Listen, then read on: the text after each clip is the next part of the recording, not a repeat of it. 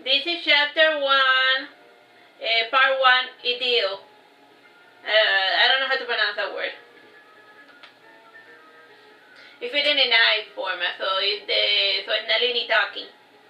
I traveled and south to warmer regions. Eventually I found a tropical forest to my liking. I took time to examine the plant life. Never before had I seen such a wide variety of flowers. Technically speaking, I already know all about the flowers, the plants, and the animals. However, I had yet to experience nature in the real world. The very first thing that delighted me about the flowers was their texture. Their petals felt soft and delicate to my touch. The first flower I plucked was a beautiful white lily. I removed these soft, delicate white petals one by one and I ate them. I felt its life essence inside me. I felt bad for killing the poor flower needlessly. I took its remains to a clearing in the woods. This clearing was around a wide, shallow lake. Upon closer inspection, I noticed that the center ran abruptly deep. In its crystalline water, harmless freshwater fishes used to prance about. I gave a water burial to the flower I slew. With disdain, a lake trout rose to the surface and ate the remains of the flower. The fish glared at me and said, "Don't you have any bread?" I dipped my head inside the water, and I returned his glare and a rude remark with my own.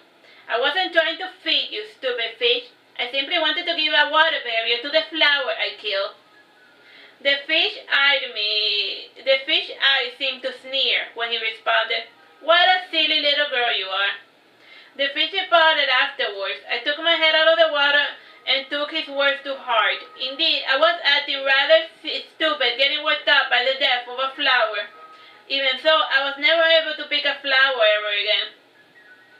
It got to such a point that I felt bad for stepping on the grass. I got over myself pretty quickly when I heard a melodious song. The song came from deeper in the forest. After walking for some hours, I discovered a lovely garden. The garden had a large variety of wild flowers. Some of the more prominent flowers were roses, peonies, carnations, tulips, and Gemini daisies. Within this garden, about 20 or more elf little girls were playing. They were singing some of the most beautiful songs while braiding their hair with flowers. To anyone else, it would appear as the most beautiful sight imaginable. However, I was still feeling bad about the flowers. Soon they would wither and die. All that their short life had amounted to was spent as hair ornaments. For some reason, I did not feel like approaching the maidens, despite the fact that they seemed harmless enough. Around sunset, I got bored of watching their games. I returned to my neck of the woods. I lay down on the grassy fields. Around me flew the shiny blue spores of the flowers. Something about the soil made the white flowers of this forest shimmer. Slowly, the warm wind flew over the river, causing ripples. The sounds of nature were soothing me to sleep. While I dozed off, I felt 2 tiny feet on my nose. When I opened my eyes, I saw a shiny golden child, very tiny. She could not have been taller than a few inches. Her wings were brownish with an all-black pattern like the Helioconius butterfly. She wore a dress made from white plumeria flowers. Each time she gave a tiny step, you could see the golden center of the flower petals. Her blonde brown hair was combed in a braid. I felt her bare foot work their way to my forehead. She still thought I was asleep, and when she was sitting on my forehead, she poked my closed eyelids and she asked, "Are you awake?" And she started poking your eyelids. "Are you awake?" You know that the stairs that they see you asleep and then they poke you and ask you, "Are you awake?" I'm awake now. "Not really," I said, stroking gently her tiny head with my pinky. She hugged my finger with her tiny hands and smiled. "I have been watching you for some time. You are not like the others who live in the forest," she said, petting my short white hair. "Thank you," I said naively. I added, "What's your name?" "My kind doesn't use names. We each know who we are, therefore we never need names. And you, do you have a name?" she asked with curiosity. "My name is not something you can pronounce," I said, closing my eyes again. I told Stone was my name. While dozing off, I asked the tiny fairy, How am I to call you should I wish to see you again?" I felt the fairy departing, and when I opened my eyes, she was flying above me. In a soft, melodious voice, she said, "My kind has the gift of song, and we each have our own melodies. I will teach you my own tune. If you play it, I will know you wish to see me, but be warned. The elves do not look too kindly upon our kind. It would anger them if you sing a fairy song." So yeah, the fairies and the elves, they don't get along. They don't get along in this neck of the woods. Time, bro? It's No, I mean over there. 9:18. No, I mean how much time do I have in the 9 minutes 18 seconds. The fairy sang her song, and from beneath my rose I took out my flute, my blue crystal flute. It was a gift that my mother had given me. I played her song. The echo created by my flute was felt across the forest. The deer, the owls, the elf fairies all stopped to listen. Every being was enthralled by its sweet melody. When I stopped playing, they went back to their nightly routines. The fairy departed after I finished playing her song. I found myself completely alone after she left. The wind had died a few hours later, and with it the sound of the forest. Even the water in the lake was perfectly still. For some odd reason, I felt as if the darkness of the forest was staring back at me. I felt a cold sweat run down my spine. I gathered my ropes around me and I entered the water. Should anything invisible attack me, it would be forced to make a sound inside the water. I waited inside the lake for what seemed like hours. My attention was distracted by a tiny frog swimming close to my face. Its sticky tiny legs got stuck on the tip of my nose. From the water, the tiny frog climbed to my forehead, and then it hopped back into the water. In a soft, tiny voice, he said, "What are you looking at, Ribbit?" Not able to speak, I responded without emitting a sound, like telepathy. "There's something in the woods." With curiosity, the frog gazed into the darkness. Confused, he said, "There is nothing there." "Are you certain? Then why did everything get so quiet?" I asked. "Stupid girl, afraid of the silence," said the frog, departing. A cold wind swept overhead, and the forest became alive again. With the regular nightly sounds returning, I felt myself safe. And for days, I felt tense whenever that strange, ominous silence came. Eventually, whenever the silence came, I would play my flute to beat back the silence, and for some reason, the music made me feel safe. And it took me half a year to get used to the strange, eerie silence that came by from time to time. I felt its calming presence soothing. After my first year in the forest, I knew the place like the back of my hand. I got to know better the other fairy creatures and their melodies. Aside from the fairies, there lived a newt, or water fairy, in the lake, 2 fauns and a playful nymph. The one I saw most often was the newt. She would rise to the surface of the water whenever no elves were nearby. Whenever she came, she said nothing. She simply stared at me with her big, wide blue eyes. For some reason, everyone in the forest both feared and hated the elves. They avoided them like they were the freaking plague. One day, I decided to have my first close encounter with an elf. The elf I decided to meet was a beautiful blonde maiden. She was only 2 years my senior. She had a very delicate frame and nimble limbs. Unlike most elves, she had beautiful emerald eyes. What I liked best about her was her beautiful singing voice, and her melody brought new life to the forest. Even her own kin used to admire her beautiful voice. The day that I resolved to meet the pretty girl was the day she wandered away from her peers. Judging by the conversation, they were playing some sort of hide-and-seek game. The pretty girl went to hide near the newt lake. That lake. I saw her approach while hiding within it, and slowly I rose from the water. When my entire frame was shown to the girl, the girl turned her gaze towards me. Her shrill scream echoed across the forest, and I tried to calm her down. However, but before I spoke, the newt pulled me into the lake, tugging me by the ends of my ropes. I sank deeper into the water, and from its clear, hazy water, I saw the elves gathering around the lake. That was the first time I saw him. Time, bro? 5 minutes. The entire group departed to allow him to pass. An elf dressed in pristine white robes entered the scene. His hair was pure white and his eyes blood red. His skin was so pale that it did not seem like any sunlight had ever fallen upon him. The girl that I liked was clutching the ends of his robes tightly. She was crying and pointing towards the lake. The albino elf entered the water and he searched around. I felt magic gathering around him. Worried that he might fish us, the newt dragged me deeper into the water. The elf was relentless in his search. He sank his full frame beneath the water. Fearing that he might see us, I played my flute. Via his influence, the elf failed to see us beneath the water. Calmly, the elf left the water. He reassured his king that there was nothing to fear. The little girl was still not convinced. She left the forest quite shaken. When they departed, the newt carried me in her arms. She placed me outside the lake. Taking my hood off, she stroked my long silver hair. After sighing, she said angrily, "Stupid girl, don't the fairies tell you to stay away from the elves? They do not take kindly to outsiders. Even an elf from a different tribe would have seemed suspicious to them. You are either one of their own or the enemy." Time, bro? 3 minutes. How do I meet them? Even if I turn into an elf, they will reject me, I said with disappointment. Then you kissed my forehead and started sinking back into the lake. Before she left, she said, "I'm sorry, honey, I just don't know." I found the emotion what the newt told me, and a week later the albino elf came along to the lake. When he came, it was the middle of the night during the silent period, and since all was quiet, I was able to hear his approach from miles away. I went to hide in a place where I felt the deepest silence. The elf sat before the lake, and he started to stare at its depths. He frowned with what grim thoughts passed through his head. He was certain that he had seen two beings hiding beneath the water.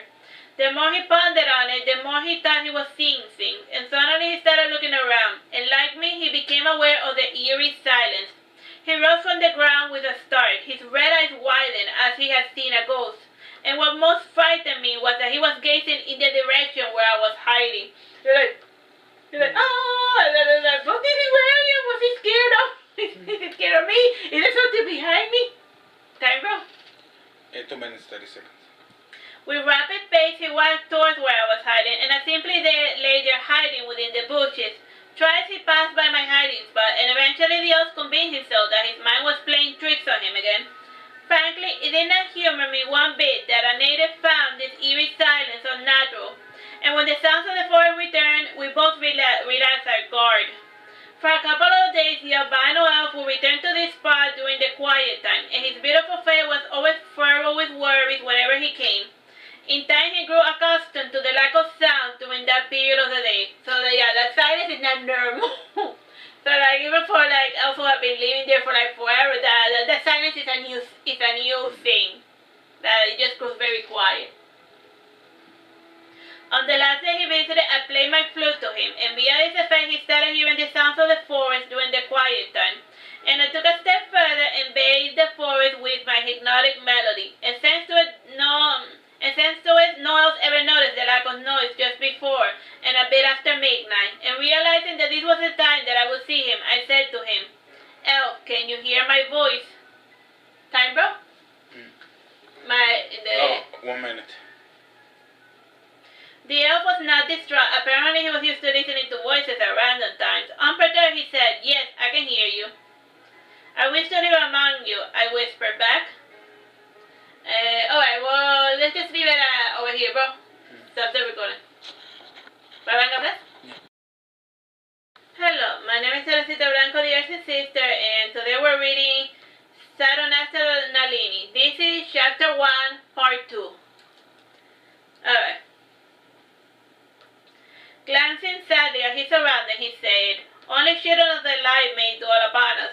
That is our way, and it has always been so." "I see, but if I were to become like you," I added imploringly. "It will not work. In time we will uncover your true nature," he said reverently. How am I to help you if you won't let me?" The prospect of getting help saddened the elf. Before departing, he said, "Lara, our kind is beyond saving. I have seen the truth with my own eyes, and if you would grant me at least one prayer, please protect me from Narasa."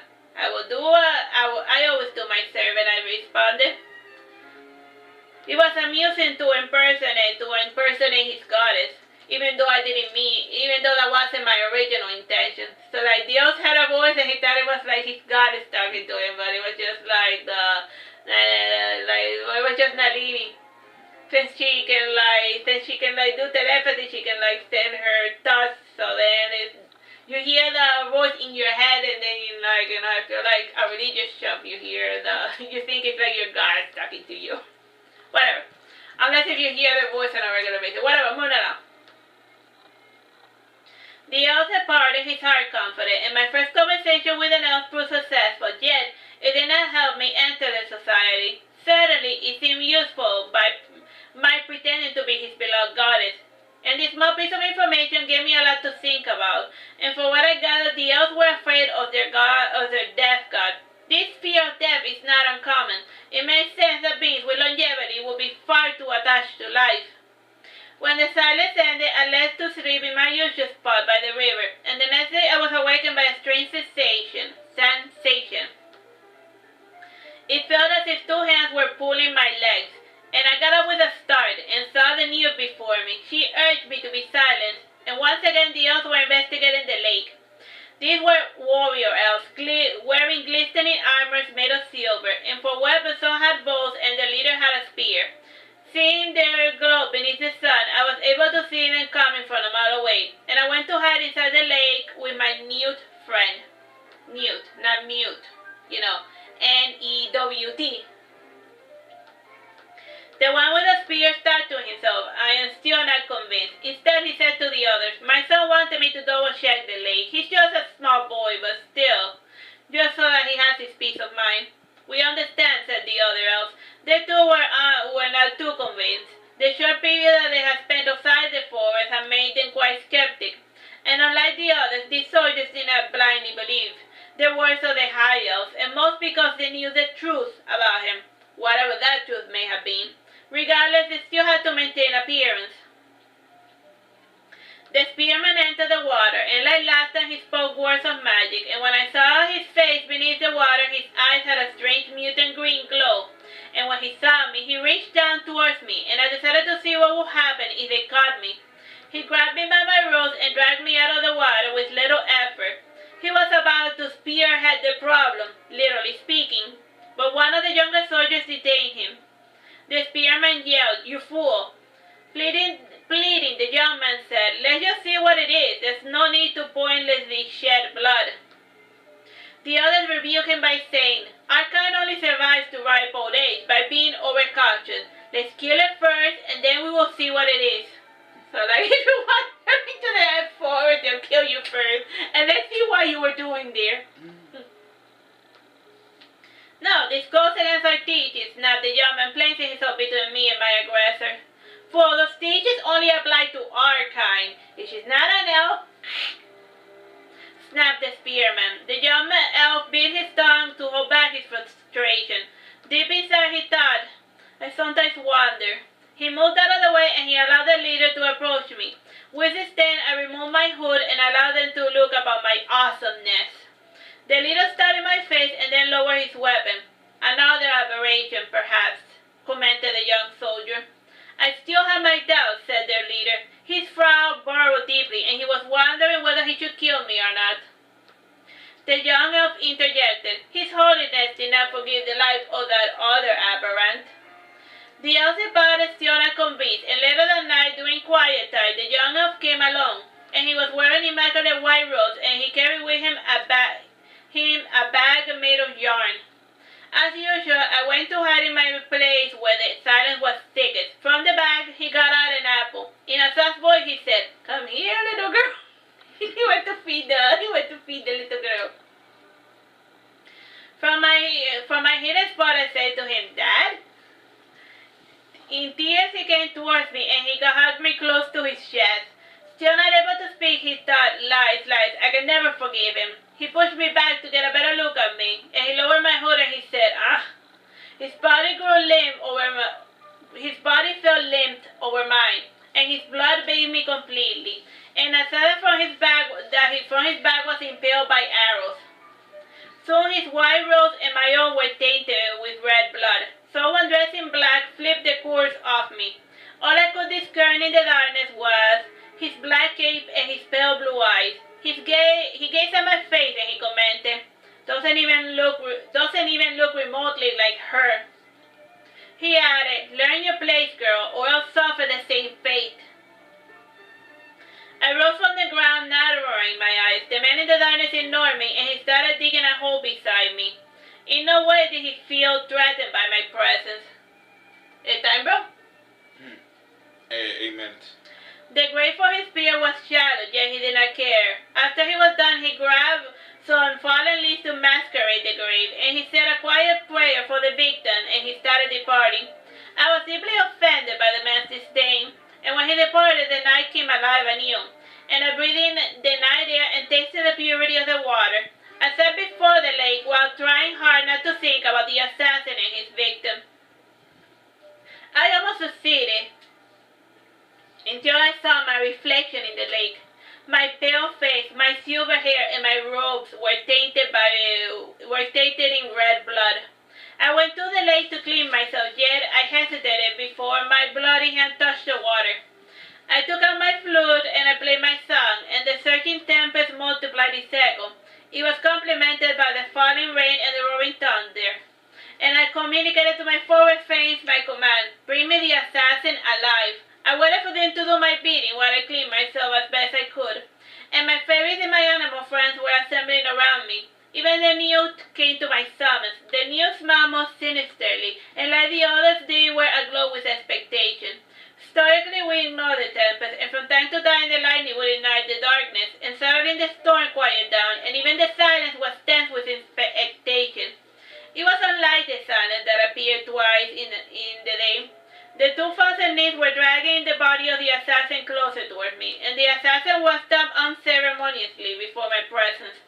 And I made a signal to one of my fawns, and he flipped the assassin over, and I played a short tune to paralyze his limbs, and I then rose and took some water from the lake to force him to awaken. Looking back, I realized how silly this was, considering that it started to rain again. Even with all the rain, I still felt the same eerie silence hiding behind each raindrop.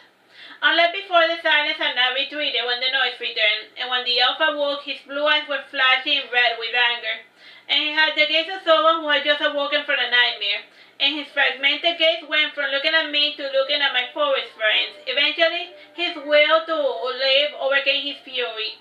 Calming himself, he decided to be diplomatic, even so one as arrogant as he could realize he was outmatched, and I was able to discern a sneer beneath the mask. In a cocky voice, he said, well played, girl. I underestimated the influence you had over the forest creatures. Perhaps, I said, returning his cockiness with my own. I sat on top of his chest.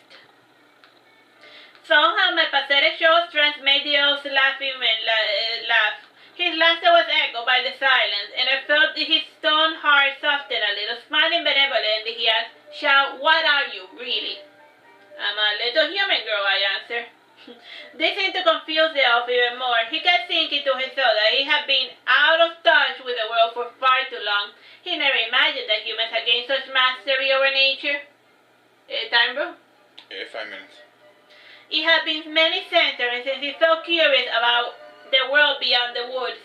He then asked another question. What brings a human girl to this yonder forest? Boredom, I said. Forgetting himself, he asked, do humans now speak using telepathy? Again, I recognized another stupid blunder. Frustrated, I got up from the elves and I started kicking while kicking up the grass. Stupid, how could I overlook something so basic? Amused, the news said, yes, I was about to ask you about your telepathy as well. When you speak, you don't move your mouth. I suppressed my childish emotions and took on a battle-ready face. I spat on the ground to remove the taste of failure. Before addressing the elf, I chanted softly to myself while rubbing the sides of my head. Time to be diplomatic. After I finished stacking myself up, I felt a sweet calm wash over me. Facing the elf, I said to him, you are a very bad man and I hate your guts. All beings must take lives to survive, but still there was no need to slay that man. Nonchalantly, the elf said, "You are an outsider. You had no business meddling in matters beyond your understanding." I played my flute that allowed the elf to move around freely. He sat up and he lowered his hood and he removed his mask. His face was idealized and beautiful, no different than the rest of the elves I had seen. As for his eyes, they looked dispassionately at the world. Truly, the flame in his soul had died long ago, after years of disappointment. Let's start. Tyro? 3 minutes and 30 seconds. In a saddened voice, he said, looking up at the sky, "How I envy the temerity of you new humans. You had the luxury to play adventurer at your age, with no regards to dangers. Yes, we all thought we had an eternity, yet it came with a price." "Time is relative. Even a moment can become an eternity to some," I said, sitting down beside him. By now the tension had relaxed, and my friends stayed nearby, but started speaking with one another. In a sense, life had returned to the forest. The spirit of the dead elf wandered close to me, noticing I asked the assassin, "Where is the little girl of the dead man?" "Dead, perhaps. I know not of the fate of those who lose their light," he said, disheartened. The news saddened the spirit. It slowly departed in the direction of the silence. The silence comforted the spirit, and in no time the pain the spirit felt in his heart became nothing. By now the storm had finally cleared up, and the night sky was adorned by the large Titan moon. Its glow opaqued most of the stars, almost like a softer second sun. The soul, sunlight. Sighing, the elf asked, "What happens now?" "Time, bro?" 2 minutes, 30 seconds. "I haven't decided yet."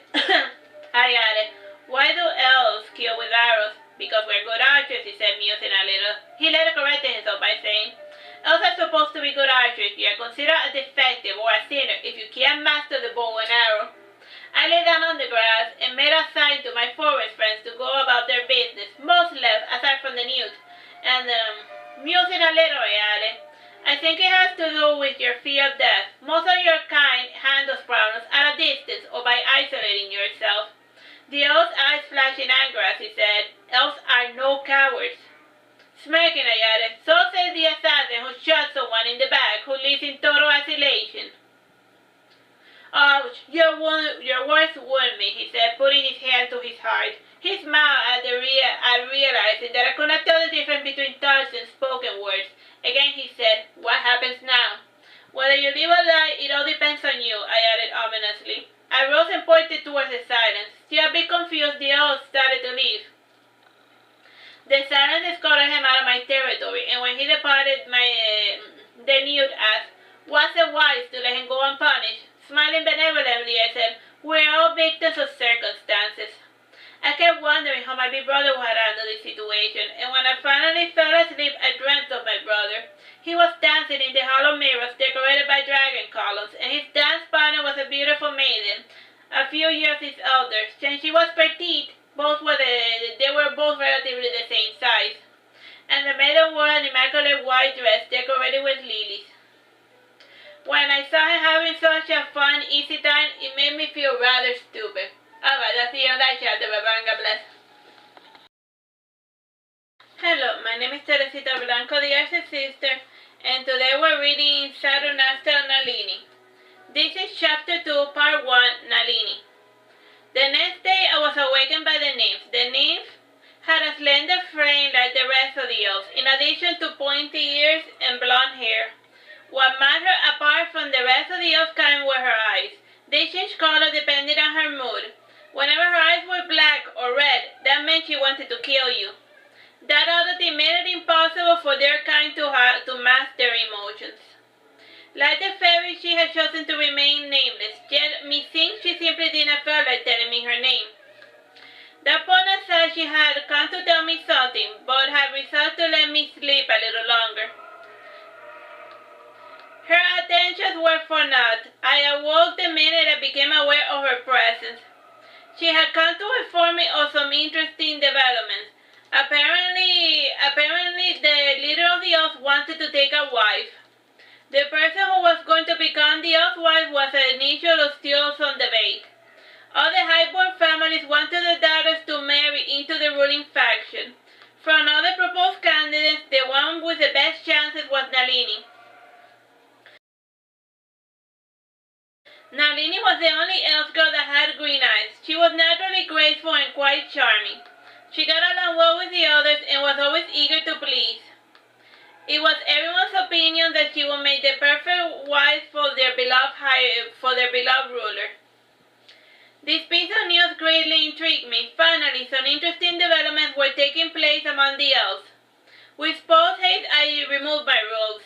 I gave my rose and my flute to the nude for safekeeping. Crawling in all fours, I changed into the shape of a blue jay.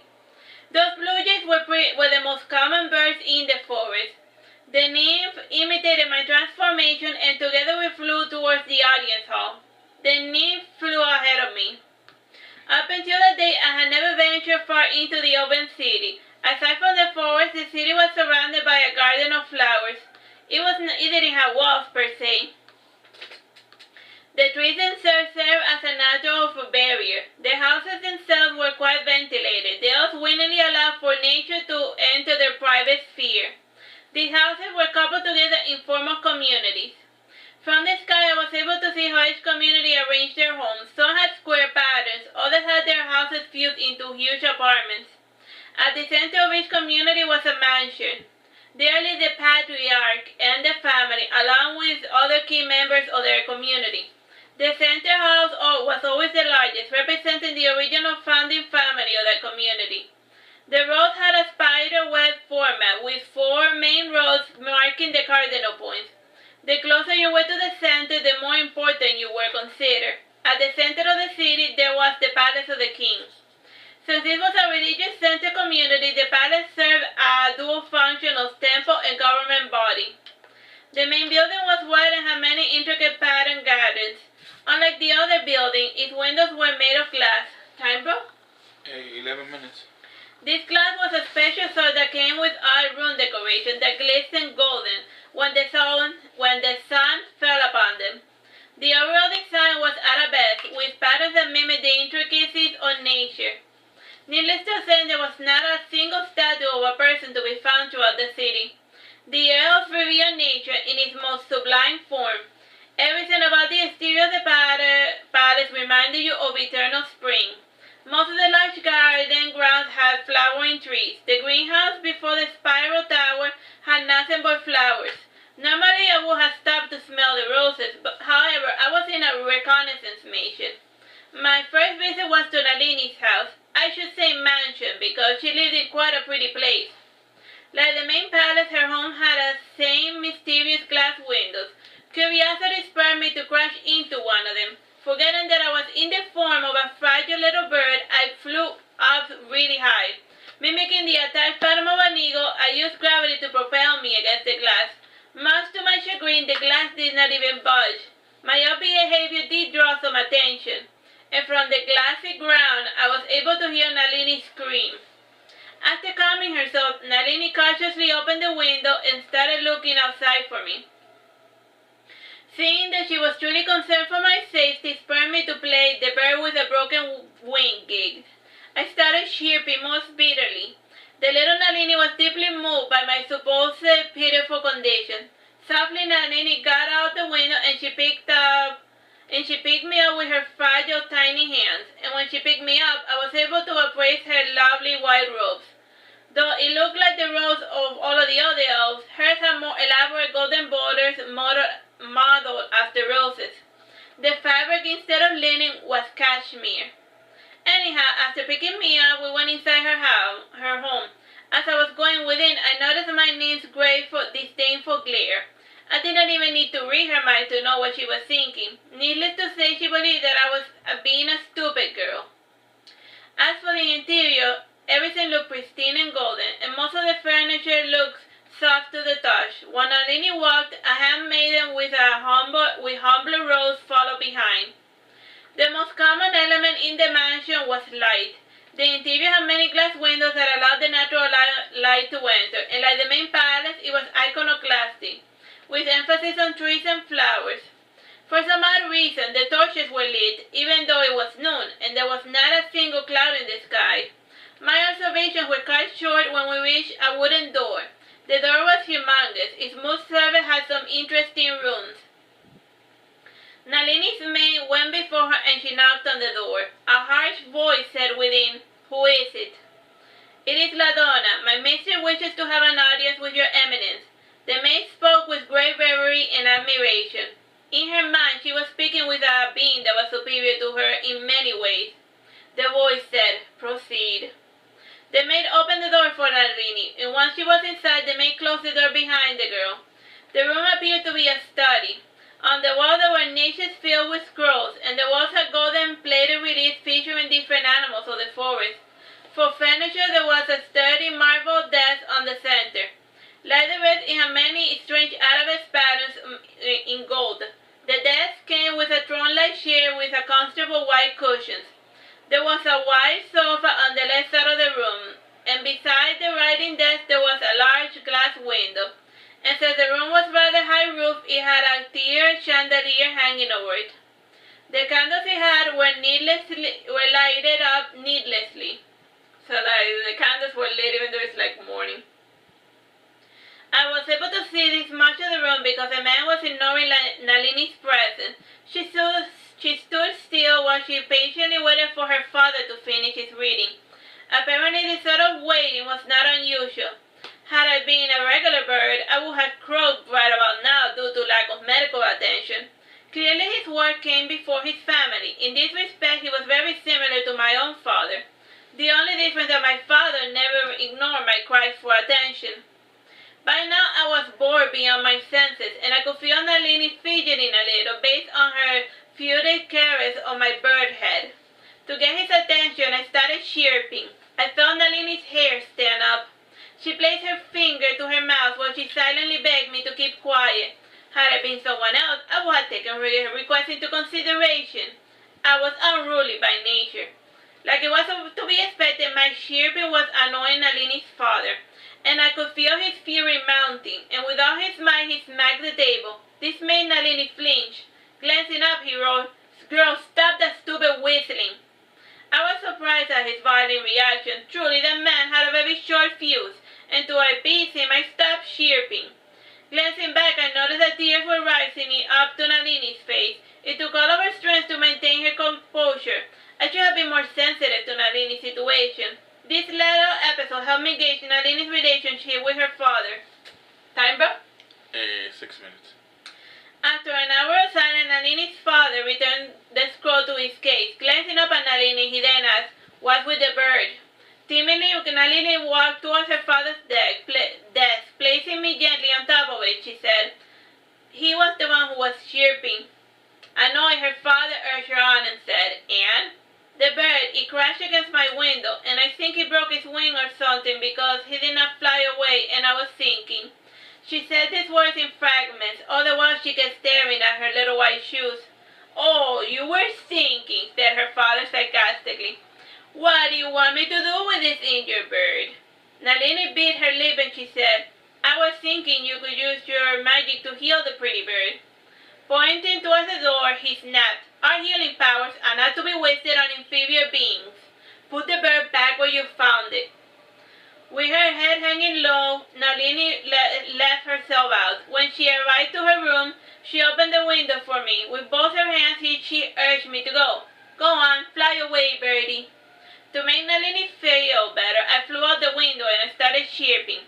Seeing that I was alright made the girl happy. After this incident, I continued my tour with the nymphs. I visited several other homes to eavesdrop on any information. Everyone has something to say about the Elfkin's impending wedding. Reactions range from shock to joy. The more traditional sects opposed to this turning event. Still, most of the noble houses saw this as an opportunity to gain more power. Should a union with the ruling house produce an heir, they were set for life. The only ones that did not care about the news were the elves that lived in the borders of the city. Since they lived marginalized lives as servants and workers, they saw more work ahead of them. I decided to conclude my expedition by visiting the palace. Together with my nymph friend, we flew to the last floor of the tower. The nymph landed on the roof. As for me, I perched on the ledge of the stained glass window. The design of the window was based on traditional Gothic windows, the only difference being in the subject matter. The ones in this palette had stylized forest scenes, and when I tried to look within, everything had a green hue to it, derived from the color of the window. I thought I saw a flame at the center of the room, and what I found out about the flame was that it did not emit any smoke. I assumed that it had some magical properties. Close to this window, I saw something that looked like the edge of a bed. A figure seemed to be resting inside. When the figure rose, I recognized the elf king. Due to the green hues from the window, he looked completely green.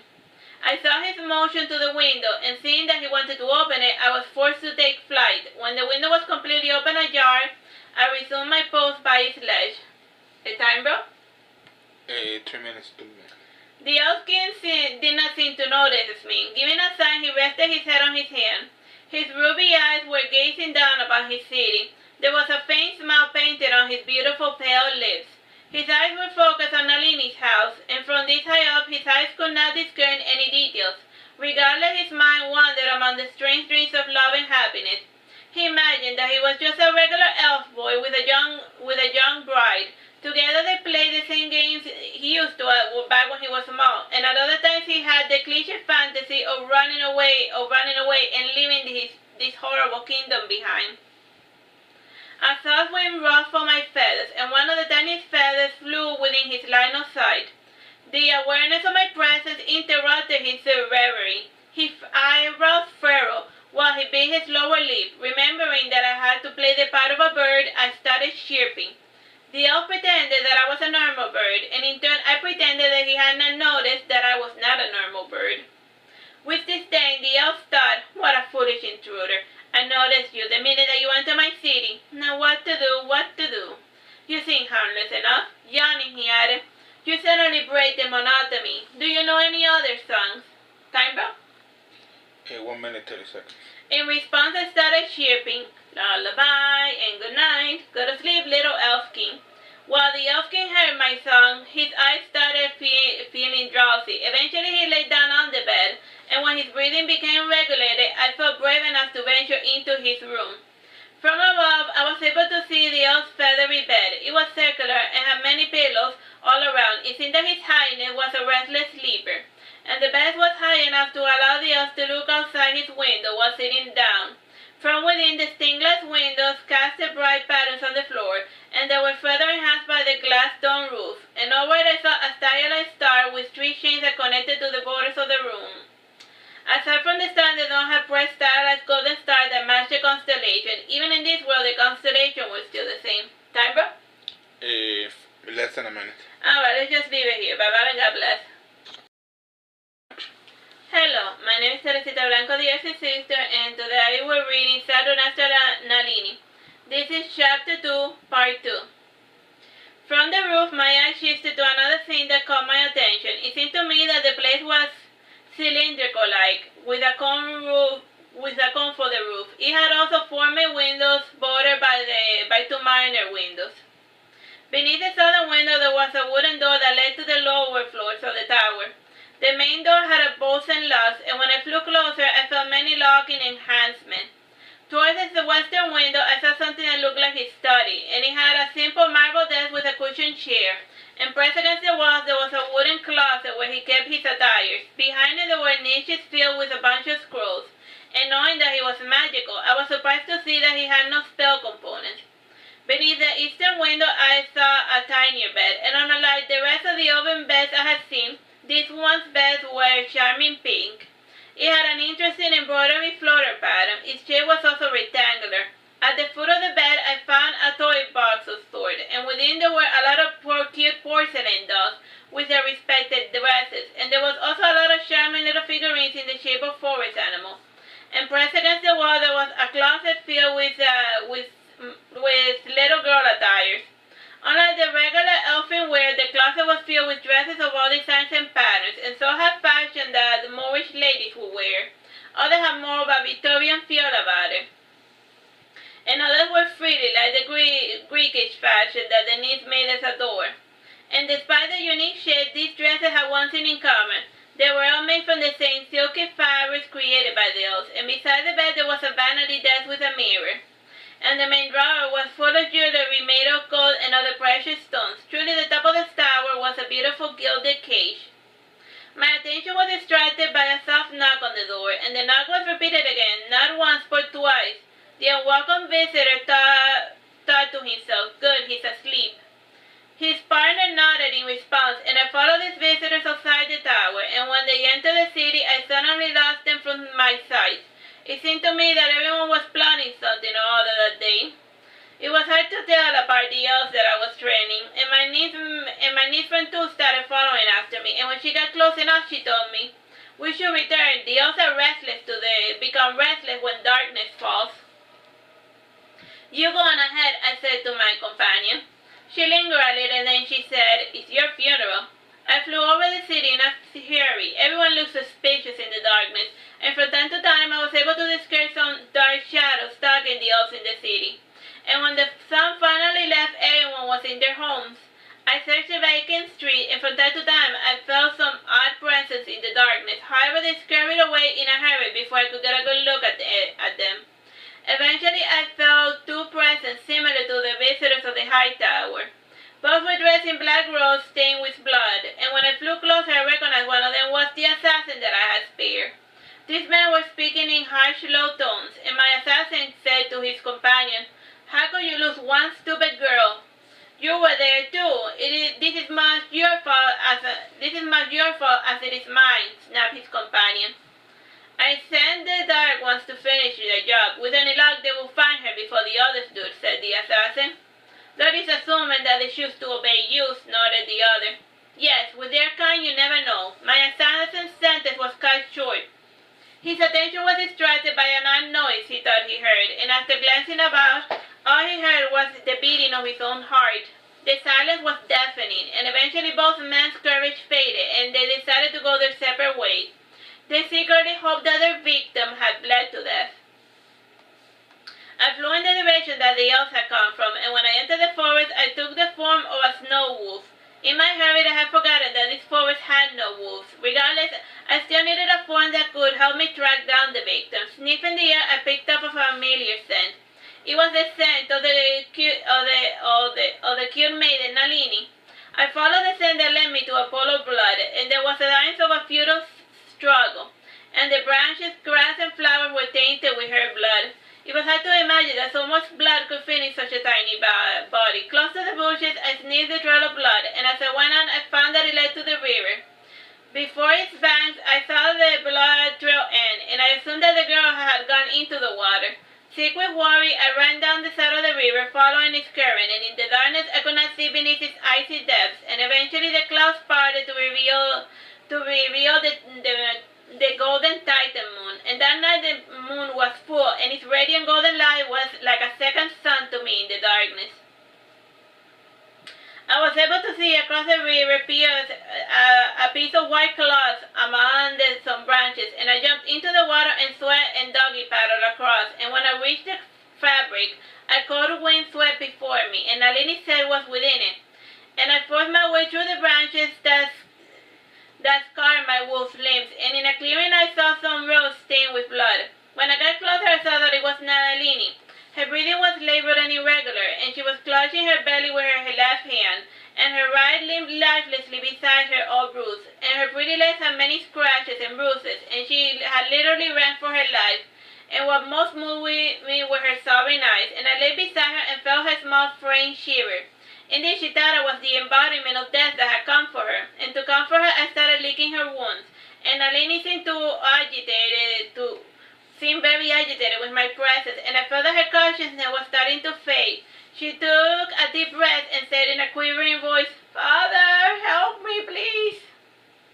I felt the silence gathering around me. It was waiting to see me burst into action. It was shocked to see me hesitate, and I restrained my desire to help her. Yes, I could save her, however, that would not benefit me in the least. In a cold voice I said, "I can save you, but it will come at a very high price." Nalini took a deep breath and she responded, "The demon, get away from me." With tears running down her eyes, she said, "King, save me." Time, bro? 9 minutes. In her final moments, her fear of death overcame her common sense, and I took the elf girl between my hands and gently rocked her in my arms. And as I did, I started performing the healing process, and I breathed my own life essence into her. After I said this, I kissed the maiden in the mouth, and I felt her entire being yielding to my influence. And when I was within her, I used my influence to make Nalini's soul go to sleep, and now two souls inhabited the same body, like she possessed her. You know, like demons do. The only difference was that mine was the dominant, or so I believed that at first. At first, I could not see or hear anything, and it would take some time to completely assimilate myself into this new body. And while I rested, I wondered much on the life that I had led up to this point. And I was always relying on others for guidance, and it felt that it was easier to follow than to lead. Now that I was the master of my own fate, I was starting to regret all of the choices I made. And suddenly I became aware of a terrible pain in my chest. That pain was further complemented by other painful sensations all over my body. And from a distance I could hear a calm, soothing voice, and there was something strange yet familiar about the voice. It invoked in my mind, or should I say Nalini's mind, plans and memories at the edge of the forest, the gilded cage, and other delights. And the more I heard the voice, the less pain I felt.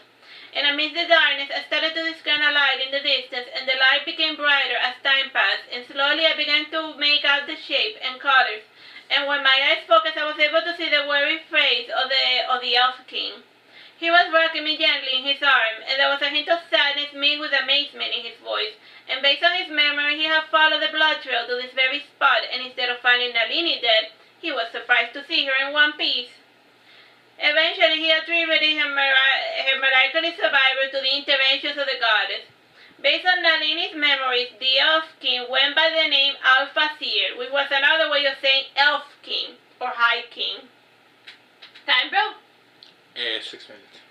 The first heir to the throne was always called Al-Fasir. In his entire being, his whole identity was consumed by the prospect of being the ruler. As such, elf rulers never had a personal name. These common facts were supplemented by Nalini's personal knowledge of the Al-Fasir, and unlike the typical Al-Fasir, this one in specific had told her the name his true name, the one he had before he had become king. It was a secret that they both shared, and it made her feel closer to her king, and his true name was Grimir. And based on their marriage, I concluded that Grimir was not a noble bird, and I kept this conclusion as a forethought to myself. For the moment, I was more concerned with Nalini's own Grimir, and when Grimir finished checking for wounds, he carried me back to the city. And Nalini's body lost consciousness on the way back, and it would seem that his flesh was more stubborn than I had first anticipated. And when I came to, I noticed that I was inside Nalini's room, and every little thing, from the torches to the dolls to the pearl necklace, carried within a memory fragment. And while lying in bed, I resolved not to rest until Nalini's body became truly my own. For 2 weeks I was bedridden, and during that time I was visited often by Nalini's mother, by Grimir, and Nalini's brother Danili.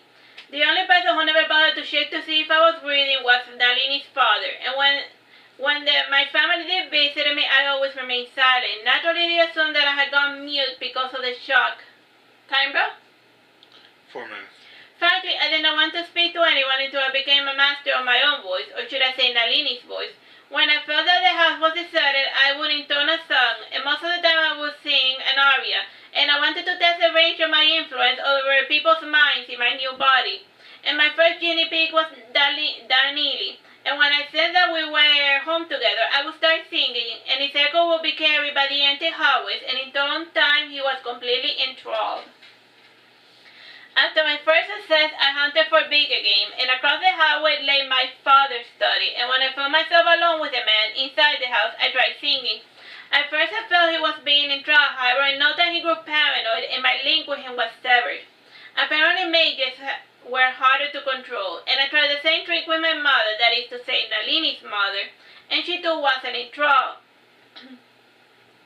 Although she was mighty pleased to hear me sing. Recognizing my limitations made me regret leaving behind my flute and my robes that augmented my abilities. One night I felt a gentle clicking sound by my window, and in no time everything grew silent, and the silence allowed me to better note the presence of the intruder, and softly he walked on the marble floor. And judging by his footsteps, I was able to recognize an assassin. And before he was dressed in white, like before he was dressed in dark, in black. And under the moonlight, I was able to see the glare of the silver dagger. And disdainfully, I said to the man, "You have a lot of nerves coming here." Bro, time? 2 minutes, 30 seconds. The fright of finding me within the bed made my assassin drop the dagger, and it made a hollow clang sound in the floor. And the assassin swiftly recovered his weapon, and he shifted, and I felt his eyes wide in the darkness. He seemed quite distracted by my presence. He hesitated before asking, "What are you doing here? Where is Nalini?" With Nalini's voice and my voice, I said, "I am right here." The elf held a small crystal globe in his hand, and he said a small word of magic that made it levitate, while emitting a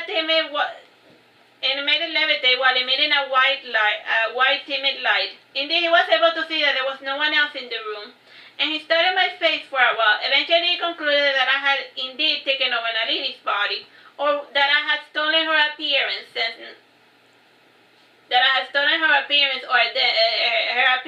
Nalini was possibly dead. While he observed me, he wondered much on whether he should slay me or not, or whether he could. He gave a sigh of frustration. After dousing the light, he walked towards the window in an effort to leave my presence. He wondered much on how he would explain his failure to his patrons, and before he lifted the window, I said to him, "My assassin, I have a task for you. Depending on your results, I might not have to kill you." The assassin sat on the edge of the bed, smiling. He asked, "Can you truly kill me?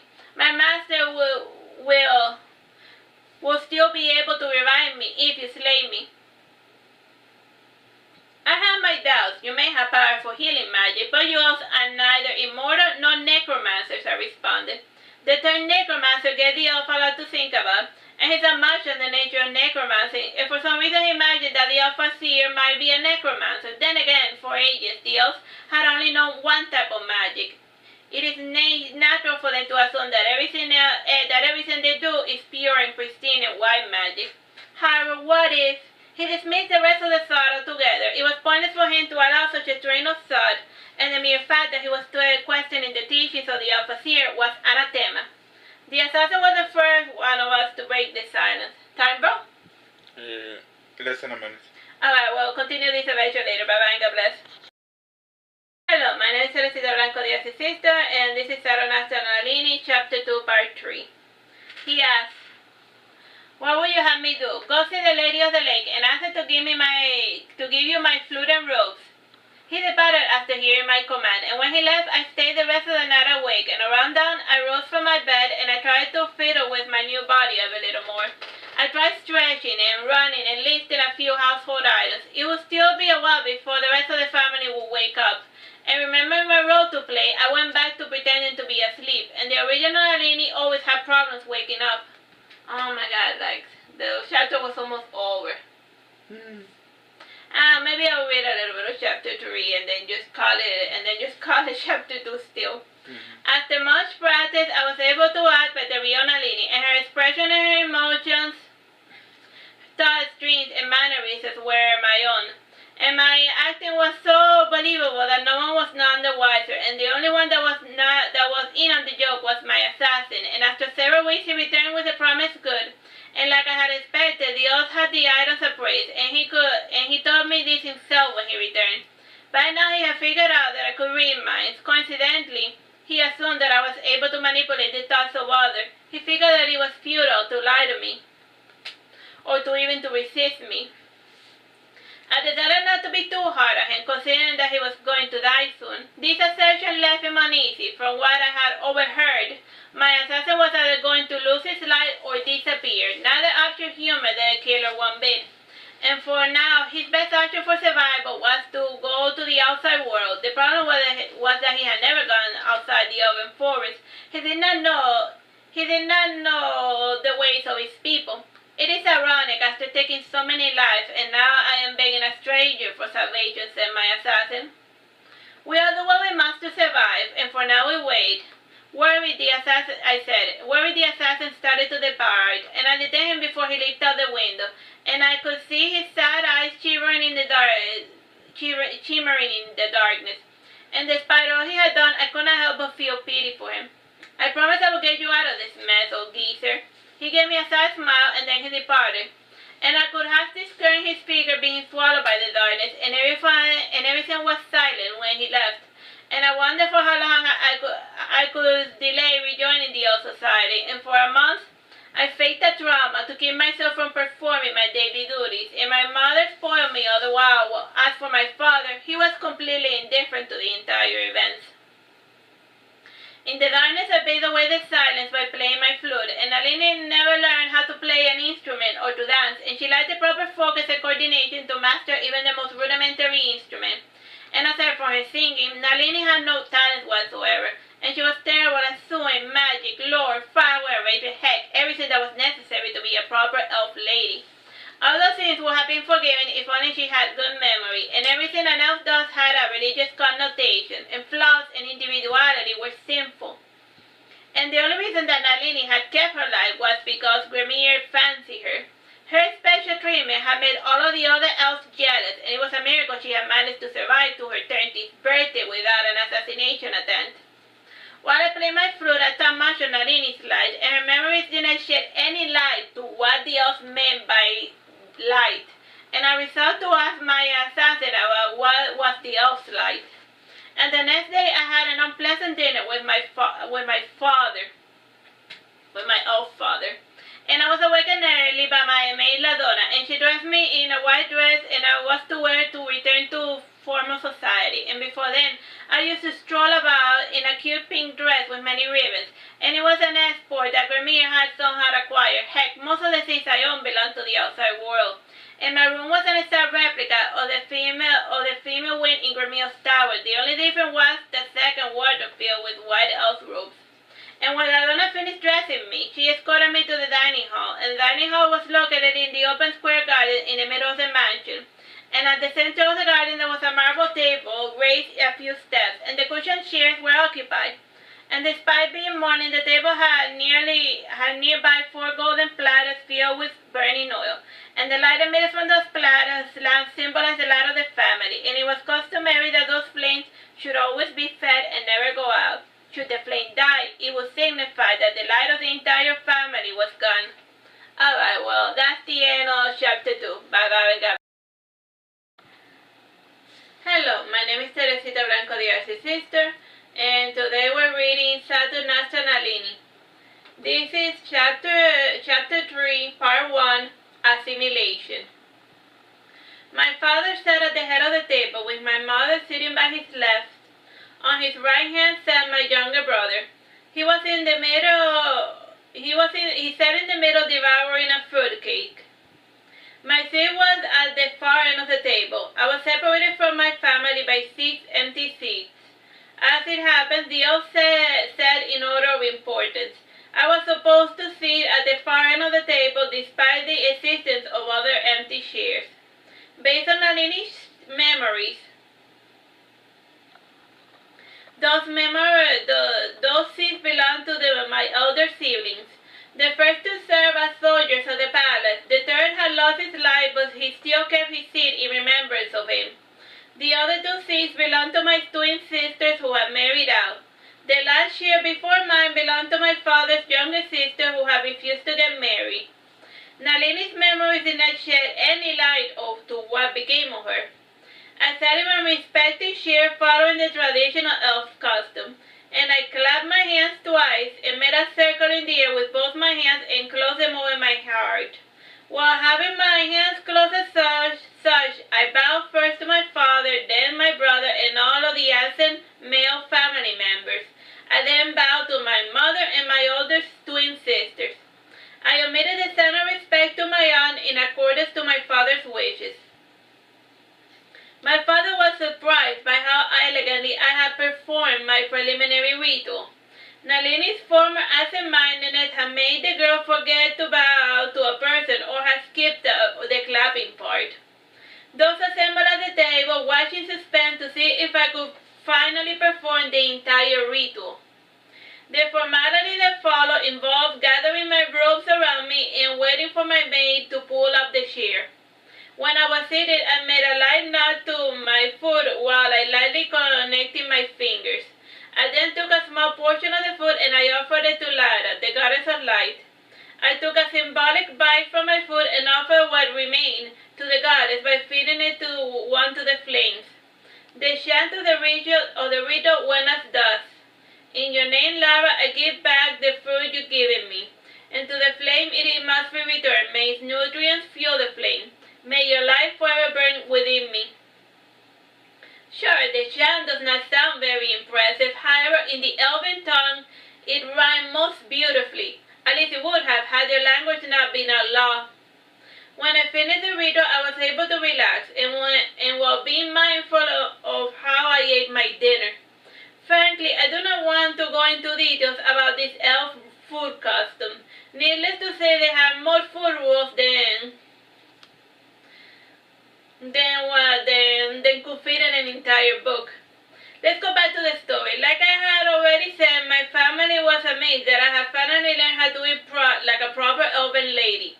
This minor success did not do much to improve my father's humor. We had a bit of a small talk about my condition. Most of the time it seemed that only my mother spoke to me. My father ignored my presence, and my younger brother only seemed to giggle from time to time. He would gaze at my father every so often with anticipation, and when I read his mind, I realized that my father was tired of having me sloth around the house. It was unbecoming of an elven maiden to do absolutely nothing all day long. He was also thinking of getting rid of my dolls once and for all. A girl my age was too old to be playing with dolls. Heck, playing with toys was only acceptable for children that were younger than 10. While I was enjoying my dessert, my father asked, "How long do you plan on slothing around?" Whenever he used to scold me, I used to avert my gaze. This time I looked at him straight in the eye. This new behavior unnerved him. I said to him in a cheery, Nalini sort of way, "My dear father, I thought you would never ask. I have been meaning to ask you to allow me to return to society, yet I did not want to disturb your research." Recognizing my characteristic consideration, my father changed his tone. Indeed, he realized that he had forgotten about me, as it was his custom to do whenever he was in the middle of researching a spell or two. He was almost about to apologize to me, but my green eyes prevented him. Something about my green eyes always made him rather angry. He realized that he had been caught in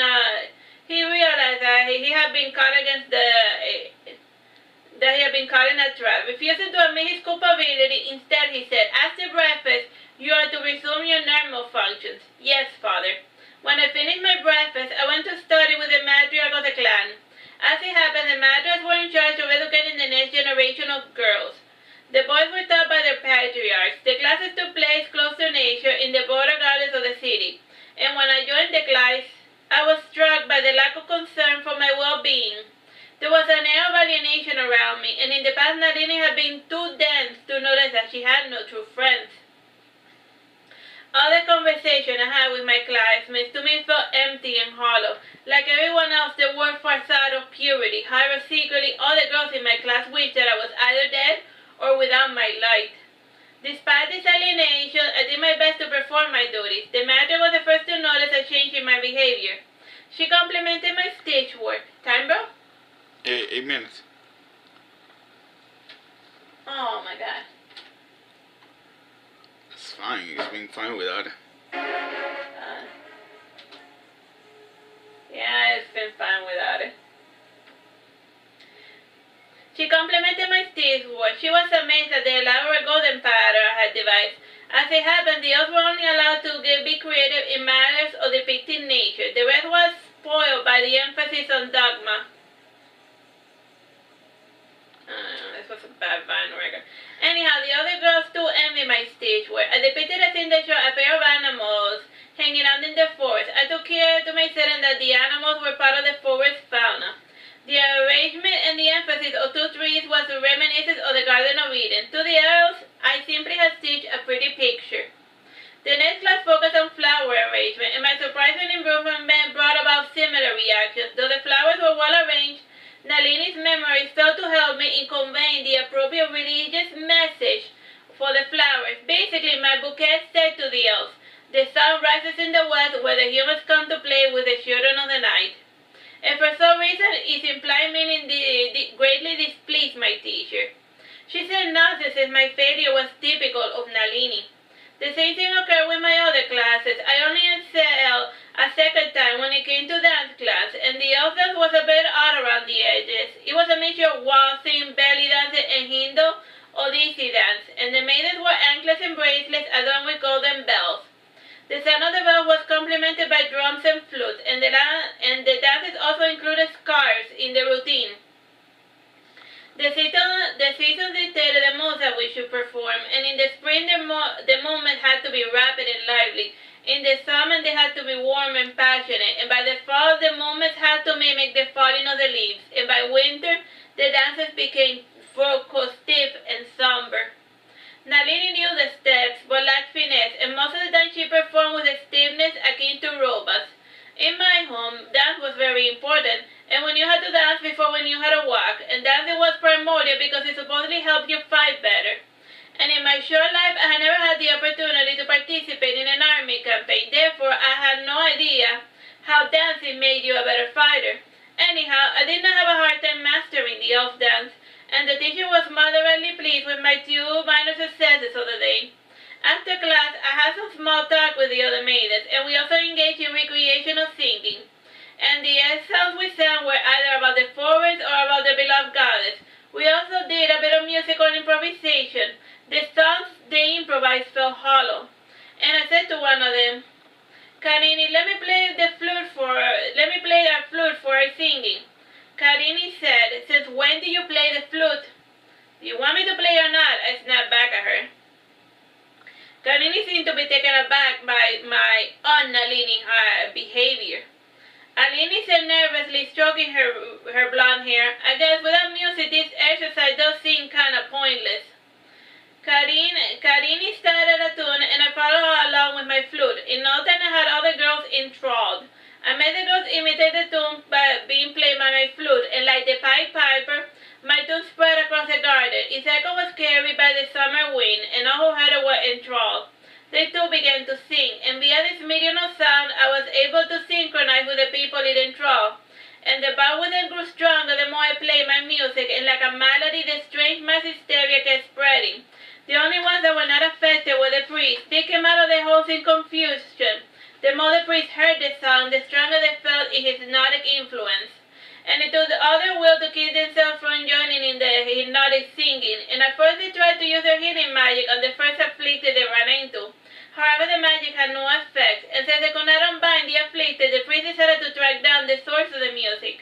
The problem was that by now everyone who did not have a strong will was singing, and even the army seemed to be echoing my song, and I wanted to know, and I wanted to understand what the elf light was, and all the minds I enthralled did not provide me an adequate answer. Time, bro? 4 minutes. Feeling the priest coming closer, I stopped playing my music, and everyone stopped singing in unison, and the silence that they created was even more perturbing than the ominous music. Gremir, who was leading the unaffected, asked, "In the name of Lara, what is going on?" My father responded, "I don't know, this has never happened before." All the afflicted were simply watching them proceed. Their eyes served as my eyes, and their voice became my voice. Together we asked, "What is the elf's light?" Addressing everyone, Gremir said, "You already know about your light. The light refers to the light of one's soul, its purity. The light washes away depending on one's sinful nature. Only the penitents may feed your inner fire." This answer did not satisfy me. I have met many evil elves who still retain their light, and in response to this lies, I made the elves act in mass hysteria, and the one wrecking havoc with their singing and running around all over the forest. And the humans who saw the elves approach in large hysterical numbers, they fled within sight due to their chaotic singing and running. And when darkness fell, I released the elves from my influence, and the first ones to return to normal were the maidens I had first enthralled, and slowly the wave of sanity spread across the elven ranks. And the last ones to regain their sense of self were those that had ventured outside the forest, and they wondered how they had ended up close to a human settlement, and those that had enthralled only had a vague memory of hearing a strange song. Time, Bob? 2 minutes. The following 3 months were spent in the midst of interview. All questions could not locate the point of origin of the song, and that while they were in a trance, they had vague memories of their surroundings. And some remember entering the human domains, and others recall a sense of absolute freedom. These answers left the priest even more bewildered, and they feared that another incident might occur in the near future. My little son brought me another 3 months of sloth enough, and the others were too busy with the interviews to worry about educating the youngster.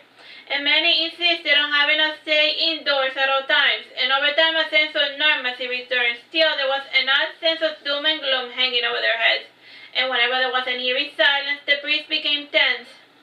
And by the 4th month, classes resumed, and for reasons we do not understand, the girls in class became afraid of me, and they no longer allowed me to join in their games. And Gremio noticed that the girls were avoiding me, and he took it upon himself to keep me company whenever he had a moment of free time.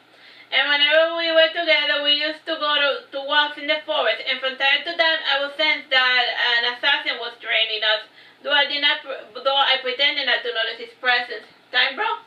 1 minute 40 seconds. During one of our walks, I asked Gremir, what is the elf's life?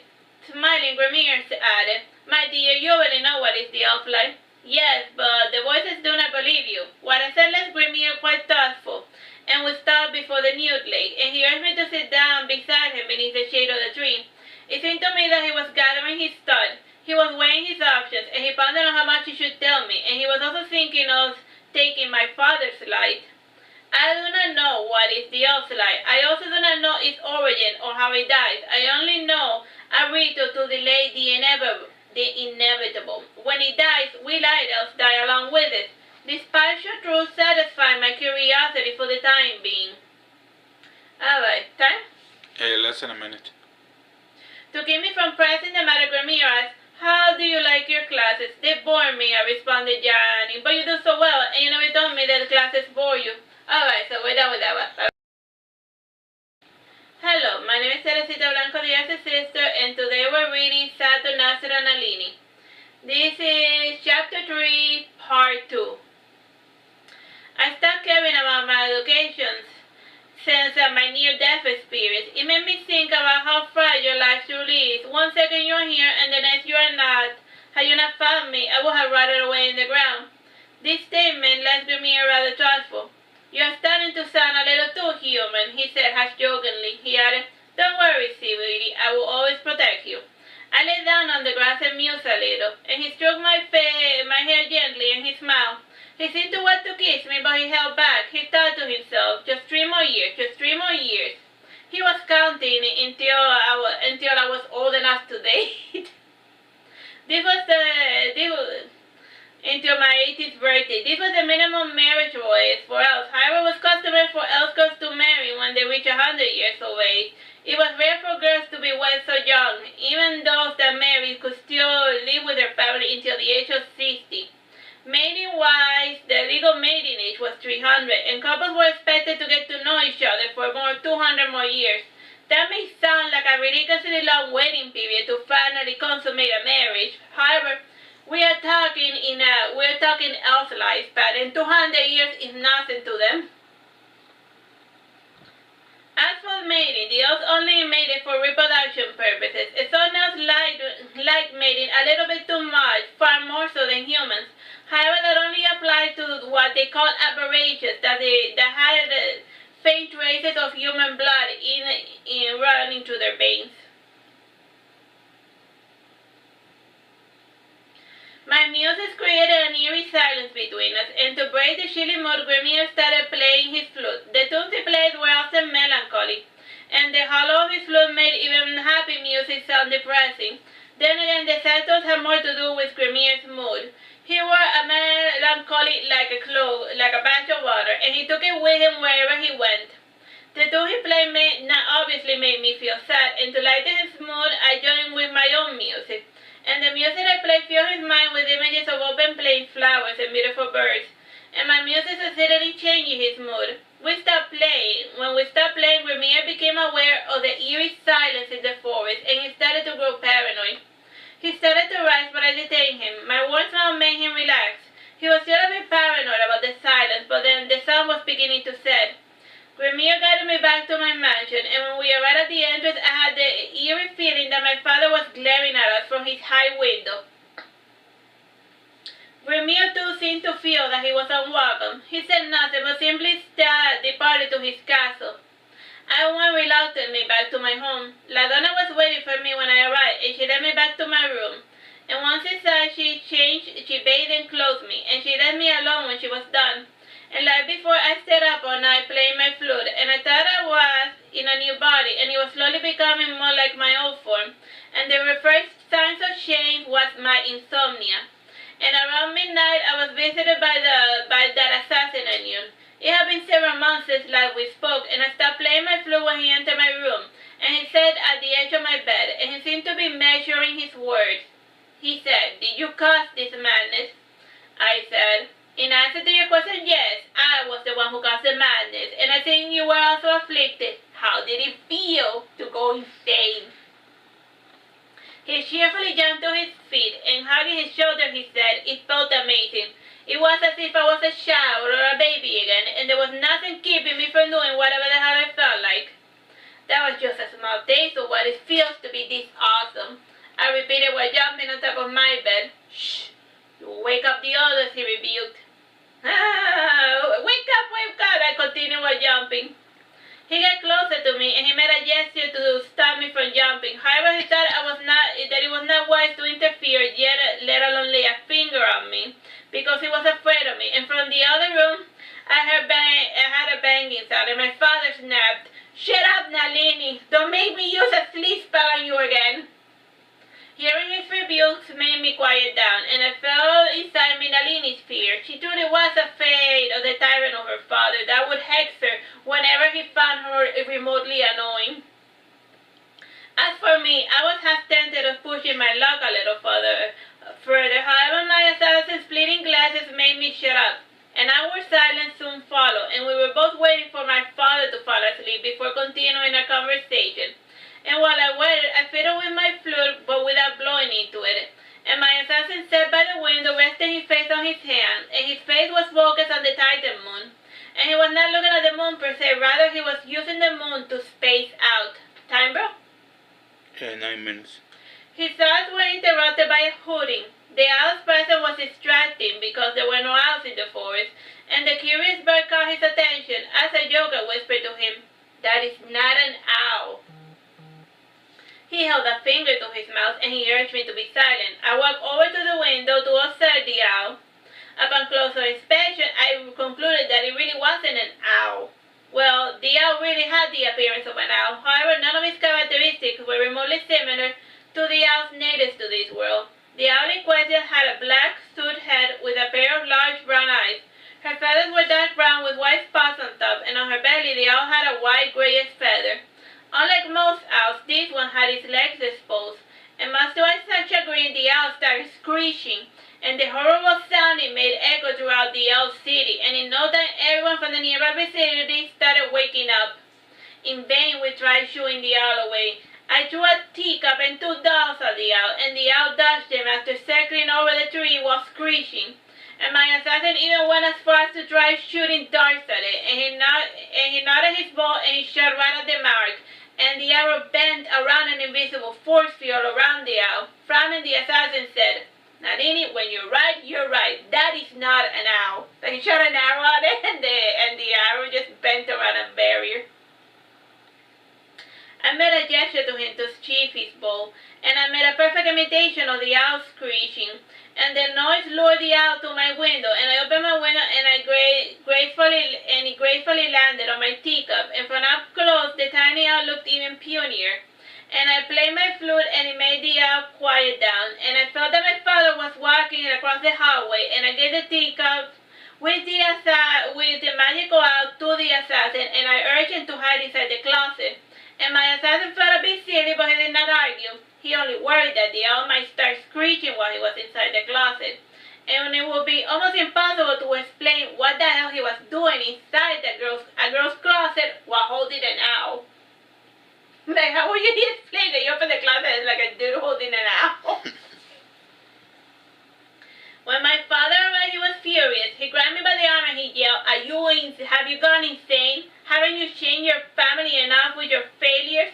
Coolly, I said to him, "What are you talking about?" Don't play dumb, girl. You're the one making the screeching sound. I heard the sound coming from your bedroom. His pale face was flushed red with anger. Truly the elves should not frown. It contorted their faces in the most hideous fashion, and I noticed that his fist was closed, and he was fighting the urge to beat me, and the only thing that held him back was his desire to stay in character, whatever that meant. Still, that desire did not prevent him from clenching his fist. Suddenly, a faint screech came from within the closet, and I felt that my assassin wanted to kill the owl, and I spoke my thoughts into his mind, and I ordered him not to slay the poor bird. And father opened the closet door ajar, and my assassin was literally sweating brinks, and glaring, my father looked inside the closet up and down. And my assassin opened his mouth and he closed it again, and he seemed to be frozen on the spot, and again the owl gave another screech. And my father heard it, and again he got closer to the source, and he had his hand behind his ear to listen better, and again the owl repeated the screech, and he seemed to be completely ignoring the presence of the assassin. And my father left the room quite perplexed, and it seemed to him that the odd screech made by the owl followed him wherever he went. And when he returned to bed, he resolved to ignore the sound made by the ungodly owl, and he concluded it had something to do with the strange madness that had fallen over the elves a few months ago, and he almost fancied that he was going half mad as well. And when I felt he was asleep, I opened the closet door. Giggling, I said, "You can come out of the closet now." My assassin meekly away, and he sat at the edge of the bed, was still holding on to the teacup that had the owl. The owl made a cute jerking motion with his head and gave another screech. Almost afraid to speak, he whispered, Did he see me?" I took the teacup from his hand and I stroked the owl's head gently. Time, bro? 5 minutes. The owl was pleased by my caress, and in response to my kindness, he gave another loud screech. And seeing that my assassin was not recovering from his shock, I snapped, "Dude, relax. I thought you were an assassin. Aren't assassins supposed to be like cold-blooded?" My reviews of my assassin regained his sense of self, and he went to sit by the window again to ponder, and his thoughts focused on all of his past assassinations, and looking back he realized that he was not cut out for this line of work. It was easy for an assassin to slay a dotage population with prescribed routines. Truly everything was predictable above and below the elf city. However, in the face of the unknown, he felt as helpless as a newborn babe. He looked at the owl and then at me. Musing a little, he asked, "What is that thing?" I looked at the owl from head to talon, and upon closer inspection, I realized that it was simply an owl. And for some reason, this owl had developed magic. And I had heard that other animals developing strange magical ability. And these changes usually came about whenever a mass extinction loomed over the horizons.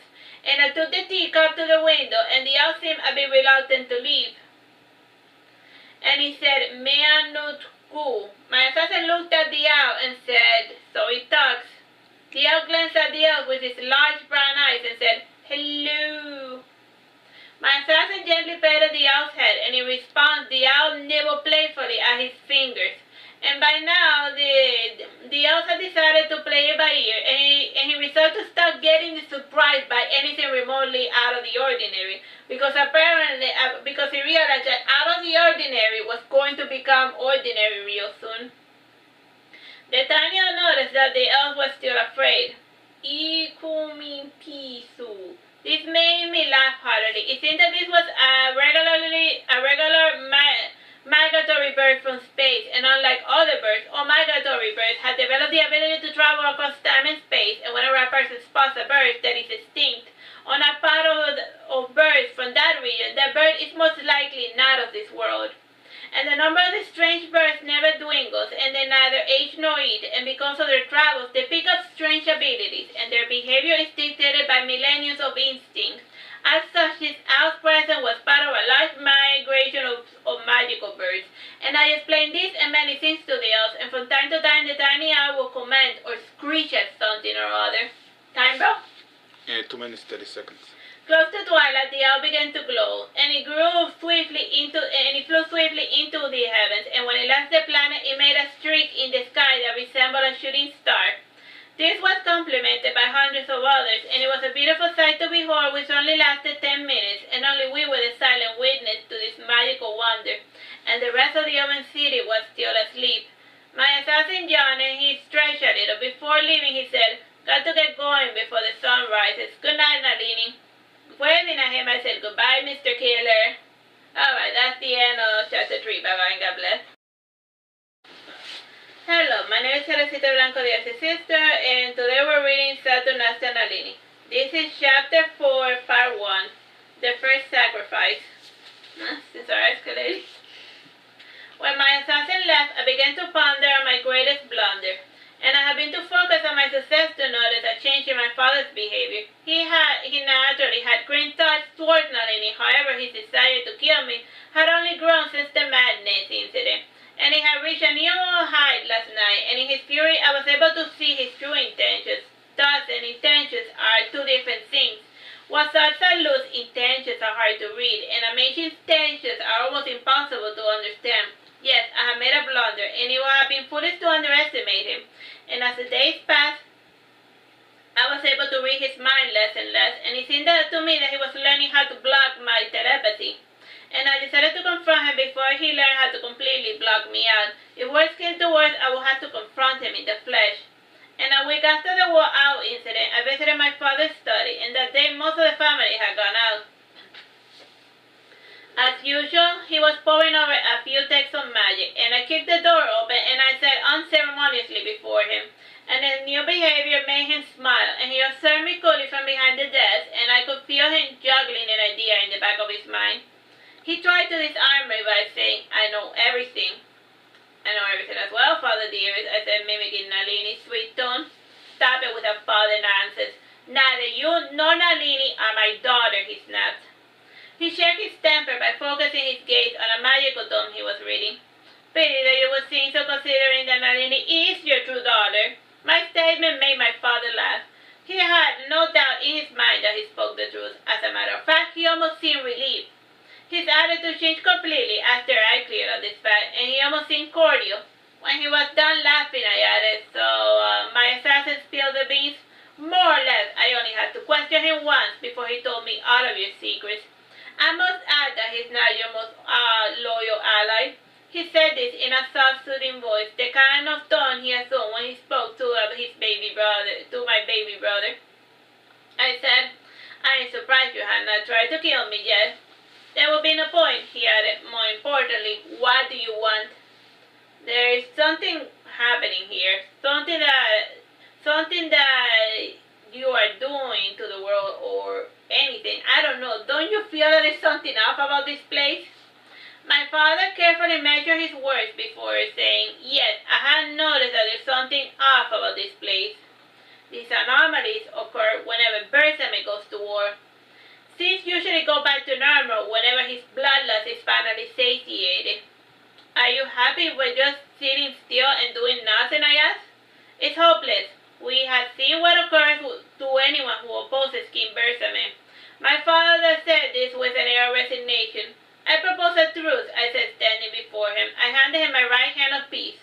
My father held the tips of my fragile fingers. After we shook hands, I started walking towards the door. My father rose and opened the door for me, and I went to my class after leaving my father's study, and that day class was cut short, and based on Nalini's memory, something horrible was about to happen. As it often happens, Gremia had allowed me, not allowed me to attend, and the rest of the girls had attended regardless of how they felt about the green proceedings that were about to occur. This time I went with my family to watch the ceremony. The ceremony took place within the palace, and the entrance hall had the feeling of a Gothic cathedral without the idols, and it was large enough to accommodate thrice the urban population. And the stained glass window had scenes from the forest, and the hard marble floor did not have any couches, pillows, or benches to sit on. White three-story columns paved way to the altar, and at the atrium a huge fireplace glowed. Gremia had the only chair in the room, and he sat in a marble throne filled with elaborate carvings. So, like, you go to church, but only the priest is allowed to sit. All of you else, everyone else, you stand. Time, bro? 10 minutes. A thin, transparent curtain separated him from the audience, and beside him stood 6 stoic priests, each 3 on each side. Gremia Gramea looked surprised to see me among the crowd. He, however, kept his composure, and my family took his place near the front, right behind the royal family that lived in the palace. And Gramea made a motion to his attendants, who parted the curtain, and when this occurred, the crowd fell to their knees. The litany began with a reverie of the forces of nature, and each elf sang a unique praise to nature, and entirely the mismatched songs of each clan united in one solemn song, praising the goddess Lara. And while they sang, I slowly began to take out my flute, and it seemed like the perfect opportunity to do mischief, and my father, who was behind me, saw me taking out my flute, and he gave me a loving hug, and he whispered into my ear, "Don't you even think about it." His uncharacteristic affection on me made my mother smile, and it made my brother jealous. His hug had another purpose. With one hand, he managed to bind me, and with the other, he was feeling around for my flute. He only patted me down briefly, and released me when he noticed that Gramea was looking in our direction. Pouting a whisper, "Are you done?" I had made the flute disappear when my father gave me the hug, and I realized that I could not make use of the flute whenever he was nearby. And I also thought that there is more than one way to skin a cat, and much to my father's relief, the song ended. And after the song, the men moved to the corners of the room, and this created an open space for the maiden, and together with the other maidens, we performed the ritual dance. Time, bro? 8 minutes. And I did not even know the dance for the ceremony, and via mimicry, none of the presents noted that I did not know the steps, and while we danced, the male elf sang, and the dance stopped when Gramea clapped his hands once, and the dancers stopped in mid-motion, and the singing stopped mid-phrase. Gramea walked towards the center of the room, stretching out his hand, and he sang, "My goddess, let me have it. Please be my flame. Please hear my prayer in my darkest hour. I call upon you louder, my goddess, my fortress." And when he finished his prayer, the song and the dancing continued. And the rest of the song went on for half an hour, and from time to time, Gramea would clap once, and we would change our style of dancing. And at others, we sang a few chorus lines, and I must say that practically every elf had a talent for singing. From the male singers, my father's voice always thundered above the rest, and from the woman, my song stood out from everyone else. It almost felt like we were competing with each other at this point. And in the last stanza of the song, the altar's flame seemed to dance with us, and the fire became wide, and it grew and expanded until it covered the entire building. And the flame felt warm, and to Nalini, it felt as if she had returned to her mother's womb, and the fire carried within it a feeling of joy and well-being. And it brought peace to all of our hearts, and within the flame I felt the love of the goddess, and then when the flame receded, it left behind an overall feeling of peace and serenity. Time, bro? 7 minutes. My father seemed in a better mood after the ceremony, and the second half of the ceremony was a bit more casual, and Gramea walked among us, and he posed to us as if we were part of a big family. And the second part of the ceremony focused on strengthening our sense of community. And the sis attendant brought us cushions to sit on, and we had good dinner inside the palace, and cordiality reigned within this proceeding. And Gramea and his attendants sat with my family, and my mother felt honored by his presence, and my father was in too much of a good mood to allow Gramea's presence to spoil his appetite. They spoke civilly to each other. During dinner party, Gramea said, "Why don't you play your flute for us?" My father gave a sardonic smile. He was bringing to his mind a protection spell that would shield his mind from my influence. And I took out my flute from beneath my sleeve, and feeling that all eyes were upon me, I played the hardest song that came to my mind. And that song was the infamous Flight of the Bumblebee, and the speed and oddness of the song caught everyone off guard, and no one had ever heard a tune like that, and via my influence, I evoked in their mind the image of a fat bumblebee flying inside the room. And some of the children even thought that they saw the bumblebee flying over their food. Or maybe it was a real bee that was visiting. Who knows? When I finished playing, Gramea was the one to initiate the clapping. Like, the kids started clapping to force everyone to clap. Clap. Time, bro? 5 minutes. Like it is tradition in most places, whenever the king does something, the rest must emulate, and many did not like the song, and others didn't know what to make out of it. Interesting enough, my father did like the song. Being a man of the world, my father's ear had gotten used to all sorts of strange music. He gave me a warm smile and thought, and I know that you can read my thoughts, and it would be beneficial for both of us if you didn't play so much strange music. And my father's strange kindness toward me was a new development, and even Gamir found his behavior a bit eerie. And to dissipate the dark cloud hanging over everyone's heart, I played something a little bit more, something that they would agree with. And since it was fall, the old song I played alluded to the falling leaves, and like the previous one, this song brought into everyone's mind the image of falling leaves, and in this case, some of the children started yawning, were chastised, and Gurmia didn't press me to continue playing because he noticed that I was getting bored. And after dinner we had another litany that invoked the fire, and this one was performed by Gurmia and his attendants alone. And the others simply sat on their cushions and chairs and watched their performance. And by now the sun was setting, and somehow the twilight made the columns shimmer with a strange rosy color, and the procession took on a more solemn tone. The cushions were taken away, we stood aside into columns, and the main portal opened. Walled by 4 guards, time bro? 4 minutes. Walled by 4 guards, a young maiden was led towards the altar. And unlike the regulars, this maiden was dressed in black, and based on her size, she might have passed for 16 years old. When she reached the altar, she lowered her hood, and when I saw her face, I recognized her as one of Nalini's playfellows. She had aged so much in just a couple of months. She had the haggard look of somebody who was about to die.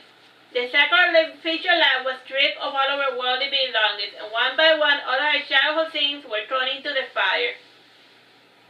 When the things were gone, Gurmir beckoned her to enter the flames as well. The thought of seeing that poor girl burned to death felt agonizing, and I glanced pleadingly at Gurmir. He did not return my gaze. Like the others, they were focused on the solemnity of the event.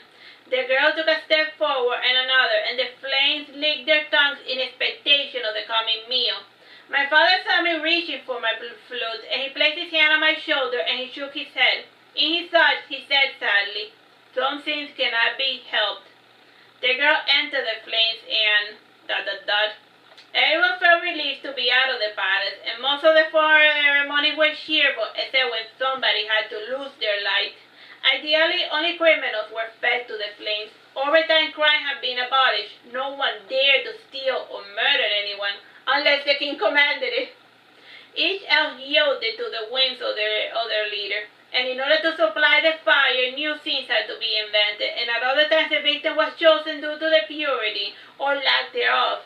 In either scenario, the ending was the same. A poor maiden was always sacrificed, and the whole event left a bad taste in my mouth, especially since I wasn't allowed to intervene. The walk back home was as solemn as the sacrifice we had just witnessed, and Father was musing a little on how much information he should give me. He realized that it would be problematic should I interfere in any future sacrifices. A part of him wanted to forbid me from ever participating. Another part of him wanted me to let me do whatever I wanted and see what would occur. In the end, he resolved to just play this by ear. Time, bro? 1 minute, 30 seconds. When we entered a mansion, we each went our separate ways, and my younger brother left to play with his friends, and my mother left to gossip with the neighbors and the maid. As for my father, he led me towards the study, and while we walked side by side, he hummed a strange song to himself. He did not remember where he had picked up the tune, and for some reason the song he hummed sounded familiar to me. And he opened the door of his study and beckoned me within, and once inside he fueled the fire, and when he finished he removed one of his scrolls, and behind it there was a hidden glass of wine and a bottle. He poured himself a glass and sat on his chair, and sensing that he wanted to speak, I lay down on the couch, and while lying down I took out my flute and I began practicing my fingering. And my father watched my exercise with keen interest. He took a sip of wine and he sighed. In a lazy sort of way he asked, "May I see your flute?" I threw the flute at him, and he had enough hand-to-eye coordination to catch it. He looked at the flute up and down, and he said a word of magic, and he frowned, and the spell did not resonate with the flute. This proved to him that the flute had no magical properties. Time, bro? 30 seconds. Alright, we'll leave it here. Bye-bye and God bless. Hello, my name is Teresita Blanco, the Artsy Sister, and today we're reading Saturnastra Nalini. This is chapter 4, part 2. The first sacrifice. Poetic passage. This proved to him that the flute had no magical properties. He noticed that the flute was carved from a milky white quartz. He tried to play the flute, but when he blew on it, no sound came out. When he noticed that the flute did not make a sound, he gave up on playing it. I figured that his mage brain was trying to decipher the mystery behind the flute, and whatever conclusions he came out with felt unsatisfactory. He threw back the flute, and I tried to catch it, but it fell square in my face. This made him laugh. He asked me, "How does your flute work?" I could try to explain to you, but you will not get it. Even if you knew how it worked, you do not have the physical capability to play the flute.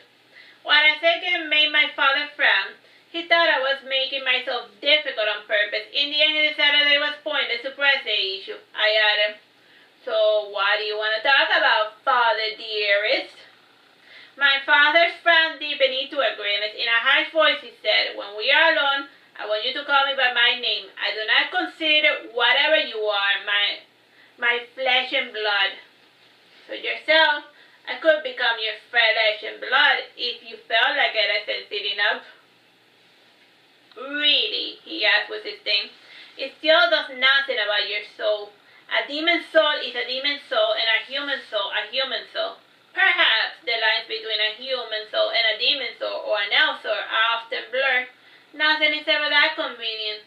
What I said gave him much to think about, and his thoughts ran deep and felt mysterious, and I could not even grasp the strain of his thought. Needless to say, he was thinking of someone who had said those very words to him. After a short period of silence, he said, "You have a point. I still do not feel right calling you by my daughter's name. What do I call you? What is your true name?" "For now, my name is Nalini. I like how it sounds, so I'm going to keep it. It is my new name from now on," I said obstinately, folding my hands. "Fair enough. My real name is Odani," said Odani. I too am not what I appear to be. Just out of curiosity, what happens if the flute breaks or gets lost?" I snapped the flute before him, and I threw the remains out the window, and I got out from beneath my sleeve 5 identical flutes like the original, and I threw them out the window as well, and Odani heard them smash against the floor. And my father watched his proceedings with undisguised humor, and he motioned for me to get closer, and he inspected the ends of my sleeves, and he kept saying his silly little spell, searching for the smallest shred of magic around me. And I placed my hand behind his ear and made the flute appear, and this made him laugh. Smiling, he said, "Well played, girl," and he motioned me to return to my seat, and I sat with my legs crossed on the couch, and I yawned and rested my head on my hands, and for a few minutes we said nothing. A faint drizzle fell over the elf forest, and a cold wind made the flames flicker ominously, and I could not tell what my father was thinking, and I watched the flames dance within the fireplace, and the more the flames danced, the happier he looked, and suddenly he drank the entire glass in one gulp, and he poured himself another and another, and again I could not tell what he was thinking. It seemed to me that he was drowning his thoughts in wine, and all that remained was the ever-elusive intention. His eyes seemed razor-sharp focus, and his maze training kept his emotions under control even when he was this inebriated, and even his thoughts and judgment had flown out the window, and it seemed to me that he was testing me, trying to figure out the best way to hide his thoughts from me. And like an automaton, he casted his first spell mechanically, and in his drunken fury he did not care to match the fact that he could perform a spell that was not associated with light magic. And he shot a lightning orb out the window, and the shot was echoed by the lightning that fell on the tree outside the window, and the shot set the tree ablaze. And he languidly rose from his chair, and he stood by the open window, and the stillness had left his entire body, and for once in his life he seemed relaxed. And he watched with interest the coming tempest, and the rain quickly put out the fire, and he whispered a spell beneath his breath, and sobriety returned. Truly, elf healing spells could cure just about anything, so like he got drunk, and then he casted a healing spell to sober up immediately. When he was sober, he was pleased by the progress he had made. He had noticed that I had watched him keenly throughout these outbursts, and normally I did not pay close attention to anyone in particular. At most, I limited eye contact only for manners' sake, and Odani had resolved to find a more efficient way to completely block out my thoughts. And we said nothing to each other for a few minutes, and Odani was the first to break the silence. He asked me, "How are you getting along with the Alpha Seer?" Same old, I said with this thing. Like Alpha Seer, Gramir, like the elf-skin guy. "Does he not know?" he asked, somewhat surprised. "I'm just as surprised as you are, Odani. I mean, it's so obvious. I see love has blinded the poor fool. Or maybe he's just in the now. What do you want me to do with the Alpha Seer?" "Nothing," he answered.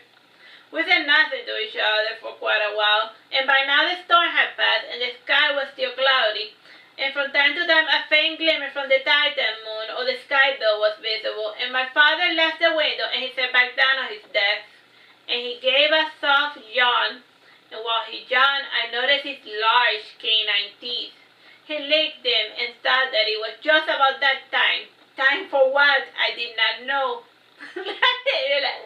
like licking his canine teeth. It's almost time. It's time for what? And most I could only sense his immediate thoughts.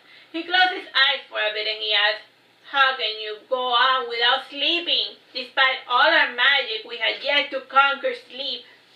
"It is called somnambulism," I responded, lying back down. His sleepiness was contagious, and even in my lethargy, I still felt my surroundings. Yawning again, he asked, "Is the world really going to end?" "I don't know," I said, closing my eyes. "Can one person truly cause such damage?" he asked, nodding a little. I didn't respond to his question because he had fallen asleep, and I went to my room and brought back a blanket and a pillow, and I covered my father with a blanket, and I placed a pillow under his face, and unconsciously he rested his face on the pillow while hugging it, and I noticed some wrinkles beneath his eyes and his forehead, and it was as if he had aged a few years in a few hours. Alright, that's the end of that chapter. Bye-bye. Hello, my name is Teresita Blanco, the Artsy Sister, and today we're reading Saturnastra Nalini. This is Chapter 5, Part 1, The Hunt. Life went by uneventfully for a year. From time to time, someone got sacrificed. I noticed that whenever someone got sacrificed, the faint wrinkles in my father's face became invisible. Heck, all of the adults seemed to get younger and younger after each sacrifice.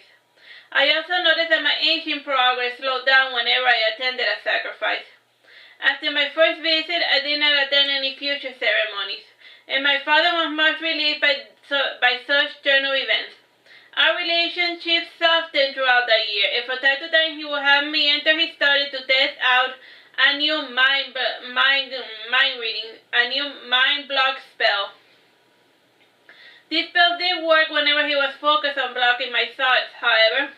They were useless whenever I caught him by surprise.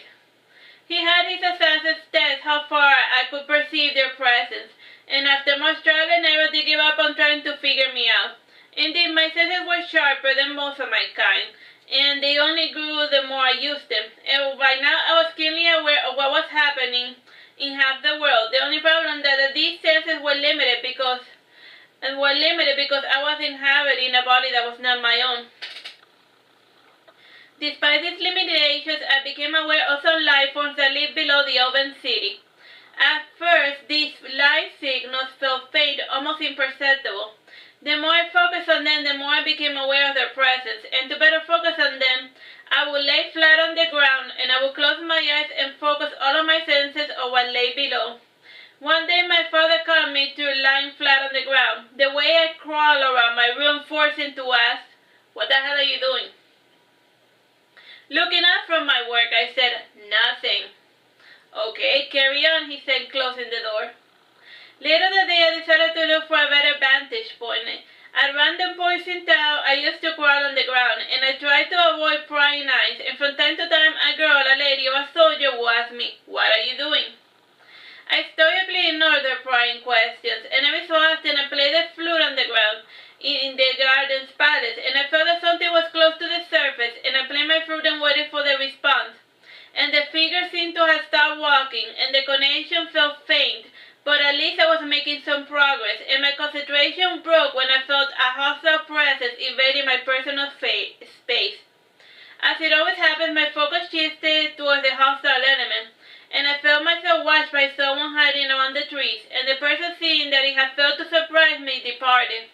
And when it left, I turned my attention back on the ground, and I could not sense the presence that I was searching for anymore. I gave a sigh of frustration, and I lay back on the ground, and the trees provided some shade, and I surveyed the sky in search of a single cloud. The sky seemed immaculate blue. And I closed my eyes, and I enjoyed the pure air, and from time to time I caught wind would pass by, and the sun's rays too felt cool, and I felt myself for the first time in a long time falling asleep, and my limbs felt loose and serene, and my spirit yearned for the blue pure sky. And in my dream I soared into the sky, and I flew high above the forest, over the clouds, and even towards the sky belt, and I made it to Titan itself, and I flew so high that I saw the roundness of the world, and suddenly I felt a feather pulling me down below, and I felt my body passing to the ground, and the basements, and the rocks, and in the deepest darkness, where no light shone, I saw them. When I awoke, I saw Grimir sleeping beside me on the ground, and he had the peaceful look of a corpse. Time, bro? 10 minutes. I decided to let him rest in peace, and while he rested, I went back to searching for those mysterious beings I had seen in my sleep, and unlike last time, I had a pretty decent idea of what I was searching for. The beings I saw reminded me of the elf boy from the Wanderer's Memory. I pinpointed the location on one in a matter of minutes, and this one felt like a girl, 13 or 15 years of age, and she seemed to be feeling the walls with her hand in the darkness. She stopped as if listening for something, and then she continued on her path again. I played my flute against the ground, and the girl heard its sound, and this music was not new to her, and she reacted by covering her ears. She seemed to yell at the top of her lungs, and her hysteria brought the attention of other beings from on the ground. And unlike her, when they heard the flute, they became enthralled, and I released them since they were not my target. In vain they tried to calm the girl, and the strain of fighting my influence made her faint, and the two who came to her aid carried her limp body down below, away from my influence. I felt a pat on my back, and turning around I saw Grimir sitting beside me. He had a puzzled look on his face, and I rested my face in my hands, and I gazed back at his sad eyes. His bewildered look changed to one of admiration, and he began to gently stroke my hair. In a soft whisper he said, "You truly are very beautiful." The real Nalini would have blushed, and I simply stared back at him and giggled, and even without my flute, Grimir was wrapped around my little finger. I rolled to my back to get a better look at him. If he wasn't an elf, I might have fallen in love with him. He was a handsome devil, although my affection for him was the kind of affection one has for a dog. And I sat up and drew his face closer to mine, and I drew him so close that I could taste his hot breath. And it was the first time that Nalini had ever truly kissed Grimir. And first I kissed his lower lip, and then locked both my arms around his neck, and I kissed him again and again, and as I drew back, I bit his lower lip. Yeah. He seemed to be frozen in place as if he doubted his senses, and I pushed him back while pretending to blush, and I left the garden giggling. While keeping back home, I saw my father reclining against a column with his hands folded. That epic waiting mannerism was typical of humans. Originally, when an elf wanted to speak to you, he simply just walked up to you. There were no gimmicks or special effects about it. Their sense of community made relations both informal and respectable. I could not tell what he was thinking, and he passed his hand over his head, and he gave a sigh. And slowly, weighing every word, he said, "Nalini, how long have you been living with us?" Not knowing where he was going, I said, 2 years, 5 months. "Then you should know by now that we elves do not kiss, handhold, or nothing. We keep physical contact to a bare minimum, and I don't even sleep in the same room with my wife. What you did was very inappropriate, even for a human." So she kissing the guy was something that the elves don't do. So she broke character. He spoke those words in the same tone he used to when he scolded Nalini. "Sheesh, I'm not stupid. I kissed the alpha's ear because he wanted to kiss me. Plain and simple, I responded, raising my voice. My father went towards me and he dragged me by the arm into the house. In anger, he whispered, "Quiet, girl. Do you want everyone to hear you?" I released myself from his pincer grip and I snapped, "You forget yourself, Alani. I'm not some weakling you can push around." Suddenly his face flushed red in anger and he opened his mouth and he closed it again. And I felt magic gathering around him, and luckily someone who knew my father passed by. I left my Alani talking to his colleague, and I was appalled by his audacity. And I skipped past my house and went towards the forest, and I felt tears rolling down my cheeks, and I was so angry that I felt like crying.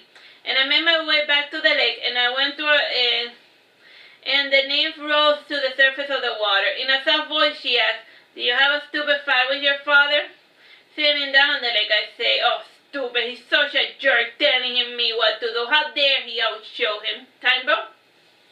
6 minutes. The nymph said, "Don't let it get to you. Odani has always been like that." "Ah, I see he's your jerk brother, Harmony," I snapped. So that was like her name. Smiling, she sent half her face into the water. She said, "Nalini, you knew what to expect. You said so yourself. All purebred elves are jerks, and that still doesn't make them bad people." "I sometimes wonder," I said thoughtfully, "Harmony, what is the elf's life? I don't know.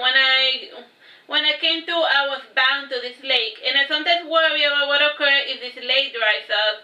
My niece and her head below the water. "Nothing is binding you to this lake. You're just simply afraid to get out of it because it's your safety spot," I snapped back. Harmony said nothing. She simply sat back down the lake, and I felt sorry for her, and I wanted to apologize. However, I couldn't bring myself to admit that I was at fault. I felt the silence gathering around me, and the silence brought with it a feeling of peace and serenity, and I dried my tears and forgave my foolish father. Smiling utterly below my breath, I said, "Proteus." By now the darkness had fallen, and a purple mist emanated from the ground. The mist was a spell, and I felt its influences overpowering, and the more I tried to stay away, the harder the mist pulled me towards the ground. My kind no longer sleep, however, the elf kind had yet to conquer sleep, and my body and the elven body I was inhabiting fell to the ground, paralyzed. With my body crippled and my senses returned to normal, and the silence grew restless in the presence of strangers, and 5 cloaked men walked in my direction, and the man leading them was a powerful mage, theoretically speaking. Time, bro? 4 minutes. After all, paralysis spells could only do so much, and the men behind the mage carried a small shell with them. And the mage came up to me and he flipped me over. One of his underlings looked at me and he said, "This one kinda looks familiar." The mage snapped, "They all look familiar, fool." Yes, I know, but wasn't this one off limit?" asked one of his helpers. He got a good look at me in the face, and I did look familiar to him, and he decided to take me with them. He said to the other, "Let's just take her with us to meet tonight's quota. We'll let Lenny sort things out." The mage placed a red bracelet on my hand, and then he threw me over his shoulder and went on ahead. While he carried me, I looked around, and my eyes were closed, and I had to use my true sight to look past my closed eyelids. And when I saw them, an old forgotten memory of Nalini popped up. Nalini remembered a story that Ladonna had told her. It said that when naughty children wander away from their homes, the dark elves would take them away. It was also said that in pitch black nights like this, when the dark elves would rise from the earth to carry the elf children down below with them, and those that taken were sacrificed to their god of death, Arasa. Tales like these were kept running to Nalini's head, and at first I had believed that the dark elves were simply the boogeyman. Now that they were taking me away, I realized that there was some truth behind those stories. It did not humor me much the idea of getting sacrificed. However, morbid curiosity made me play along with their charade. And at a certain point in the forest, the dark elf stopped, and the mage said a word of magic, and the ground swallowed us up whole. And the magic shield kept the earth from falling over us, and like an elevator we went down for what seemed like hours, and eventually I saw a huge city below us, and it was carved into the cave rocks, and the house design looked similar to the homes of the light elves, except that they were underground. Houses were made of granite, black onyx, and agates, and many of the homes' locations as if they had stood there for countless millennia. And in the center of the city had an underground lake and river, and both were fed by waters that flowed from the rocks. And over time, the river had eroded the ground and created an underground cavern. Time, bro? 2 minutes. The roof of the cave had many holes covered by tree foliage and roots, and at the center of the lake there stood a small temple-like structure. The temple had columns holding up a marble roof, and the roof had a drum holding up a thick dome, with an oculus at its center, and over that home shone the bright moonlight, and the cave's roof was hollowed out, letting the moonlight enter. And based on its angles, I could tell that a meteorite had created that hole, and it was a wonder how I had managed to miss such a large opening. During my wanderings, when my kidnappers landed, they were greeted by playful children, and together they cheered our captors. Lighthouse high and mighty, soon to lose their life. For years you looked down on us, and now you shall become one of us. Let the eternal night commence, it is your just recompense. Terror shone in the hearts of the children that had been captured, and I was simply amused. The mage said happily, "Make way for your new brothers and sisters, children." The mage and his attendants took us prisoners to a raised wooden structure. We stood before the lake, and they chained us with the other brew, and they chained us together. And when the mage had us safely bounded, he negated the spell and paralysis spell he had placed on us. However, I was the only person who was still spellbound. The girl to my left started shrinking in the most pitiful manner, and the boy cried beside me, calling for his mother. And a crowd of dark elves assembled before us, simply laughing and jeering. And due to the lack of light, the prisoners could not make heads or tails of their surroundings.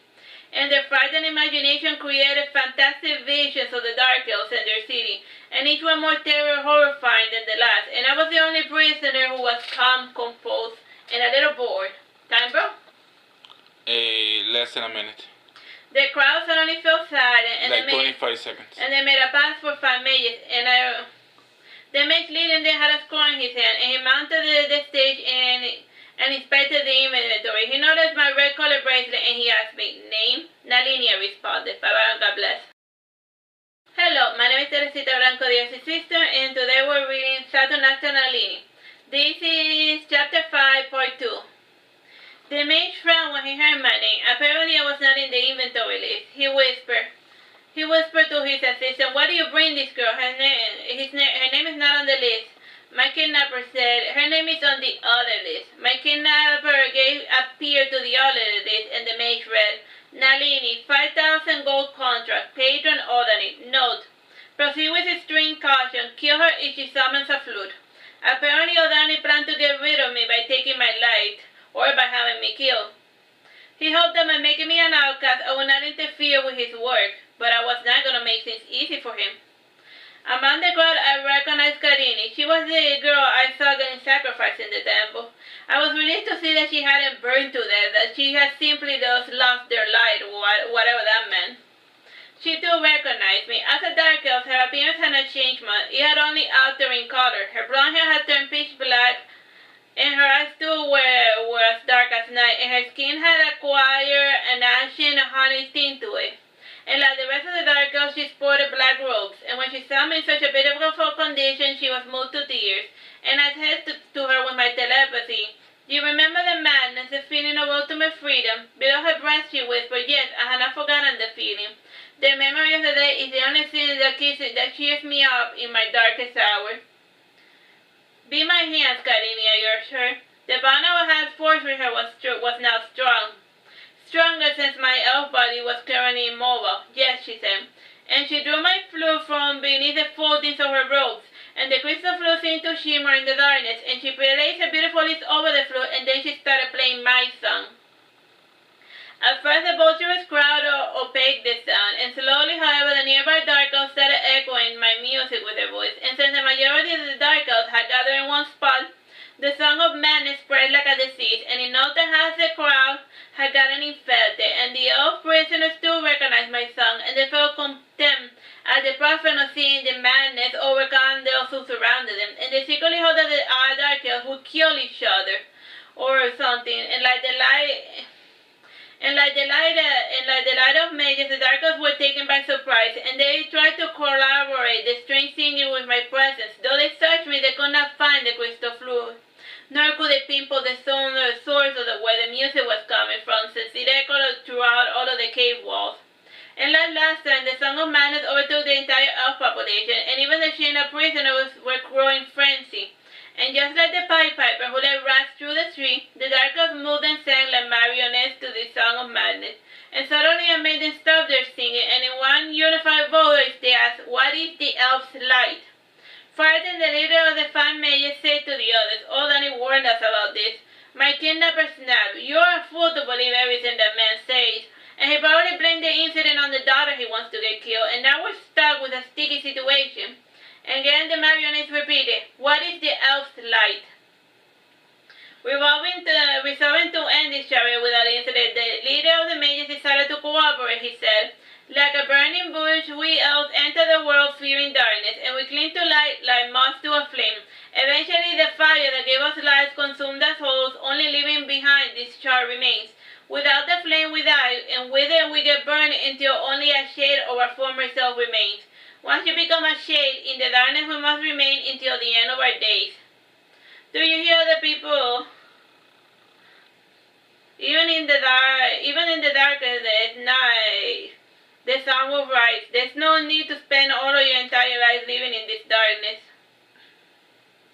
The newfound sense of freedom created by the Song of Madness forced them, compelled them to walk towards the surface even in the wake of night, and in a fury they arose and tried to ransack the open city, which was truly deep down what they wanted to do, so they were tired of living on the ground like moles. A good portion of the citizens fled the forest, never to return.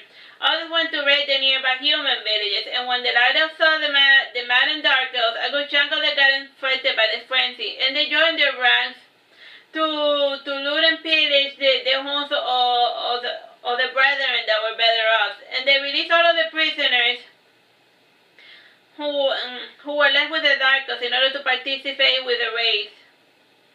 One of my kidnappers said, smiling sadly, "Oh, Danny said you were dangerous, but damn, even I think this is a little overboard." The leader simply shrugged his shoulders and said, "This was bound to happen sooner or later, even without her interference. One can only keep people down. One can only keep a person bounded for so long before they yearn to be released." Another man said, "At least if we lose, we'll have someone to blame for a mutiny." My kidnapper asked, "How long does this madness usually last?" "It depends. My hysteria is easily triggered but hard to suppress," I said, and pointed to the house of the lake. I said someone lives there. I want to see him. Time, bro? 9 minutes. "Sure, I'll have a boat brought for you," said the magus.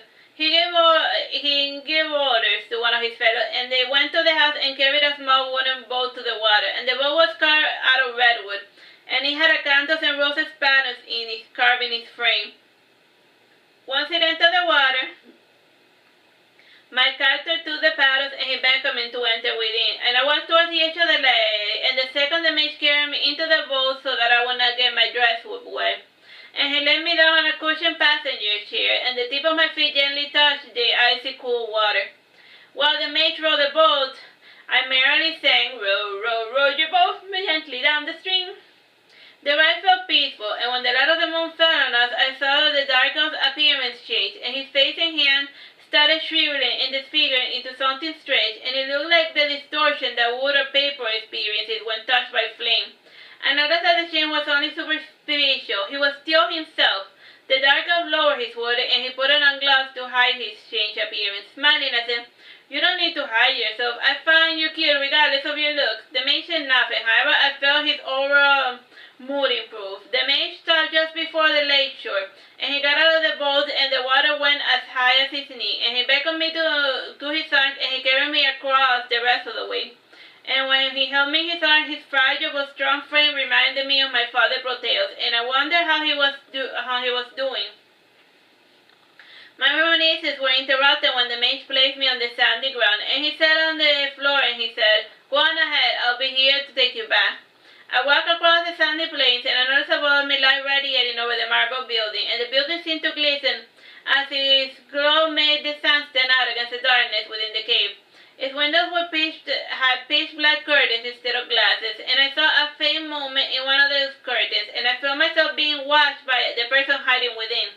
And I knocked on the large wooden portal, and I waited a few minutes for the door to open. And I was half tempted to simply enter by the window, and I decided to push the door open since it was unlocked. And a thin stream of light bathed the darkness, and the entire room looked pitch black, and I closed my elf eyes in order to rely on my mind's eye to see. And the inside of the temple looked like the living quarters of an elf, and it had the bed, the writing utensils, and plenty of food.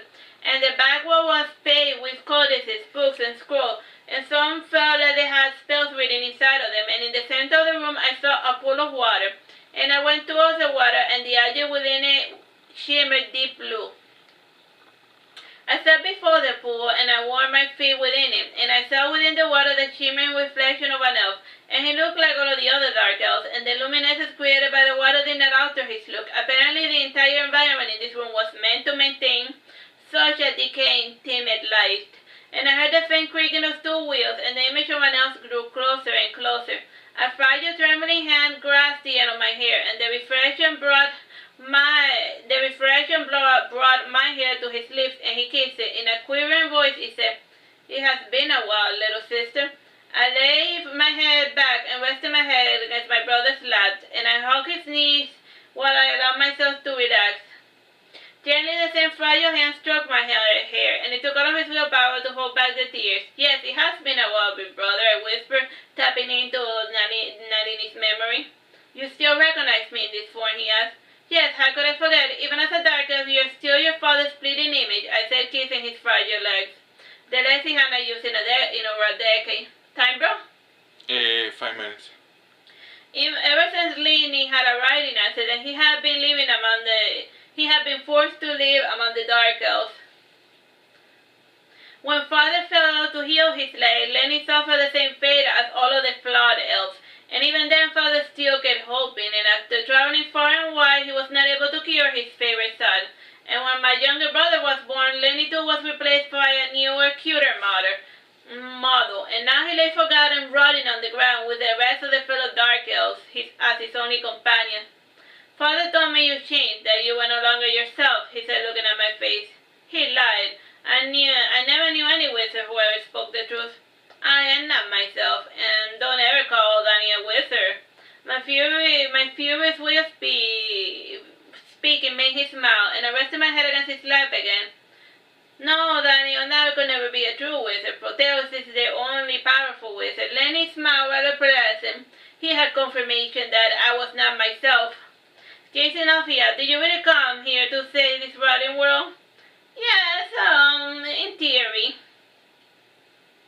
I plan to save every living being, maybe. And any place where magic thrives is important to my people, since magic and magic users are a dying breed all over the universe," I said while I continued to look at the glowing water. Lenny decided that it was not a matter of best place. His talk of universe and other worlds seemed a little too far-fetched for somebody that had forgotten what the stars looked like. Gazing at it, I felt the chaos over the open forest, and I felt myself greatly satisfied with my handiwork. Time, bro? 2 minutes. For at least a day, those poor elves would experience true freedom, and my brother sensed what I was looking at, and he always had an eye for knowing what Nalini was thinking, and even though I was not myself, or that is, that Nalini was not herself, our bond still stayed strong. And he began to sing my song, and it echoed across the darkness, which seemed almost infinite, and I thought I saw my real father, Proteus, staring through the glassy reflection in the water, almost to try to help me keep my bearing. And when Lenny finished his song, he said, "I wish I could be with him. Alas, I have already lost all hope." Gazing at his face, his sad mouth and sudden silent mannerisms reminded me of one of my mother's favorites. Someone whose mere existence made her happy, and I wondered if I could care so much about someone who was neither my family nor my lover. Yes, the kind of unrequited love one feels for a passing shadow or a falling leaf. Yes, this man sitting before me was nothing but a shadow. It would not take much to erase his existence. And for the first time I felt someone of my mother's strange, somewhat possessive altruism, and hugging his legs, I closed my eyes and slowly my body lost all of its mobility, and I not even breathe anymore. And I focused all of my healing energies to the crippled legs between my arms, and I saw the broken spine, the dead nerves. His sensation began to return, and Lenny felt immediately pain, and he fell to the floor while screeching in pain, but I still maintained my iron grip. And as I slowly continued regenerating his nerve, Lenny could only feel pain, and my people's healing usually felt more painful than usually felt rather painful, but it was effective. Slowly mobility returned to his atrophied muscles, and then feeling mobility returned to his limbs, he started fighting back the pain, and he wanted to walk again, even if it meant experiencing such unbelievable pain. Suddenly the pain stopped, and I sat by his side and waited for him to attempt to rise. Time, bro? Less than a minute.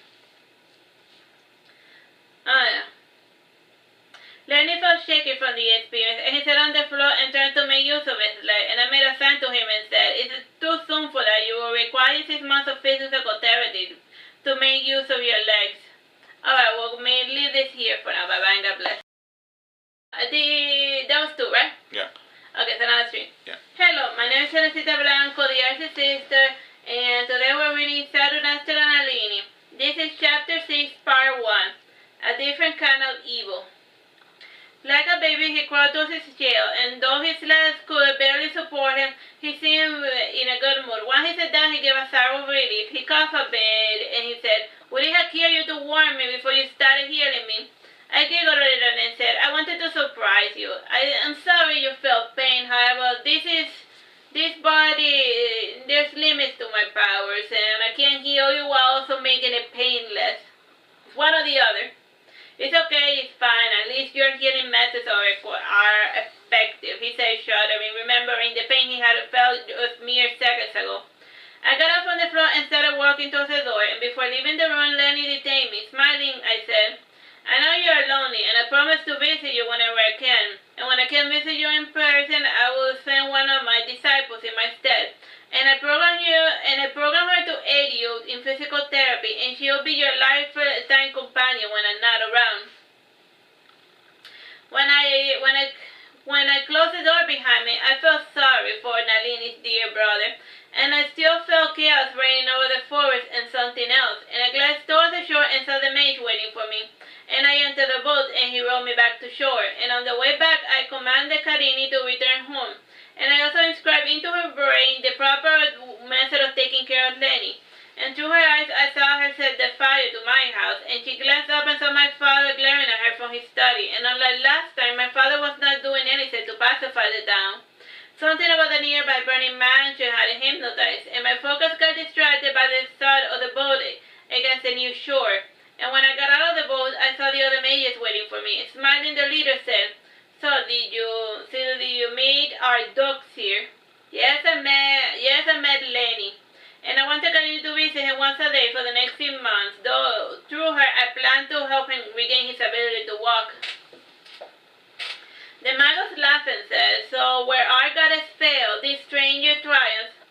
It's not Gamir's fault. Bersame's influence is killing your goddess," I said, and the mere mention of King Bersame casted a dark shadow over the group, and we said nothing to each other for a while. Eventually the mage said, "Knowing Bersame, it would not surprise me that his power would surpass those of the gods. Yes, Bersame has death on his side, and he would swallow the world whole if he's allowed," commented a different fellow. "Yes, even if we do escape this hell, we will still have to deal with King Bersame," said the Magus.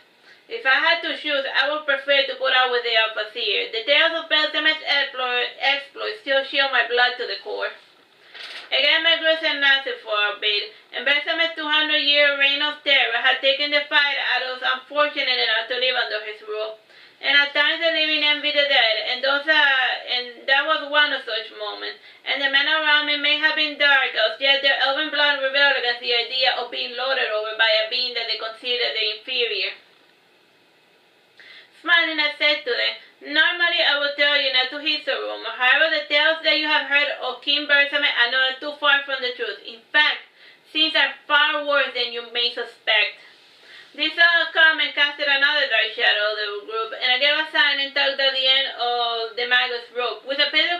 voice, I said, just take me home. He took my hand and then he said, alright, child, I'll see about taking you home, but right now it's not safe. While walking towards the lake, I looked at the bright tender moon and I said, moon, when the elves return, they shall make necklaces with your golden locks. As I kept on rambling, I became aware of a presence that was near me. This presence watched my every move, and it followed me all the way back to the surface towards the open forest. And feeling scared, I fell to my knees, and something rushed at me from the darkness. And as it moved, I did not make a sound. For the presence did not ruffle any leaves, and the silent shade's body felt empty. And when I saw his eyes in the darkness, like windows, they drew me into the darkest reaches of his soul. And I fell deep within his empty gaze, and everything looked pitch black. As his tongue had stood still, I was numb with fear, but still I wanted to go. The pitch black emptiness seemed to dance and seemed to prance around me, and it seemed very agitated, and when my eyes got accustomed to the darkness, I was able to see a new kind of being. And I had heard of such creatures born out of magical anomalies, and they were usually driven by an initial thought or emotion. This one seemed to target only elves, for now. Time, bro? 9 minutes. I was shocked by the power of the difference between us, and I thought I would have been able to defeat him even with my true body. And for those that don't know, this creature had a childlike mannerisms, and the strangest sound from the real world would draw his attention, and overall he had the look of a shadow in the darkness, and my senses could only detect his movement, and like a black hole, his body seemed to absorb any light that fell upon him, and I made a sound for him to draw closer. And as it happened with this sort of anomalous, amorphous being, the creature had the face of a small child, and he clumsily mimicked my movement, and he pressed his big palm against my face and my hair and shoulder, and the thing drew closer and started smelling my hair and face, and the thing opened its mouth wide, and I felt its large fangs against my neck, and he drew back suddenly, and he seemed anxious about his surroundings, and something from the weird one had diverted his attention from using me as his plaything. And like a feral cat, he crawled on all fours, waiting patiently for something, I do not know what. I felt his rage subside, and once again he turned his gaze toward me. And this creature was pure instinct, his actions impossible to predict. Again he smelled my face and neck, and the back of my neck drew his attention, and he moved my hair away, and felt at the back of my neck with his hand, and he licked the back of my neck, and his strange tongue made me shiver, and he placed his hand on my shoulder, and he gave me a strange look. He passed his hand over his mouth as if washing away a flavor he did not like. Again he looked at my face, and for once the darkness seemed to smile, and he was able to understand Nalini's situation. The whole prospect of a human possessing an elf girl seemed to humor him. I think it was a concept that a creature such as him could understand. Time, bro? 7:36. Is that Rimuru or just the silent demon? That's the Vicus. That's Vicus, okay. Yeah. That's just No, yeah, when you said when you said Fang, I thought it was Rimuru, but no. No, Rimuru knows each other. I got it. You're getting sidetracked. Time, bro? 7 minutes. The creature crawled around the floor and stared at me with a lazy disdain of a cat. His passive attitude was supposed to put me at ease, and I sat beforehand and rested my chin on my knees, and the darkness around me was making me feel sleepy. I asked him, "Do you have a name?" The demon said nothing. Well, she called it a demon, but it could be anything. "My name is Nalini." The creature said nothing. He simply stretched out on the floor like a cat before laying down again. "Do you want a name?" The creature shrugged his shoulder. "I never named anyone, and I borrowed my name and identity from Nalini, and I'm still not certain if I want to stay as Nalini. I mean, I like her name, I like her face, her voice, everything about her. If only she wasn't an elf," I said, feeling around the ends of my room, and the creature allowed me to rant for countless hours. He was a really good listener. And I told him about my old home and my love for my father, and why I chose to leave my mother to travel with my duke and my older sibling. Hugging the creature, I said, "You're such a good listener, and the strange show of affection left the silent creature speechless. He truly did not know what to make of my own behavior, and he did sense a strange power deep within me. However, I imagined he could not accurately measure our power difference. Then again, I was like veggies for a carnivore. The creature's body grew larger in a frame that felt identical to mine, and the creature mirrored my affectionate hug. And I took his hand and walked towards the edge of the area, and the creature parted the darkness like a curtain, and when the moonlight fell on him, for a moment he looked like a dark elf version of Nalini. And when he returned to the forest, I took him to the lake. And Harmony sensed the presence of the creature, and this made her flee to the bottom of the lake, and she grew even more frightful when she realized that the presence was trailing behind me. And I took the creature to the lake and had him see its own reflection. The creature's true form had a shadowy ripple reflection, and slowly it grew more solid, and he solidified into a perfect reflection of Nalini, the Nalini that I had met so many years ago. And I had forgotten how beautiful and how perfect she used to be, and I bit my lower lip while looking at the creature's disgusting visage on Nalini, and the demon gave a sardonic smile, noticing the effect that his form had on me. And he would have mimicked her voice too had he been able to, yet even in this new form, he still maintained its silent airs. Time, bro? 4 minutes.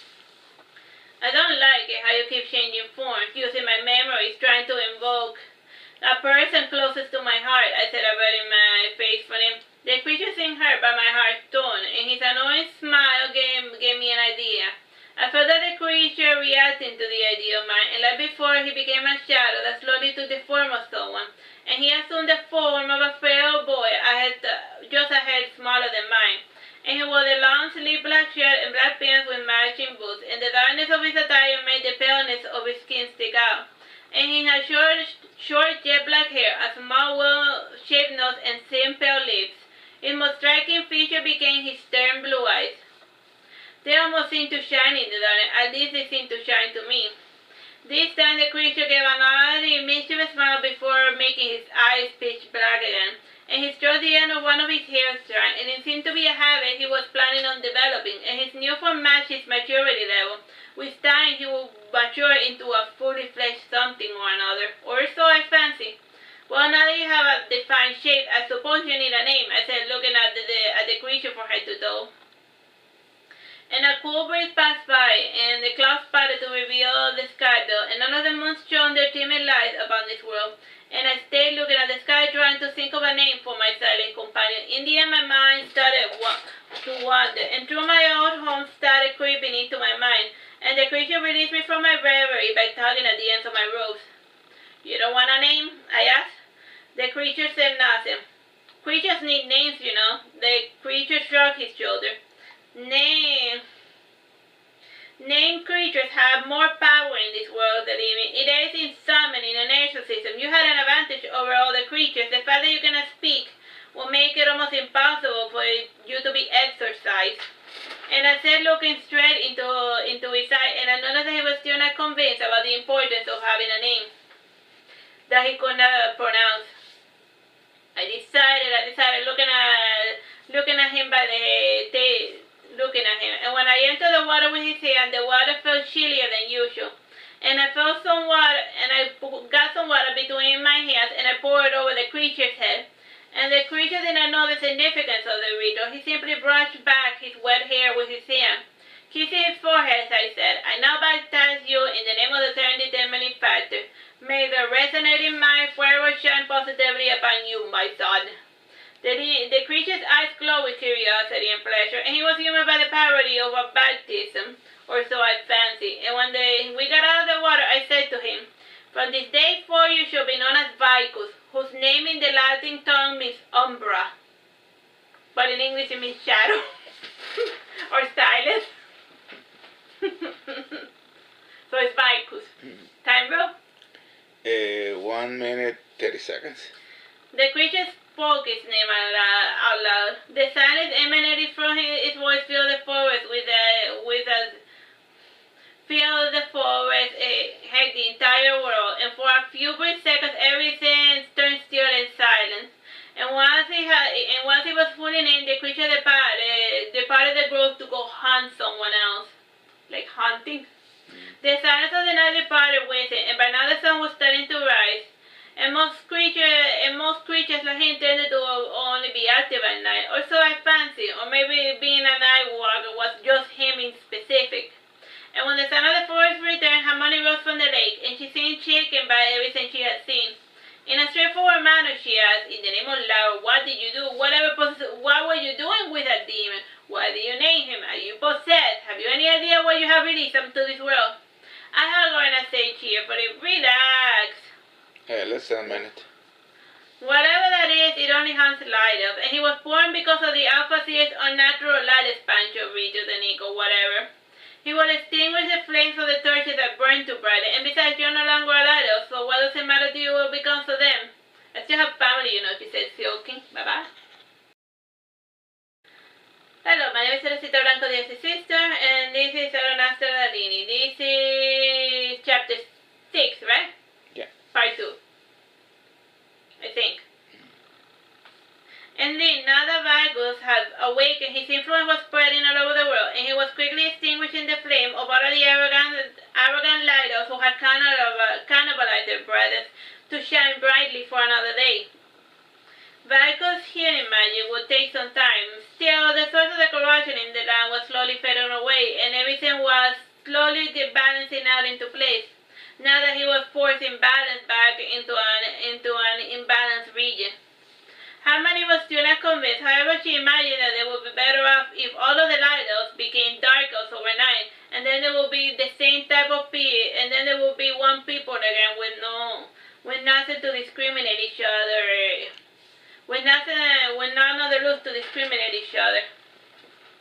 Once again, I pity her naive thinking. People like O'Dani and the opposite would always find a reason to show prejudice against their lessers.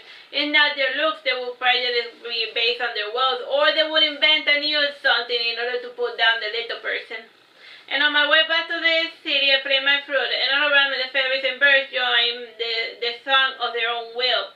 And the music attracted the attention of the rest of the forest animals. The deer, the squirrels, and other mammals joined my song. And the nymphs and the false too enjoyed the rarity. And my music too attracted the attention of Vicos, and like the rest of the forest, he started running behind me. And like a little child, he joined in the merriment of my forest friends, though the areas where he would walk would be eerily possessed by silence, and my music would not penetrate where he stood. The sun rose with a victory song, and everyone in the forest saw Vicos under a new light. And for them, Vicos was the avenging spirit of the goddess Hig, the goddess of darkness, and finally the lighthouse who gave what was coming to them. And my attention was distracted by a voice I recognized. The voice joined my song at full volume, and its echoes thundered across the forest, and it seemed to sing in our minds as well. And turning around, I saw my sister approaching me with open arms, and she felt my elf body was 2 or 3 years her senior. And I threw her ahead of her, and I kissed my sister's face and then her neck. While still hugging me, I asked, "Oh, sister, sister." Noticing our cheerful reunion, my forest friends started celebrating. And my sister had changed a lot since I saw her. Which one's that one, Wooden? Yeah. Alright. Wooden spotted minstrels that seemed to be made from dry forest leaves, and the torn skirt only seemed as far as a knee, and she had a black hood lower, leaving her shoulders bare, and she had jet black curly hair, beautiful emerald green eyes, and big, powdery painted red lips, and on her hair she had strange beads and feather braid decoration. And she also wore a black bead necklace with big round golden earrings, and a hell of a lot of silver bracelets, and on her left leg she had a leg ring covered with bells, and each time she gave a little step, it would jingle a little, and we walked side to side, hand in hand. I was the first to speak. "Wow, you changed a lot. I almost did not recognize you." "You're the one who's changed the most, dear sister," she said happily. "What do they call you now?" I asked. I'm called Wooden now," she said proudly. "Isn't that a guy's name?" Hearing this made Wooden elbow me in the gut angrily, and as a response, I changed my hug into a choking grip, and once again Wooden bent her back forward in a way that made me fall head first into the floor. Although the grass cushioned my fall, I still tasted blood under my lip I had bitten. Wooden seemed eager to fight, and I said time out to her. And my forest was with amusement fighting like old times' sake. I said happily, I win, even though I hadn't. And I took Wood and Teresita's hands, and we shook hands in unison before saying, let's not fight again. But they fought each other to 5 seconds of reunion. With our non-aggression pact reestablished, we resumed our walk, and I asked, why do you call yourself Wooden? Cause it's an awesome name, and it means furious, and it is also the name of a wood mage, she said, somewhat annoyed. Couldn't you have gotten a more feminine name, a more feminine witch name? If I remember correctly, wasn't Wooden a dude? I asked. Wooden gave me a glare that shriveled me to dust. Little sister, I was planning to call myself Flemis or Morgan Le Fay, she said with a cold modern voice. Giggling, she added, originally I wanted to be Rowan, but the witch that picked me already had that name. How about you, Miss Perfect? What name did you choose? Nalini, I said. Wooden frowned. Why do you pick an elf's name? I thought you hated the elves, she said. Hello, if you haven't noticed, I'm inside a pretty little elf's body. I hijacked Nalini's body to infiltrate the little tree fort, I said, somewhat annoyed, pointing at my face. Speaking of hijack, I need you to do something for me, said Warden, changing the subject. What is it, dearest sister? I asked sarcastically. I want you to observe the second birth of the elves from up close. Report back to me when you have finished. She said in her usual dictatorial fashion. Indeed, her bossiness rivaled that of Marduk. Well, though, I said, not desiring to argue, even though I knew it was pointless. What a tend to be very sweet and somewhat impertinent when she wanted something done. Like me, she never took no for an answer, and I knew that it was unwise to refuse her request, and once she got what she wanted, Wooden started walking away, and she only said goodbye to those she planned on never seeing again. And she planned on seeing me again, therefore she did not say goodbye. Time? 8 minutes. While walking away, she noticed my little pet creature, and glaring back at me, she said, I have one of those like yours, 2 of them in fact. One, a local fire and ice demon, who loves to drink tea. What is yours called? Vicus, I responded, but I don't think it's a demon. Ah, how witty, she said, starting to leave again. She stopped again and she asked, just out of curiosity, what does your creature do? I said to her, he doesn't talk much, but he's a good listener. Loud noises bother him, and he also likes to blow out candles. One smiled and said, okay. As she walked away, she said softly to herself, oh, that was strange. By now it was midday, and I disbanded my group so that they would return to their little routines. And I could see beyond the trees the flower gardens that surrounded the old city, and as I got closer, I began to sense something was more amiss than usual. The grass looked overgrown in my garden, and many of the flowers and bushes had been yanked from the ground, and others had simply died away, and Vicus began to grow restless. He began to look around in an unnatural fashion, more fitting to a bird than the human he was mimicking. You know how birds move their heads? In quick jerking motions. What kind of birds have you been watching? I've never seen a bird do that in my life. Okay. I don't know. What kind of birds are you running on your daily day? I don't know. I'm scared. Okay. Time, bro. 7 minutes. I beckoned him to come closer, and simply got close enough to tug at the end of my rope while walking behind me. And most of the houses have been boarded up, and others simply have burned down. Only the palace, rising above the rest, stood in one piece. And from time to time I would see a battalion of elves marching down the street, and they only took one brief look at me before walking away. In the dark alley I saw 2 soldiers beating a dark elf to a bloody pulp, and the more the lad begged for mercy, the more aggressive the soldiers became. Eventually, only his lifeless carcass remained, and I watched the scene with disdain, and Vicus slowly pushed me forward away from the dark alley, and he seemed a bit distraught by my coldness in the face of such savagery. I turned around to look at Vicus in the face, and holding him by the shoulder, I said softly, "See, my sister brought me back to help me regain my sense of self. It isn't my place to interfere in matters that are beyond my control." He gave me a cynical smile, which I imagined meant, "And what of Nalini?" I responded, "Nalini's a different case, and I took a fancy to the elf girl, and she has faint traces of human blood, so I can forgive the rest of the 99% of her wicked, wicked elf blood." Vicus sighed and he shook his head. He did not quite understand why I had such hatred of the elven kind. Then again, I had learned that hatred from my mother, and my mother in her previous life, she had worked as a legionnaire. And as it happened else in the human world, we're only endemic to the frosty Germanic forests of Europe, and being Roman and all. My mother entered the forest, and unlike the human, they also have always lived in balance with the environment, and they have never multiplied enough to consume the natural resources of their forest. As a result, they only had about 100 elves living in that region. And at first the Romans were enchanted by the mythical elven creatures. And they extended their hand in hospitality and promised them full Roman citizenship. But the elves scoffed at their hospitality, and they simply killed the messenger. And in response to the aggression, the Romans did what they always did whenever a city or people did not submit to them. And in less than 5 days, the Germanic forest was completely burned to the ground, and the Romans sought to kill every man, woman, and child in the elven village, and those that survived the massacre became hostile to humans. And they have forgotten that it had been they who threw the first rock, or first arrow, I should say. And over time, they created settlements all over Europe. And the elves were finally, but over time, due to their constant hostility, the elves were completely purged during the medieval period.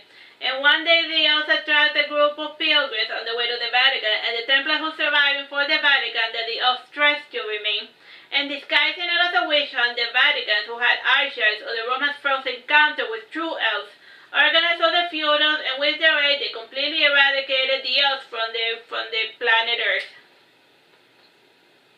And in the end, it all boiled down to a bunch of elves that hundreds of years ago have failed to be hospitable with outsiders.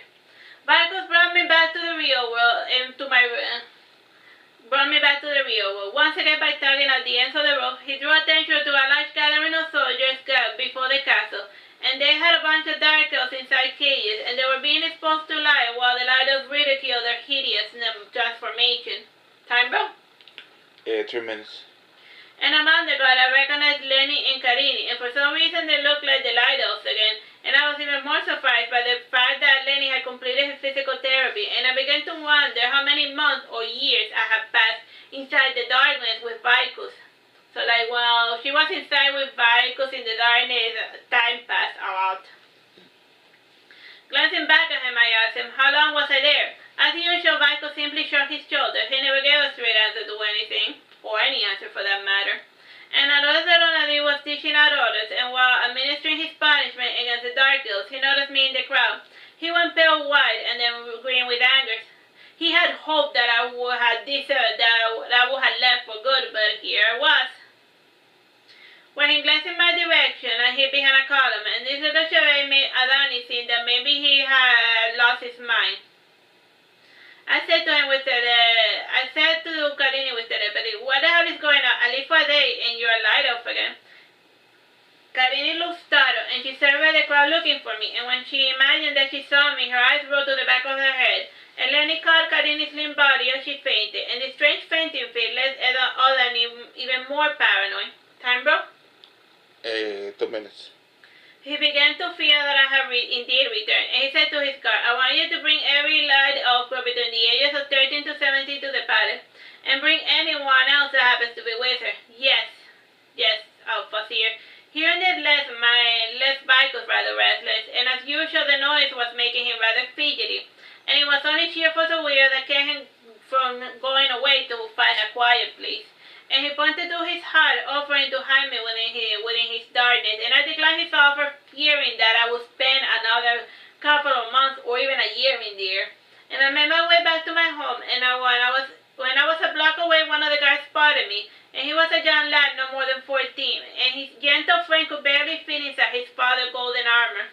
And I wonder how many about those elf armors. Truly, they were pretty and light. However, I doubt they would have been very useful when fighting against a god. But then I digress, there's no guns in this world.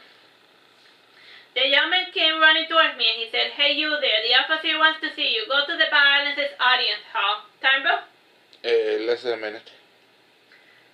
Alright, well, let's just leave it here. Bye-bye and God bless.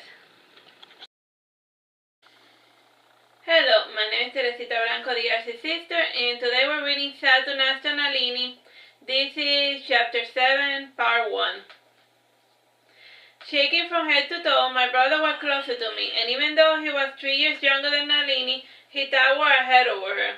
But then again, with elves, and the unnatural way that they expanded their lives, it was pretty hard to tell what was their real age in comparison to the natural age He had the good fortune to inherit his father's tallness. And when Nalini stood before me, he patted my hands and shoulders as if trying to convince himself that I stood before him in the flesh, and he removed his shiny helmet to pass a hand over a sweaty forehead. Again he looked bewildered at me. With a trembling voice he asked, "Where have you been? We thought you were dead." "How long have I been gone?" I asked. This question left my brother even more puzzled. Eventually he said, "You have been gone for almost 2 years." For some reason I sensed Vaiko's silent laughter. He found it amusing how I had managed to shut away for so many years within his domain. When I looked better at the folds of my dress, I did notice that I was 5 centimeters taller, and I had to admit that I am truly self-centered. Then again, it also did not help that Nalini was of a petite variety. Had she had a faster growth rate, I would have probably noticed the passage of time around the 6 months at the very least. Nalini interrupted my thoughts by taking my hand. With a firm voice he said, "I have to take you to our father. He must be informed of your return." Nalini literally dragged me towards the palace, and I felt Vaikus following swiftly behind.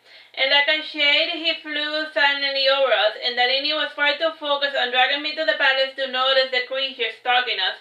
And the silence grew around us, and like a fury, Vaikus' influence was spreading, and his shape changed to that of darkness, and he seemed far too interested in my brother, and judging by his blazing night eyes, and Nalini was possible that he was going to become his next meal. And I said to Vaikus with telepathy, "Please, you can eat him later, just don't make a scene." Again, and Vaikus took a respectable distance, and he changed his shape to that of a small child so that he could before diving into my shadow, and from his darkness, its glowing black eyes glowed eagerly, and my brother made his way through the line of soldiers, and Donani glanced up and he saw Nalini holding my hand as he pushed through the crowd. Donani made a motion for the troops to make a pass for us, and then Nalini pushed me towards my father and he said, "Look, father, she's alive. Nalini's still alive." "I can see that," said Odani coldly. "Troops, you are dismissed. Nalini, I wish to speak to you alone." Odani guided me to the audience hall, and I was just a few steps behind, and he stood before the portal behind him. And the two priestesses opened the door for him, and the locks gave way after the priestesses said a word of magic. It seemed that every portal was locked with bolt and magic, and after they opened the first portal, we followed behind, and each time we passed through a gate, the priestesses would lock the door behind us, and while walking I took time to admire the interior. The hallway was decorated with stained glass windows showing scenes from the forest. Time, bro? 11 minutes. Over them there were 2 large round windows that were 2-story high.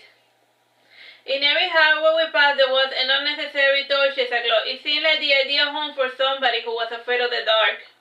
Odani stopped before a room, and he dismissed the priestesses. When they were gone, he opened the door himself, and the interior seemed like the perfect replica of his study, and he sat in his chair and he took a deep sigh. In a weird voice he said, "I thought you had left this world for good." "Huh. You surprised me, Odani," I said mockingly. "I remember," he said in a harsh tone. So you're one of the few primordial elves who remain," I said, trying to guess what he was. For being an experiment, you did not turn out half bad, and I am surprised you rejected the memory implant." "I didn't," he said, in a matter-of-fact sort of way, and I found his poker face unnerving. And he then added, "Yes, I did not reject the implant or whatever it was that you people did to me. No. I simply always had a certainty that the first 20 years of my life were all fake. Do you the sink as full, no, we all knew, yet we chose to ignore it. And we chose to live by the traditions we created, not the ones that were given us. Watching Amidst, their mother went through a lot of trouble to recreate the culture of the primordials that used to live in Europe, except for the 100 and the rest of the except for the original 100, and the rest are replicas of the original, with a few minor tweaks here and there. But as clones, they still serve the original function. I said, musing to myself. Ah yes, the singing. How I loathe the pointless singing. As if the gods care that we sing or dance or beg for a few scraps of power. What do you have against singing? I mean, it is in your blood. I mean, their blood, the blood of your ancestor, that is. And if I remember correctly, it was your idea. I said, trying to poker face as I tried to figure out who was he truly. You should be grateful that you also got included in the mix. Then again, you can't have a fantasy world without a few pesky elves. You know, for antagonism purposes. I guess you do just fine. Tell me again, why are you here? He asked. 'Cause you wanted to speak with me, I said. I was under the impression that your mission was over. Isn't that why you left? He asked. Mission? What missions? I simply got dragged here to this world by my own stupid brother, and I don't really have any true purpose here. So, but I can't leave until he tells me that I'm supposed to leave, so I can't just pack up and go, and I'm just super bored most of the time trying to figure it out while I wait for him to finish whatever it is that he's supposed to do, while I just play the support role. Ah, your brother, you say.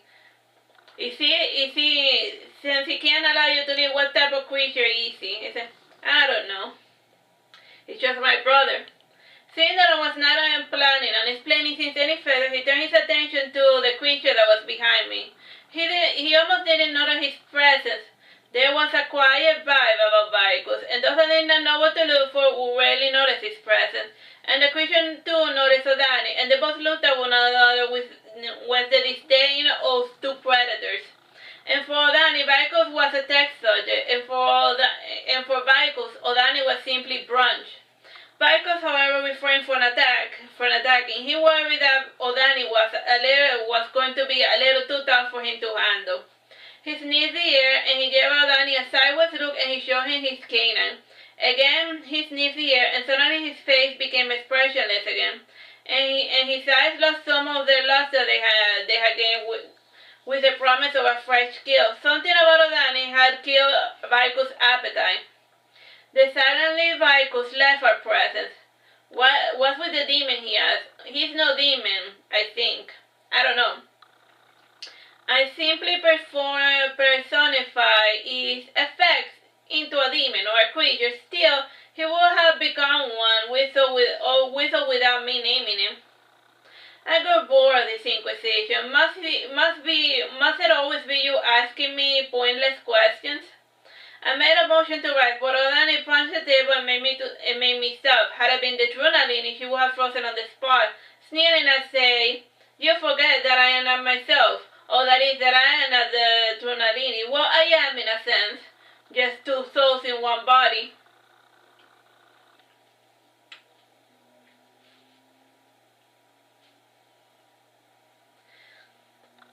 And this time I call him by another name, Oberon.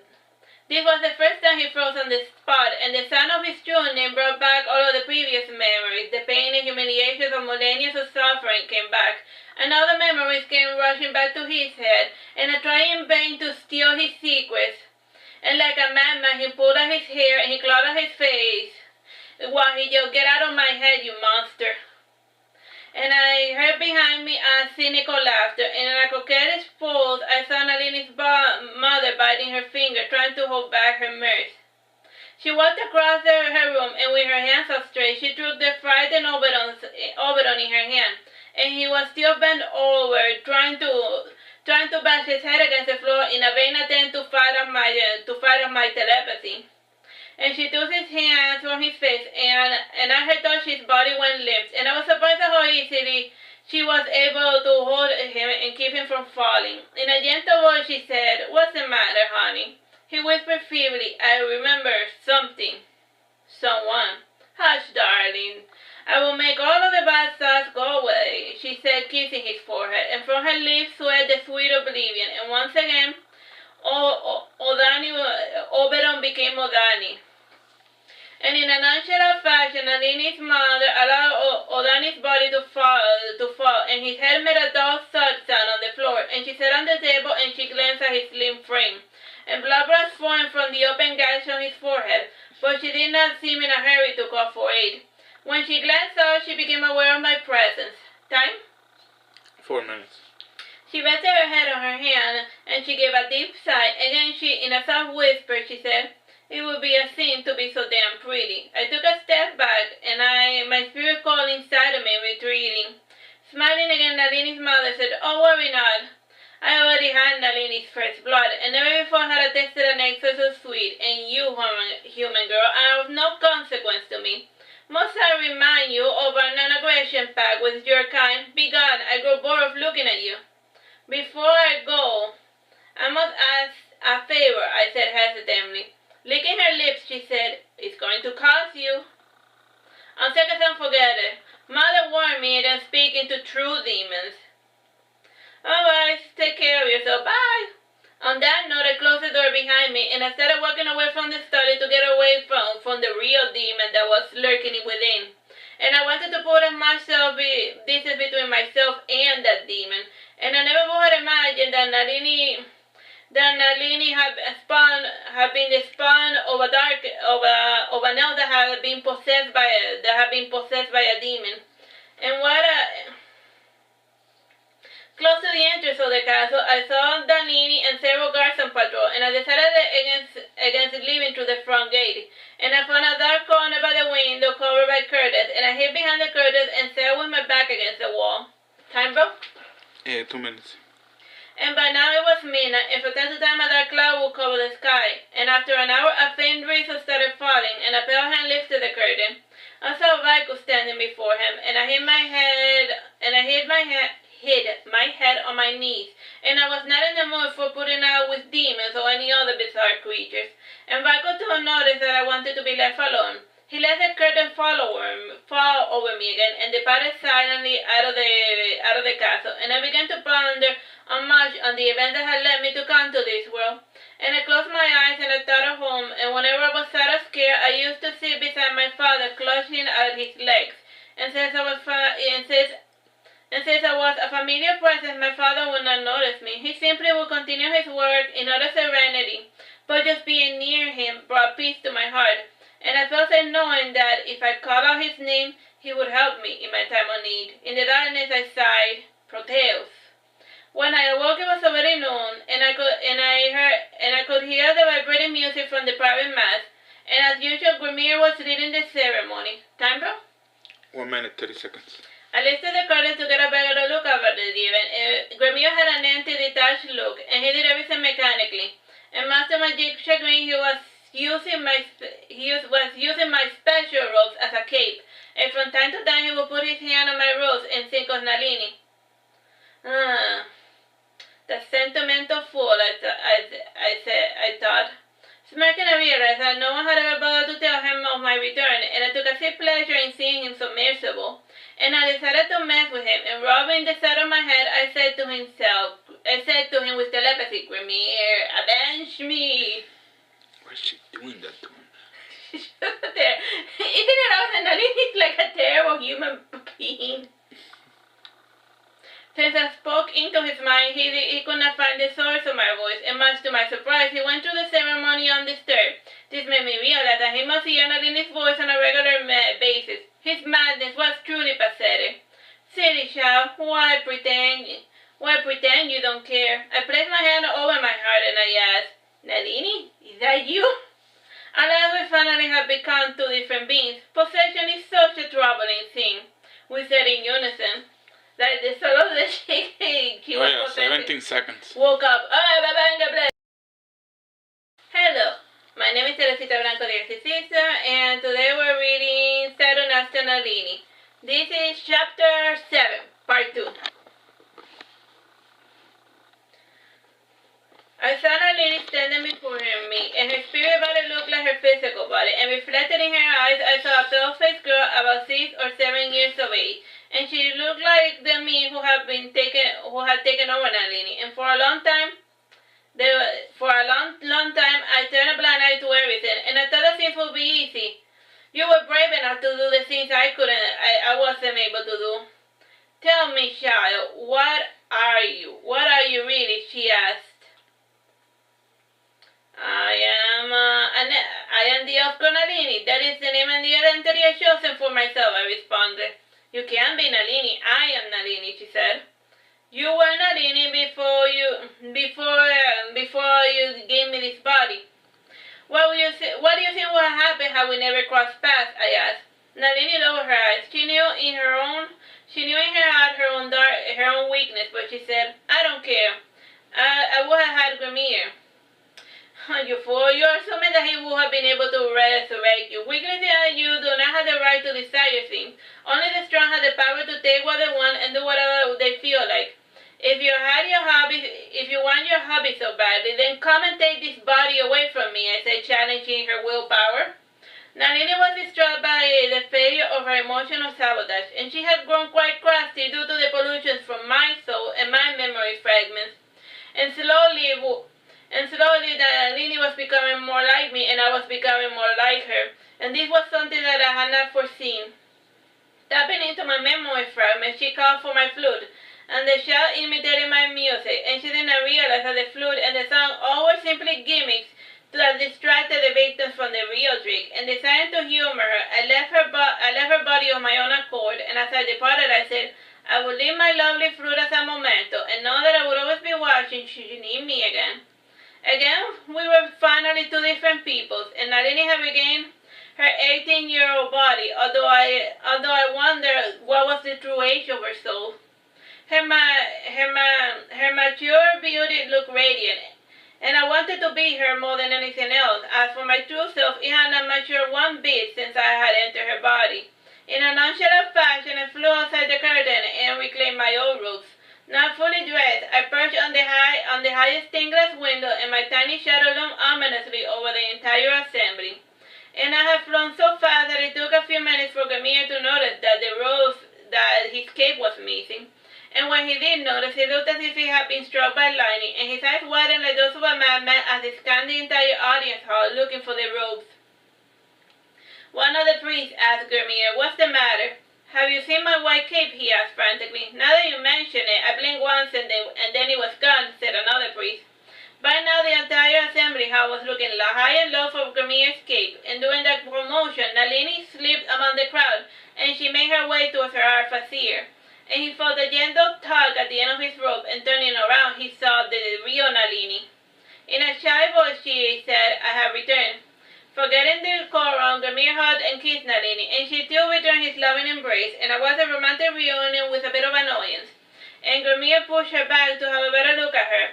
He saw that indeed 2 years had passed. With a trembling voice, he asked, where were you? What happened to you?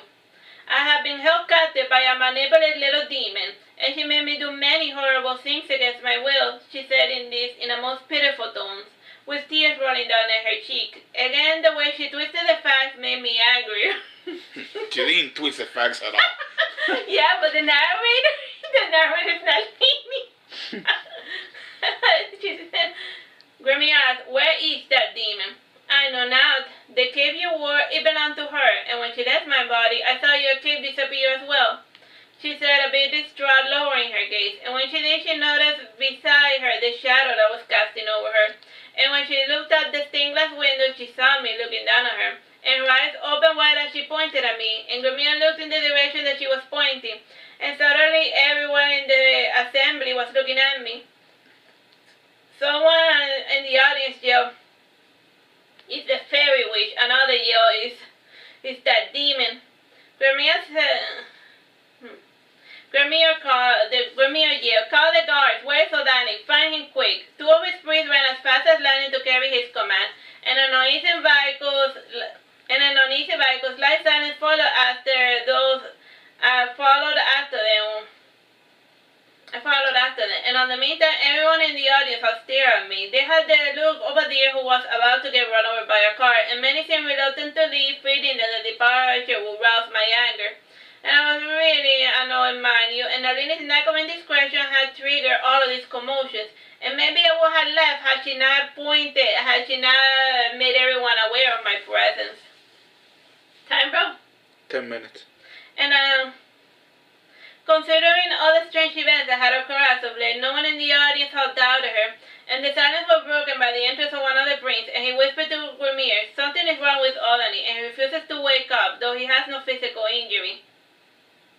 This news greatly perturbed Grimir, and after hearing this, the second priest entered, followed by the palace guard, and by now the outcasts had entered the assembly hall, and they were all pointing at me with their feeble arrows and half-baked magical staffs, and facing such a large audience made my theatrical blood boil, and I waited anxiously to play my part of the villain. In a furious tone, Grimir asked, well, more like he demanded of me, "Answer me, human demon of witch, who are you?" Speaking into the mind, I yelled, "Lay down your weapons, I come in peace. My name is Nalini, the Pied Piper, third child of the one you call the lightning, and I came here to save the world, also I've been told." As it happened, whenever a demon revealed their name, Grimir started exorcising me, and much to his annoyance, the exorcism ritual with the chants and all of the bad music didn't work on me. Sneering, I said, "Didn't I tell you that I wasn't a demon?" Glancing back at Nalini, I yelled at her, "Even though I am gone, I somehow remain. Know that I will always be watching over you, Nalini, and for now I say goodbye. For those who have the desire of self-determination and true freedom, you may find me in the sacred groves of Nemorensis." A huge fear ran across the crowd, and though they desired freedom, most feared leaving the forest. Others did not have any desire to follow after me, since they equated freedom with the chaos that I brought with me. And those that seemed more eager to depart were held back by the rumors of King Bersame being on the prowl. And for what I could gather, Bersame was waging war again. And about a year ago, he had completely destroyed their sister city, and many of those elves had migrated to this forest, and the mere thought of running into the berserkers chilled their blood to ice. And after all, what's freedom worth to those who are dead? Time, bro? 7 minutes. Indeed, I had chosen a faraway location to test their results. If they were truly committed to the journey, then they would be worthy of calling themselves the disciples of the Pied Piper. After I Wait, felt... now she has disciples? She's full of it. She's full of it. She's full of herself. She's just full of it. Well, that's why it's told in first person. People think in first person. After I felt they had finished digesting the information, I flew out of the window, and I flew so fast that it seemed as if I had disappeared, leaving behind several after images that lasted a few seconds. And as it always happened, the after images' erosion made the stained glass window crack, and the crystalline shards fell over the elves, leaving a couple badly injured, and my grand essay shadowed the determination of those who wanted to abandon Grimir. I was too chaotic for them to trust me as any type of leader. Still, I was yet to lose hope. In no time, whispers of this incredible event would seep into the rest of the population, and worst comes to worst, I had planned to make them spread the rumors themselves, and frankly, it would be so much easier to convince them to join me. However, a mind control victory would lack any merits, and plus my pride and my confidence in my diplomacy prevented me from using my mind control powers to force it to think and feel as I desire. After flying over the old city, I landed in my neck of the woods, before Harmony's Lake, and for a few minutes I took time to meditate while looking at my own reflection in the water, and the fairy creatures felt my overpowering presence spreading over the forest, and they recognized that I was finally myself again, and wearing my old robes I stood before the lake, and for all my newfound powers and strength, I had not matured one bit. Our kind only grows as they mature, and the fact that I had not grown meant I was still the same brat as before.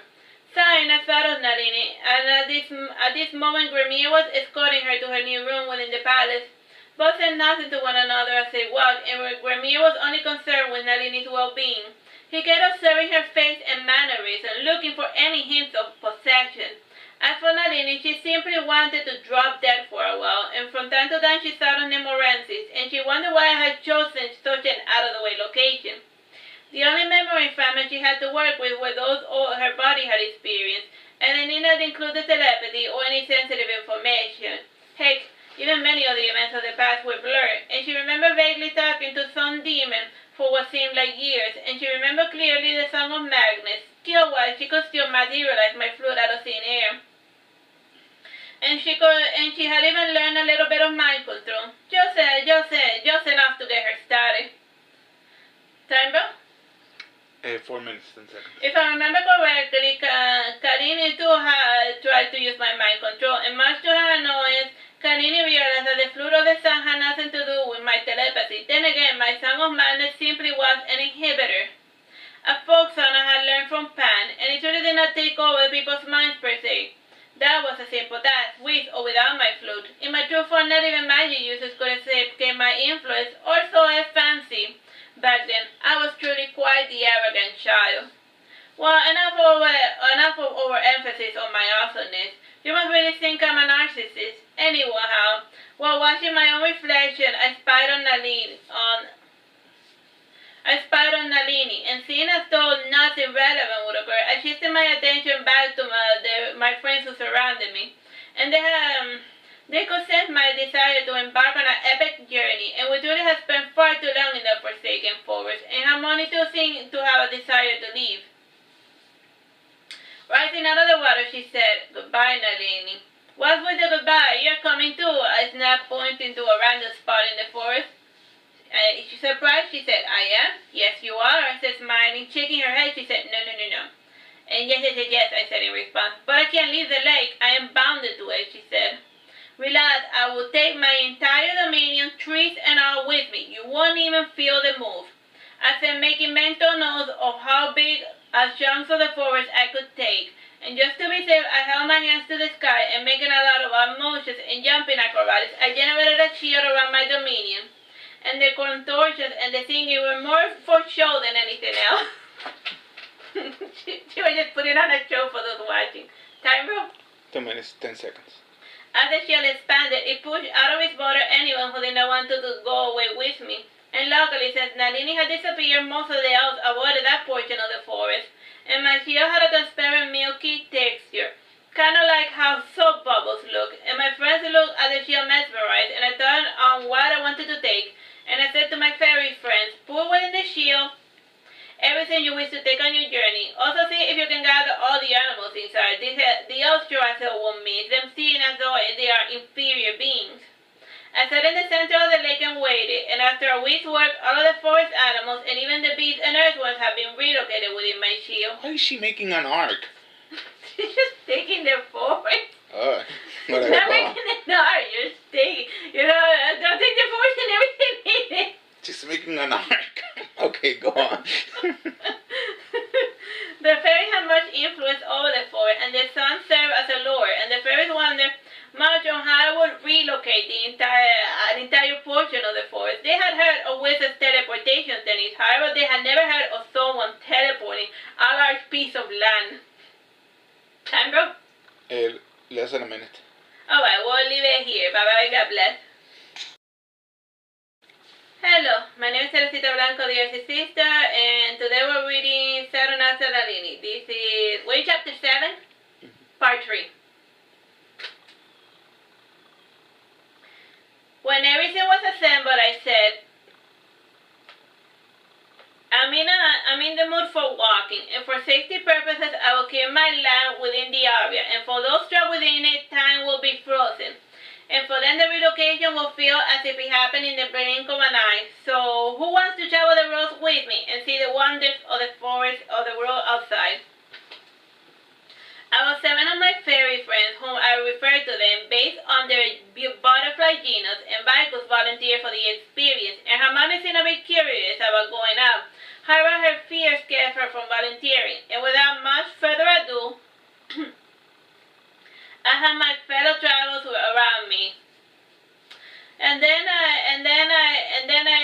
I played my tune. And the area manifested, and the area grew around my shield, and I compressed the area until it was swallowed within my area, and when my domain entered my area, all that was left behind was an unnaturally flat, 30 feet deep crater, and it seemed as if an entire chunk of the forest had been geometrically sliced off. Heck, some of the trees were even cut in perfect symmetry. And I wonder with great amusement how the elves would react to this turn of events. It's like, you take like a whole portrait of the forest like that and teleport it to another realm. One of my fairy friends, whom I shall call Hespedy, exclaimed, "Gosh, you are way too strong." And in her excitement, her red wings with black and white stripes sprinkled red fairy dust all over the barren land. And the dull brownish newlyweds, Buckeye and Buggy, intoned a fairy song of victory. And the old black crimson rose simply stared sternly at the scene, and she made mental notes of everything supernatural that I did. And Haley, who had been with me since the very beginning, simply sat on my head. Cersei's Blue simply said nothing. Then again, he always said nothing. This mute fairy had developed a strange sort of friendship with Vicos during that long week, and they used to spend long hours talking with one another, quote unquote. And I flew over the forest and landed about a few yards away from the closest human town. And it happened to be the same town which had gotten raided twice as a result of my song of madness. And as I walked closer, I sensed that it had been abandoned. All the humans had left out of fear of the maddened elves, and everything in the town looked burned or broken. And the only building in one piece was the inn, and I went inside and sat at the bar, and many of the beer bottles in the counter were still there intact. And it almost seemed like the people had left in a hurry, and Michael sat in one of the dusty high tables, and he grabbed one of the half-turned mugs, and he frowned. And he cleaned it with the ends of his lips. Smelling the air, I noticed that a storm was coming. I said to my fairy friends, "We should lay low here for now. A storm is coming." And my fairy friends, acting as my eyes, started scanning the entire inn. And Cersei Blue discovered 60-year whiskey that Vicos drank with pleasure, and like any sentient creature, Vicos could not pass up any minor indulgence. Then again, as of late, I was starting to doubt my assessment of him. Anyhow, the bad couple found the ugliest burned doll I had ever seen, and Hespedy found a room that was not burnt up. And we had to force the lock to enter inside, and though everything was dusty, it was still more or less in one piece. The room had a single queen-size bed, and it had a fireplace and some dry firewood behind it, and it had a nightstand and a clean urn for your pool. And it had a single window with a great view of the entire town, and I could see the rain splashing against the window. Queen Rose sneezed, and she went inside, and covering her nose, she said, "My, humans are so filthy." And we took some time to dust off the place, and from time to time Vicos took a sip of whiskey, and Vicos was not much of a day drinker. Heck, the elf forest was a dry region. Still, he did handle his liquor well, for whatever the hell he truly was. And when we were done, Vicos lighted up the fire, and I opened the nightstand and saw that it had a clean bed linens, and I took one for myself, and the others arranged it in a way to form a tiny bed on top of the nightstand for my tiny fairy friends. And for dinner, I got a fruit from within the forest that had been frozen inside my area. And we ate a meal with excitement, and while we ate, we chatted about everything we had seen, and Vicos and Cersei Blue took the time to resume their usual conversations. Most of the time, they looked as if they were having a staring contest. It was silly shit, And when night fell, we went to bed, and my fairy friends slept peacefully with the certainty that was washing over them. And in my stillest hour, my mind wandered, and I began to think of Nalini again. And like I had predicted, the entire elf community had been thrown into a panic. And even Gremio felt he could not ignore the disappearance of 1/4 of the elf forest. However, what caught most their attention was the lack of sound in the forest, and they could not hear the sound of any living thing in it. And the animals they used to take for granted were gone, and now in place they had a complete and utter silent forest. And as it always happened, this silence gave Vicos a stronger influence over the forest, and when he had entertained me, he had taken the light of 2 unwary elf soldiers. And now that he was full, he rested his head on my shoulder, and I watched his easy, regulated breath and wondered what could be passing through his mind. Indeed, his mind was a wonder in and of itself, and his influence spread like a gentle, silent breeze that you barely felt. As it always happened, when 2 soldiers lost their lives, the 2 girls had to lose theirs to rekindle their fire. By now things had become obvious, and when men and upper-class women lost their lives, It was the poor woman who suffered, and due to the first war with Bersame, the city had a surplus of women, and naturally speaking, for every one elf born, 3 female elves joined the tribe. And Mother, advised by the moon, had conditioned the artificial elves in a way that promoted reproduction, and via this method, the primordial elves combined with the artificial elves increased their numbers quickly. In the eventuality, the elves had no males nearby. The artificial elves had the ability to change gender, and the females also became men during wartime. And I think those abilities might have made them a bit glitchy, thus triggering the dark elf mutation. Mother attributed the mutations to the soul of the original artificial elf. After all, primordials were immune to the light-stealing ritual, and mostly because they had no light to be stolen. And looking back, I think that the anomaly started with the elves' so-called birth control method, and the tribe in specific did not know how their bodies work, and when Gremio started his cult, he did away with all practices and memories relating to his own life, and long story short, his priest took to performing female infanticide, and the 4 female babies were killed right after their life was stolen, and what life would remain was fed into Gremio's familiar, an albino serpent called Lara, and in no time she became the goddess worshipped by both elves and humankind. And for all the blessings she delivered, nothing could erase her bloody origin. And to counterbalance her evil, Vicus came into this world. And I hope this gave you a good idea of the sort of malice that Gremio brought upon this world. Then again, these are all theories strung together by observations and a lot of mind reading into Gremio's memory. Time, bro? 7 minutes. Speaking of Gremio, at that moment he was walking the empty part of the forest, and the place simply looked unnatural to him. And even I must admit that I took things overboard, and to mess with him, I got in contact with Artisa, the guardian of the earth, not planet Earth, but of the dirt. And unlike the regular guardians of this world, Artisa was one of the originals, and she existed before there was life on Saturn, and from her womb came the oceans and the water, volcanoes and vegetation. Anyhow, I contacted her and asked her to record at an unnatural rate the forest I had taken away. And at first the ground shook around Gremio, and from the ground there sprouted tiny tree saplings that grew to mature trees in a matter of seconds, and the lake I had taken away was refilled by groundwater, and in no time the place looked like its former self, aside from the absence of animals. Gremio sensed the presence of the goddess, however he was not able to recognize her true powers. He naturally assumed that I was messing with him, and at this point in his life he was too fed up with everything to care. And he made his way back into the castle, and by the time he made it back, it was nighttime.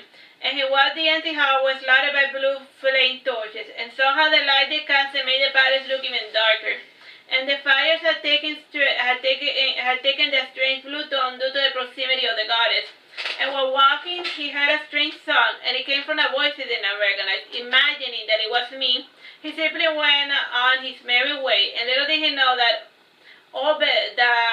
Oberon Succubus was singing to him, and my attention shifted to the Succubus, the demon wearing the flesh of Oberon's wife. Smiling, she asked, "Do you like my singing?" "It sounds like bloody hell," I responded. The creature was currently using the name of Mary Diana, and she smiled. She said in a mocking voice, "I don't miss, my dear Nalini, and I am surprised you left the body seeing as though you wanted it so much. Whatever possessed you to depart?" You already know the answer. Mary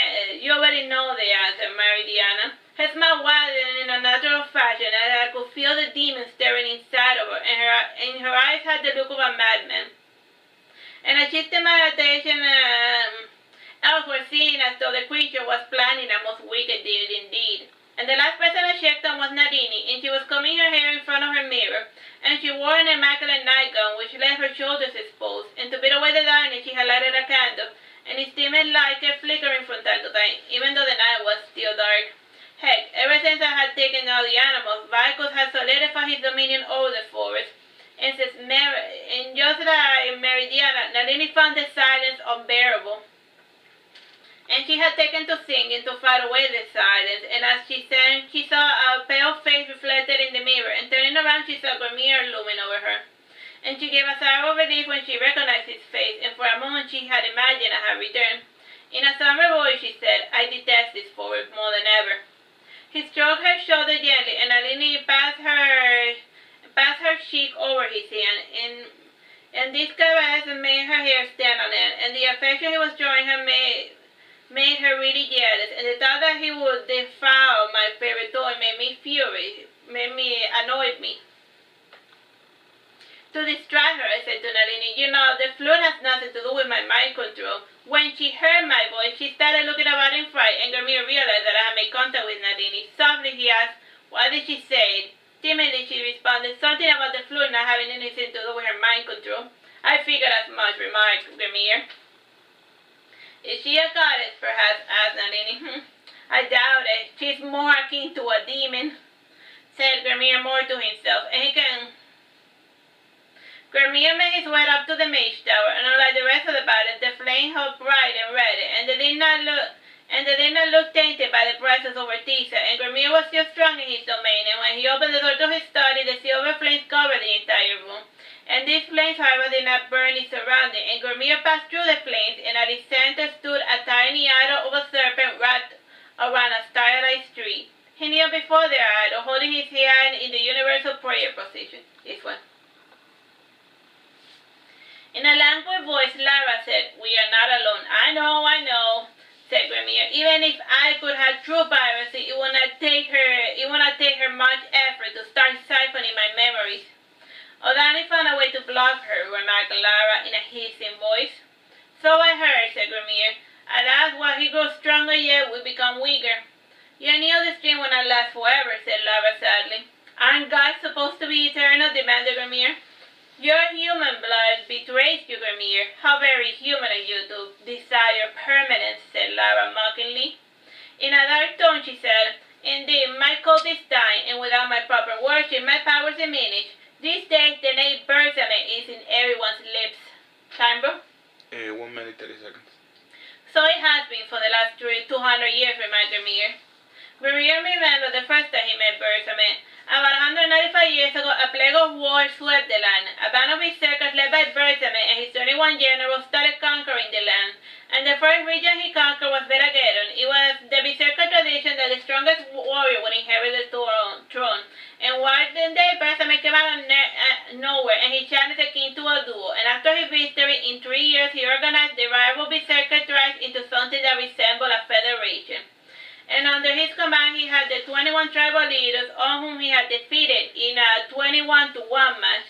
And his ferocity won him many allies, and in no time he had an army of 5,000 warriors. And he even tamed a few dragons, a sphinx, and a minotaur. And due to the rudimentary nature of the berserkers, no one took Bersame seriously until it was too late. Bersame had a great military knowledge and ingenuity, and for every warrior he lost, the enemy lost 1,000. And there were even rumors that Bersame had single-handedly obliterated an army of 10,000 men. Alright, we'll leave it here. Bye-bye and God bless.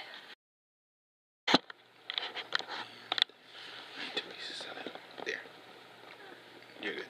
Hello, my name is Teresita Blanco, the Artsy Sister, and today we're reading Saturnastra Nalini.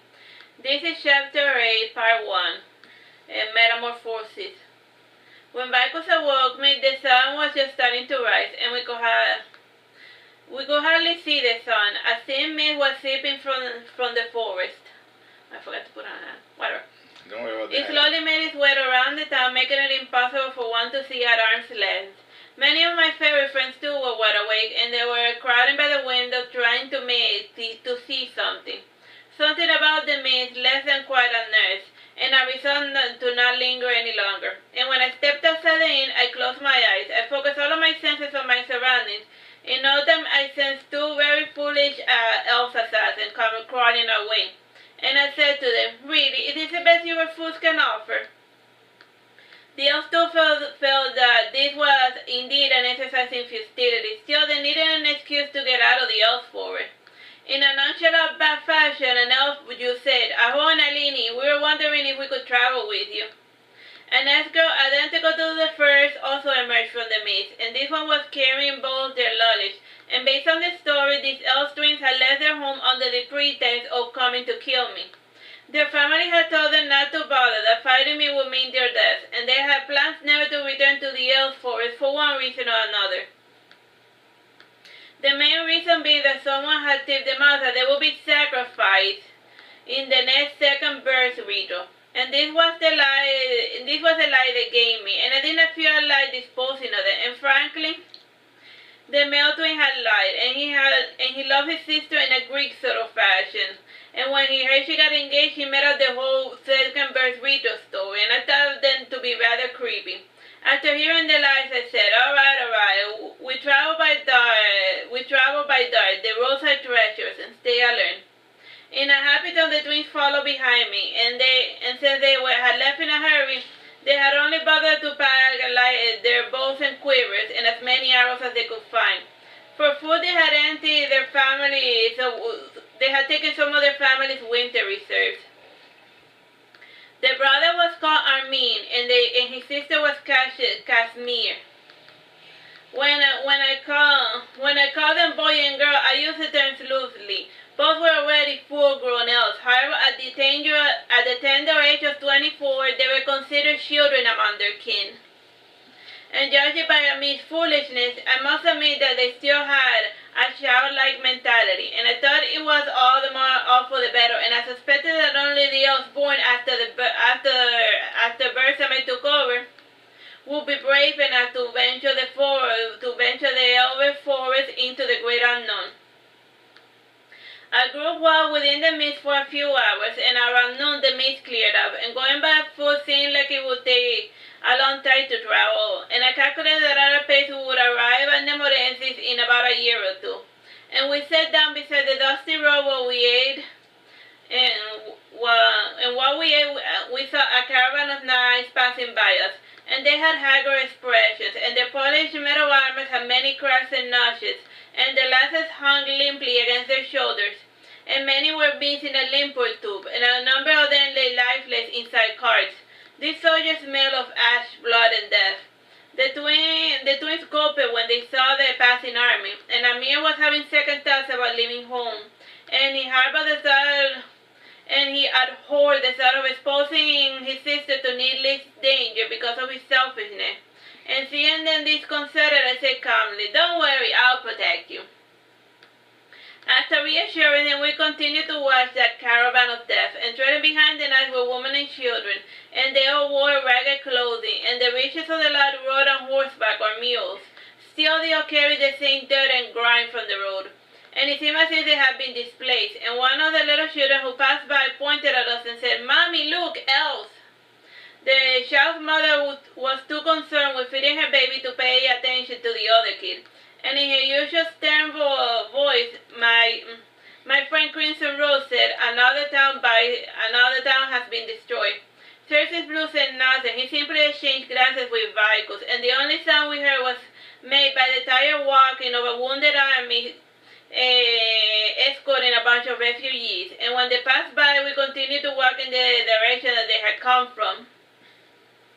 When we spent the night on a hill overlooking a burning city, and the smoke rose to the sky and blocked out the moonlight.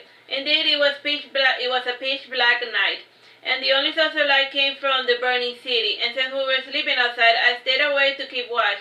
And Vicus and Crimson Rose stayed awake as well, and from time to time a cool breeze would pass by. And the bees carried with it the scent of flowers from the elf forest we had just left. Time, bro? 9 minutes.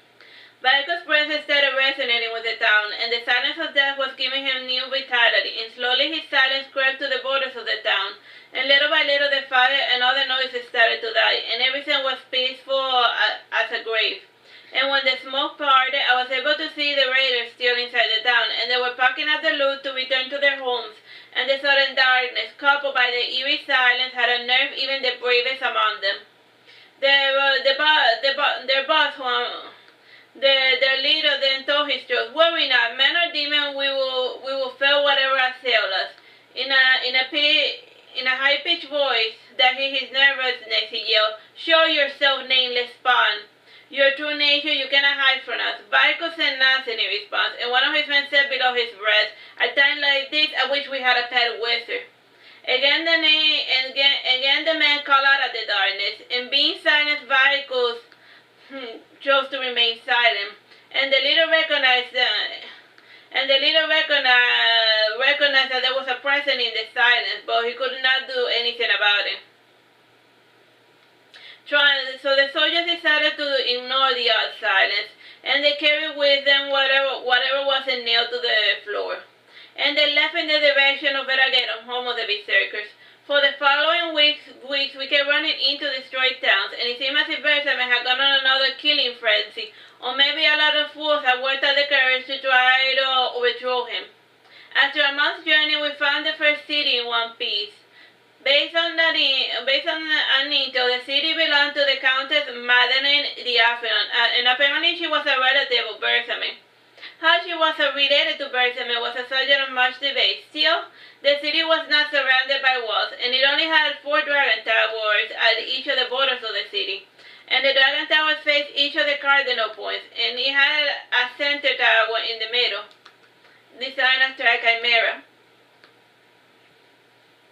My group debated much on whether we should enter the city, and much to their annoyance, I decided that we should venture in. It does not take a genius to realize that my motley crew of 6 fairies, 2 elves, and a weird kid stood out. And much to our luck, the circus was in town, and in every street we saw clown gestures and other weirdos, so we blended in well among them. We even saw a large flock of giggling fairies flying through the intersection, and when the citizens saw us, they naturally assumed that we were part of the show.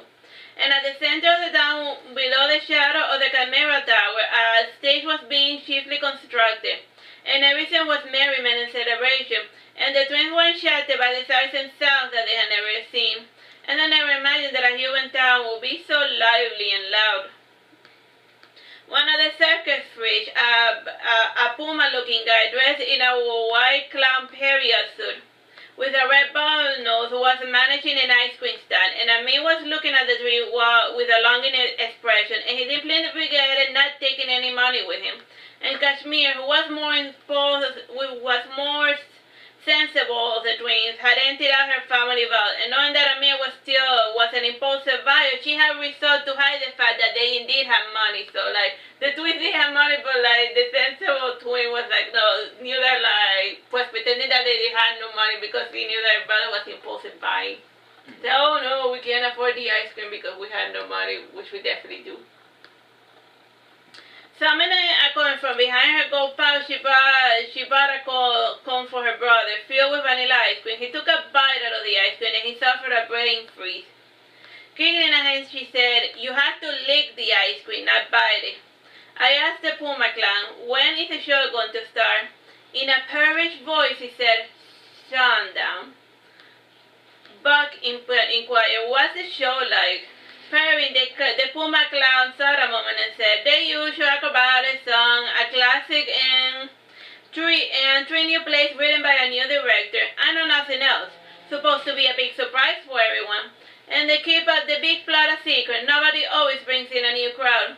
Buckeye insisted, "You at least know the title of the new shows." Yes, catchy titles all are good for catching audience," he said, giving a wide smile, revealing his sharp Puma teeth.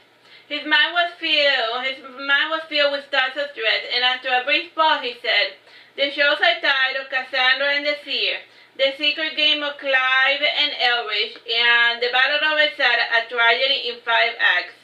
When I heard the title, I smiled to myself. Time, bro? 4 minutes, 30 seconds. Also, isn't the Battle of Esada about a lizard?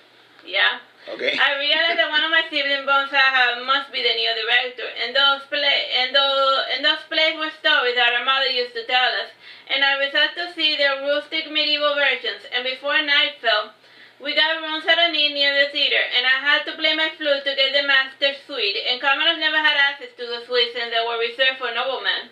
And the bedroom had a large rococo design, and everything had a flowery pattern, and even the closet had new freshly ironed clothing for both men and women. We decided to play the part, and Amir found an attire that made him look like the Blue Boy, and his sister found a blue frilly dress similar to the outfit worn by Marie Antoinette. And between the fairies and myself, I did Casimir's hair in the fashion that matched the luxury of the dresses. And back I stole from the nearby rooms some pearl necklaces, and I adorned Casimir's hair, and after 3 hours, I had dressed my elf twins like 2 little dolls. And as for me, I was never a fan of wearing luxury items, although I found them quite pleasing to the eye. And I simply willed my rose to take the form of a white dress, and the dress had short frilly sleeves that barely scraped the shoulders, and the thin skirt started below the chest and had 3 layers of transparent skirts over the delicate laces.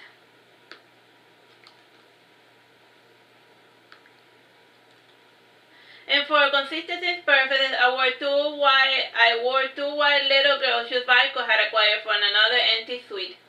Timer? 2 minutes, 30 seconds. Speaking of Vicos, Vicos did not join us in his human form. Instead, he took the form of an ominous black falcon, and he perched himself inside the lion's mouth at top of the Chimera Tower. It did not take him long to change from this location. Something about the realism of the canas deeply unnerved him, and with our new cousin, we gracefully descended the stairs, and the 6 fairies carried the ends of Cashmere's dress. And as we walked outside, everyone turned to look at the pair of blue or twin elves and the cute little human companion, and they wondered strangely why I was walking ahead of them, and they naturally concluded that the elves were my finely dressed servants or something like it. This was further complemented by the diffident look they gave me whenever I spoke. Timer? 2 minutes.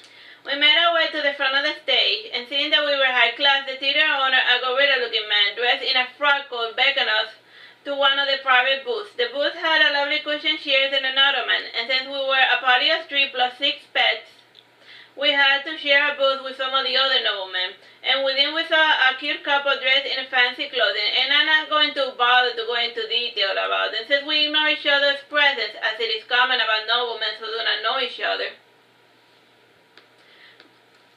The curtain rose and the shows began. During the seer soliloquy, I became aware of some disturbing occurrences, and my mind wandered back towards the cemetery, and Vico too was observing the commotion.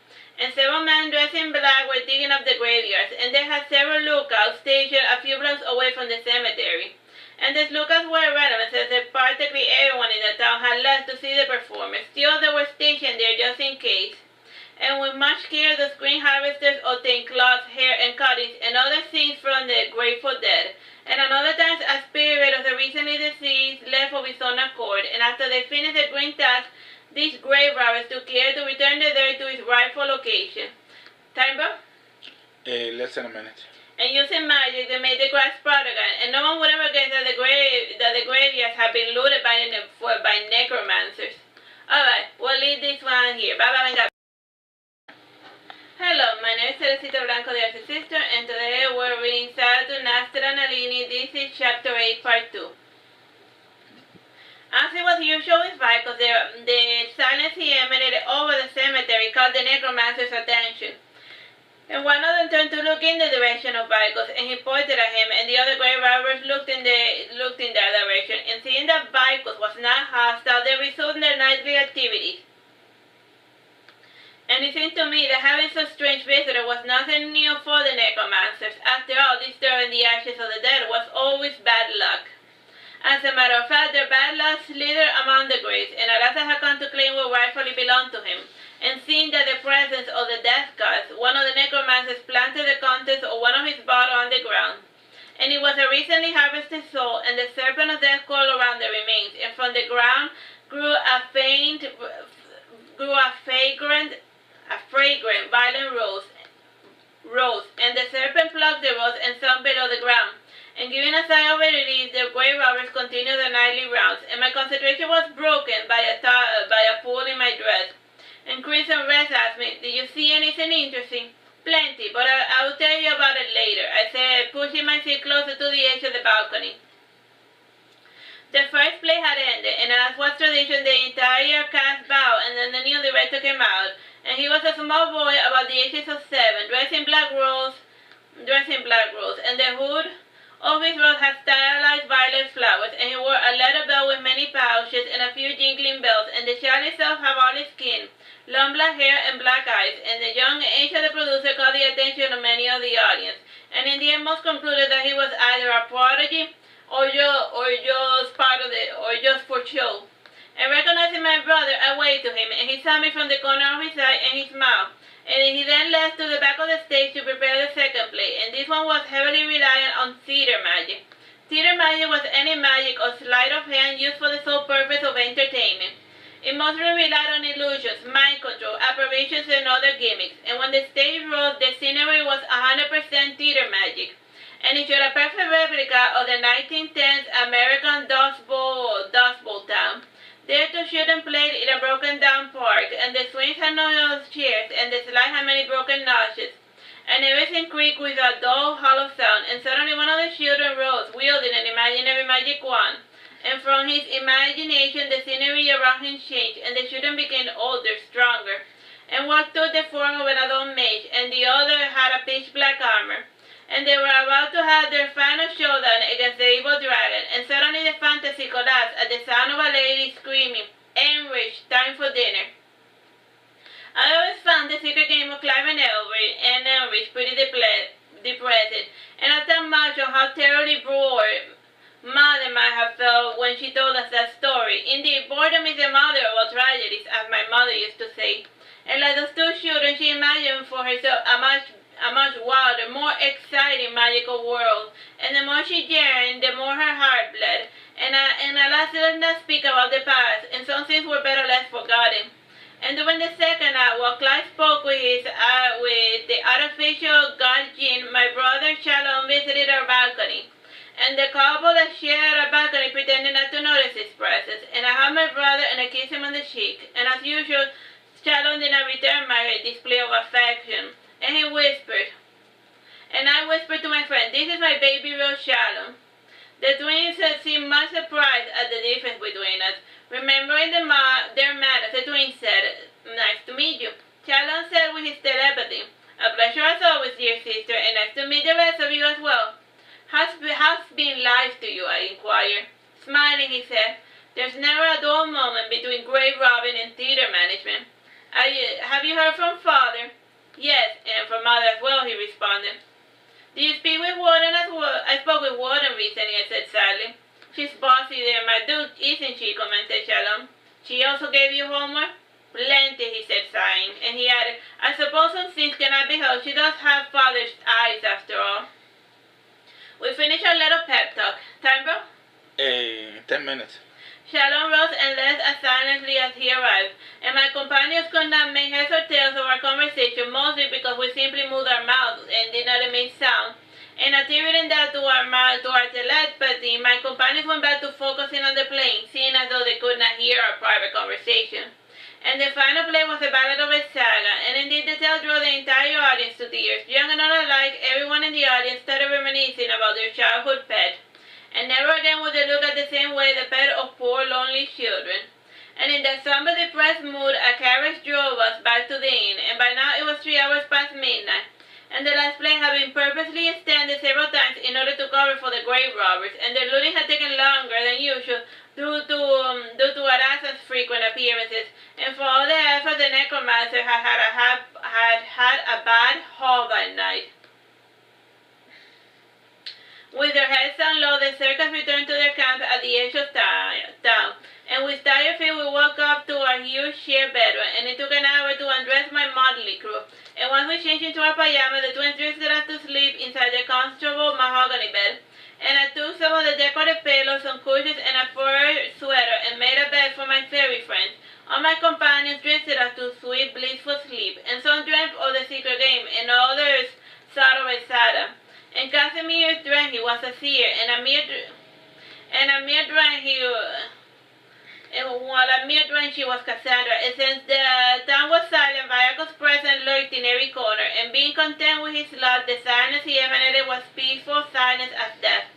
And everyone in town enjoyed the silence in their solemn hour of rest, and I too felt myself drifting into the peaceful slumber. And like a cold splash of water, I was awakened by a laughter in the dark, and I rose from my bed and I felt my way in the darkness, and the marble felt cold beneath my feet. And I slowly made my way towards the source of the laughter, and my courage started failing as I got closer to the source. A door at the end of the hallway was slightly open ajar, and my hand trembled as I pushed the door open.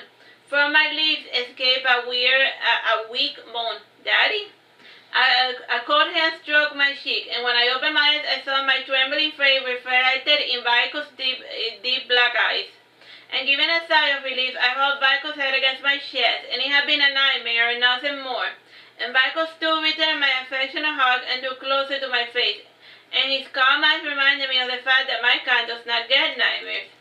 Modern sleep research had practically abolished nightmare, and I said to Vico in a low voice, "Just whose nightmare was that?" If she didn't have a nightmare, she had someone else's nightmare because of the telepathy. Vico shrugged his shoulders in response, and like two frightened children, we fell asleep in each other's arms, and this time my wires did not get crossed. And when I awoke, I was alone in my room, and it had been quite some time since I last fell asleep, since I have truly slept.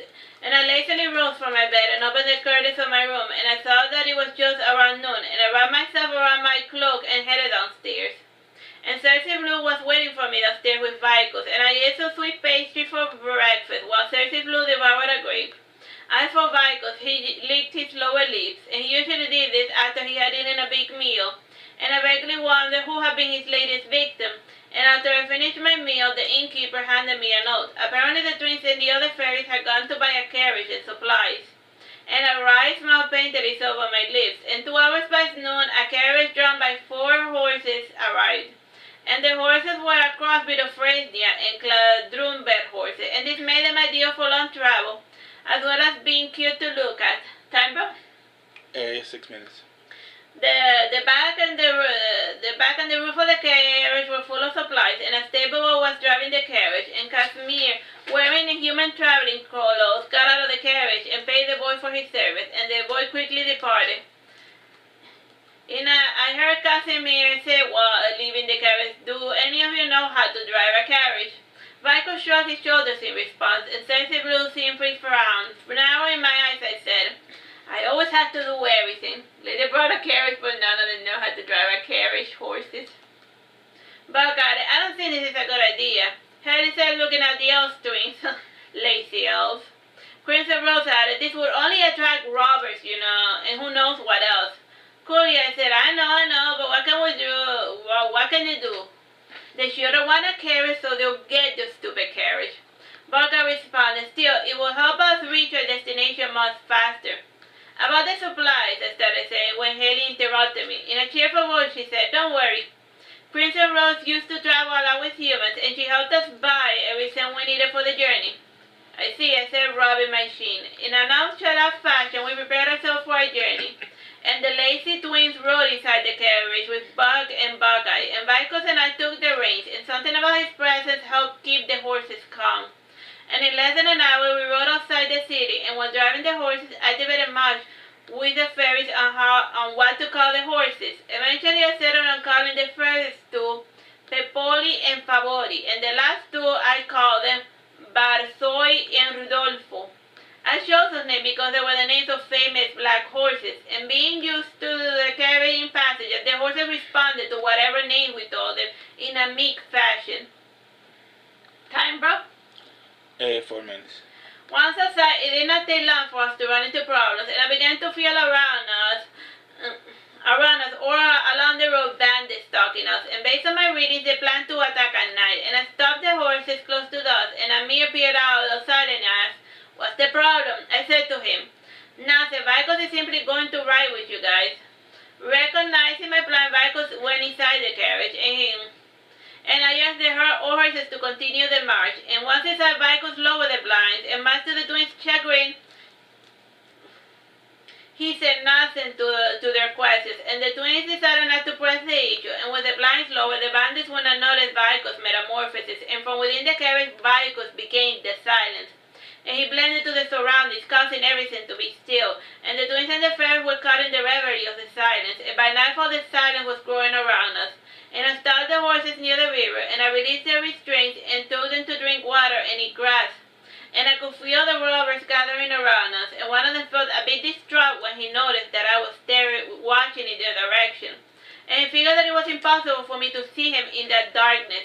And what most concerned the other bandits was the fact that I had yet to light a campfire, and it almost felt to them that I was daring them to attack. and the current of the river became still, and the horses stopped making sound. Timbre? Tremendous. The silence was broken when Pepoli neighed with anticipation, and his sister warned of the presence of danger, and the only other sound was made by the quiet rustling of leaves as padded boots made their way around the carriage. And a voice deep inside me said, "It's starting." And I felt as my inner self being drawn within, and it was as if the ground had become water, and I sank deeper and deeper into the darkness, and my entire soul departed that silent river, and I could see my body around me as I sank deeper, and my gaze became focused on the one person in front of me, and Nalini was standing before the mirror, and she was wearing ornamental white robes with flowers, and she had grown much since I had last seen her, and in the reflection of the mirror, I was able to see Grimir entering the room. And when he took her by the hand, he was able to feel my presence within that Nalini. And finally he said, are we never going to be rid of you? I know I responded, hey, champ, I don't like this any more than you do. If you must know, Nalini was the one who summoned me here. Grimir bit his lower lip and he said, pity. He led me across the hallway, and the palace seemed brighter than usual, and when we entered the audience hall, I saw all of the lilacs assembled. And they had candles in their hands, and they were lined up in rows, and Grimir led Nalini across the path created by the elves. And I took some time to peruse Nalini's memories, and it seemed that she was nervous about the second birth ritual. And since she had a few of my memory fragments, she knew of Vicus, and she worried that he would attack her the second she obtained a second flame. And truth be told, she was right, and I could feel Vicus' presence stuck in the corners of the darkness, and his anger was growing with each passing second. Time, bro? 1 minute 30 seconds. Suddenly his presence completely left the audience house. Apparently he had found a new prey, and while I would walk with Grimir, I had a nagging feeling about the fate of my body. And sure, I could activate the self-defense protocols, but I feared that it would overreact to a simple bandit attack, and it was a dangerous game to inhabit two bodies, and I simply had to have faith that my friend would be able to handle 30 or 50 armed bandits. Now let us return to the second birth ritual or whatever, and I knelt down before Grimir, and the priest brought a golden plate filled with burning oil, and the flame emanated from the plate lamps in a most dazzling fashion. Yeah, I think the timer? Less than a minute. Alright, well, bye-bye. Hello, my name is Teresita Blanco, the Artsy Sister, and today we're reading Saturnastra Nalini. This is chapter 8, part 3. Grimir placed both his hands inside the fire and oil, and he placed both his burning hand on my forehead, and he mumbled words of magic. In the meantime, a priestess entered with a sobbing baby in her arms, and the baby had been born not a few hours ago, and the child still had part of his umbilical cord wrapped inside the clean bed sheets. And Nalini's soul buried itself deeper, and even though it was tradition, Nalini could not help but feel bad for the poor child. Indeed, she had never told her Alphaseer her true feelings about most of the rituals he performed. After all, she had been raised to never question tradition. It also bothered me as well, the terrible fate of the child. Still, there was nothing I could do.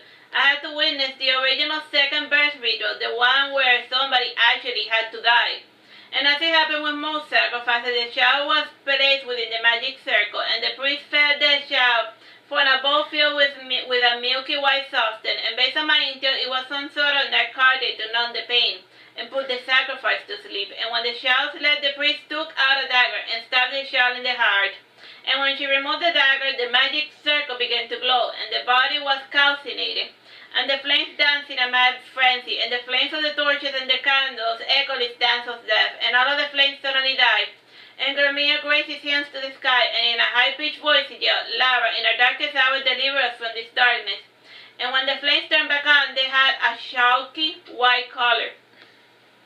And Grimir's flames too felt cool to the touch, and as if the fire had become water cold, and from the ashes of the child there rose two huge phoenixes, and they glowed as brightly as two suns. And indeed the poor slain child had potential, yes, enough potential to even eclipse Grimir. And while Grimir was a prophet, the child was a true magic user who did not need guardians to cast magic. And the flight of both birds was limited, since both their feet were tied by magical strings, and the string was emanated by the magical circle. And from those magical strings, a tiny snake coiled its way up to one of the firebirds, and it bit its neck, and its flame died. And the dead phoenix evaporated along with the snake, and the one that remained landed gracefully behind Grimir. and Gramir beckoned me towards the remaining bird, and the bird enveloped me within its wings, and I felt its immense heat entering inside my mouth and nostril, and it felt as if I was burning from inside out, and the pain subsided when the blaze departed my human spirit, and it gently glided deep within and wrapped itself around the other Nalini. Like a cocoon, her new form hatched from within the flames, and she changed more in spirit than in body, and now her spirit glowed with fresh vigor, and like all of the other twice-born, she was filled with the same arrogance and certainty. The infant spirit was also imbued with strong magical powers, and Nalini's spirit glowed and crackled like lightning, and resonated with the child's potential, she intoned an overpowering aria, and unlike regular arias of the elves, hers was filled with lightning, and it manifested into sparks that filled the entire temple. In the ecstasy of her newfound power, she seemed like a whole different person, and even her soul's nature changed. And our bond broke when she obtained the soul fragment, and as I started to depart, I said to myself, pity, now she's just like all of the other elves. When I returned to my old body, I felt that somebody was carrying me. I also felt a sharp knife in my neck, and in a husky voice, a man dressed in black was yelling, come out of the shadows, you all, oh, this little freak gets him. The darkness said nothing in response, and I said to the man, put me down. He placed me on the ground, and gesturing angrily to the bandits, I said, begone, all of you. I am not in the mood to indulge your free will. The bandits started departing at my command, and angrily some that were resistant to my mind control said, you fools, what are you doing listening to that creature? Are you out of your minds? Focusing my eyes in the direction of the guy that resisted me, I said to one of the bandits, I haven't any quarrel with you, stranger, and if you leave now, you may escape with your life. In response, he shot an arrow aimed at my head, and the arrow ricocheted off my robes as if they were made of iron, and this unintentional display of strength unnerved the bandits, who also fled with his tail between his legs. Sighing, I turned around to survey the damage, and the carriage was burning, and most of their supplies had gotten ruined. More importantly, I sensed that my traveling companions and the horses were alive. I'm back, I said, waving in their direction. They saw my silhouette against the fire, and Kashmir was helping her brother walk, and he had taken a few arrows, and two on the shoulder and one on the knee, and he was wincing, trying to fight back the pain. I saw what you did there. I used to be an elf like you until you took an arrow to the knee. Ah! I saw what you did there. I don't know, it's funny to hit people in knees. Yeah. Not being too keen on fighting, the fairies emerged from their hiding spot, and the first one to speak was Amir. Where were you? Nalini needed my help, so I left, I said nonchalantly. She has been dying for you to abandon us, snorted Casimir. Waving my hand, I said, nah, she was just nervous about the second birth ritual thingy or whatever. The twins' faces darkened into a frown, and to make them feel better, I added, won't happen again, trust me, Nalini's changed, and I don't want anything to do with who she has become. Casimir had her brother seated before the burning carriage, and with a strong wish she yanked the arrows out, and she then whispered words of healing, and Master had known the spell did not work, and she tried to heal him again, but it did nothing, and by now her brother was blacking out. Sorry to disappoint you, Sugar Pie, but you have no true magic, and without Gramir and his goddess Lava, you cannot cast, I said coldly. And worried, the maiden ripped the ends of her skirt to make a tourniquet for her brother's wound. As she vainly tried to help, and I said to Crimson Rose, you still remember your own magic, right? Chuckling, Crimson Rose stood on top of Amir's sweaty forehead. Don't forget that some of them are like tiny fairies. Raising her hand to the sky, she said, I invoke these forces of nature in the name of Ortiz, Sahik, and Auno, and grant this child health. And in response to her invocation, the grass around us started to die, and this life energy gathered around Crimson Rose's wings, and her wings were full. She sprinkled her fairy dust over Amir's wounds, and the dust stimulated the boy's regenerative system, allowing it to generate new blood and tissue, thus healing the wound quickly. And Amir gave a sigh of relief while resting his head on his sister's lap, and from the darkness emerged Vicos leading the horses. And when the fight broke out, instead of fighting, he took the horses to safety, and the fact that he valued animals' lives over the elves' lives really bothered Casimir. However, she said, pointing to Vico, what is wrong with your pet demon? First of all, Vico is not my pet or a demon. He is his own man and he can decide what's important for himself. I said, and second of all, even if it was a true demon, he would not have killed the bandits. After all, most true demons do not kill. Narrowing his eyes, Amir asked, what do you mean, true demon? There is no point in fretting about it. You have your demons and we have our own, I said, avoiding dodging the question. And it was pointless to disperse information that they would not be able to understand.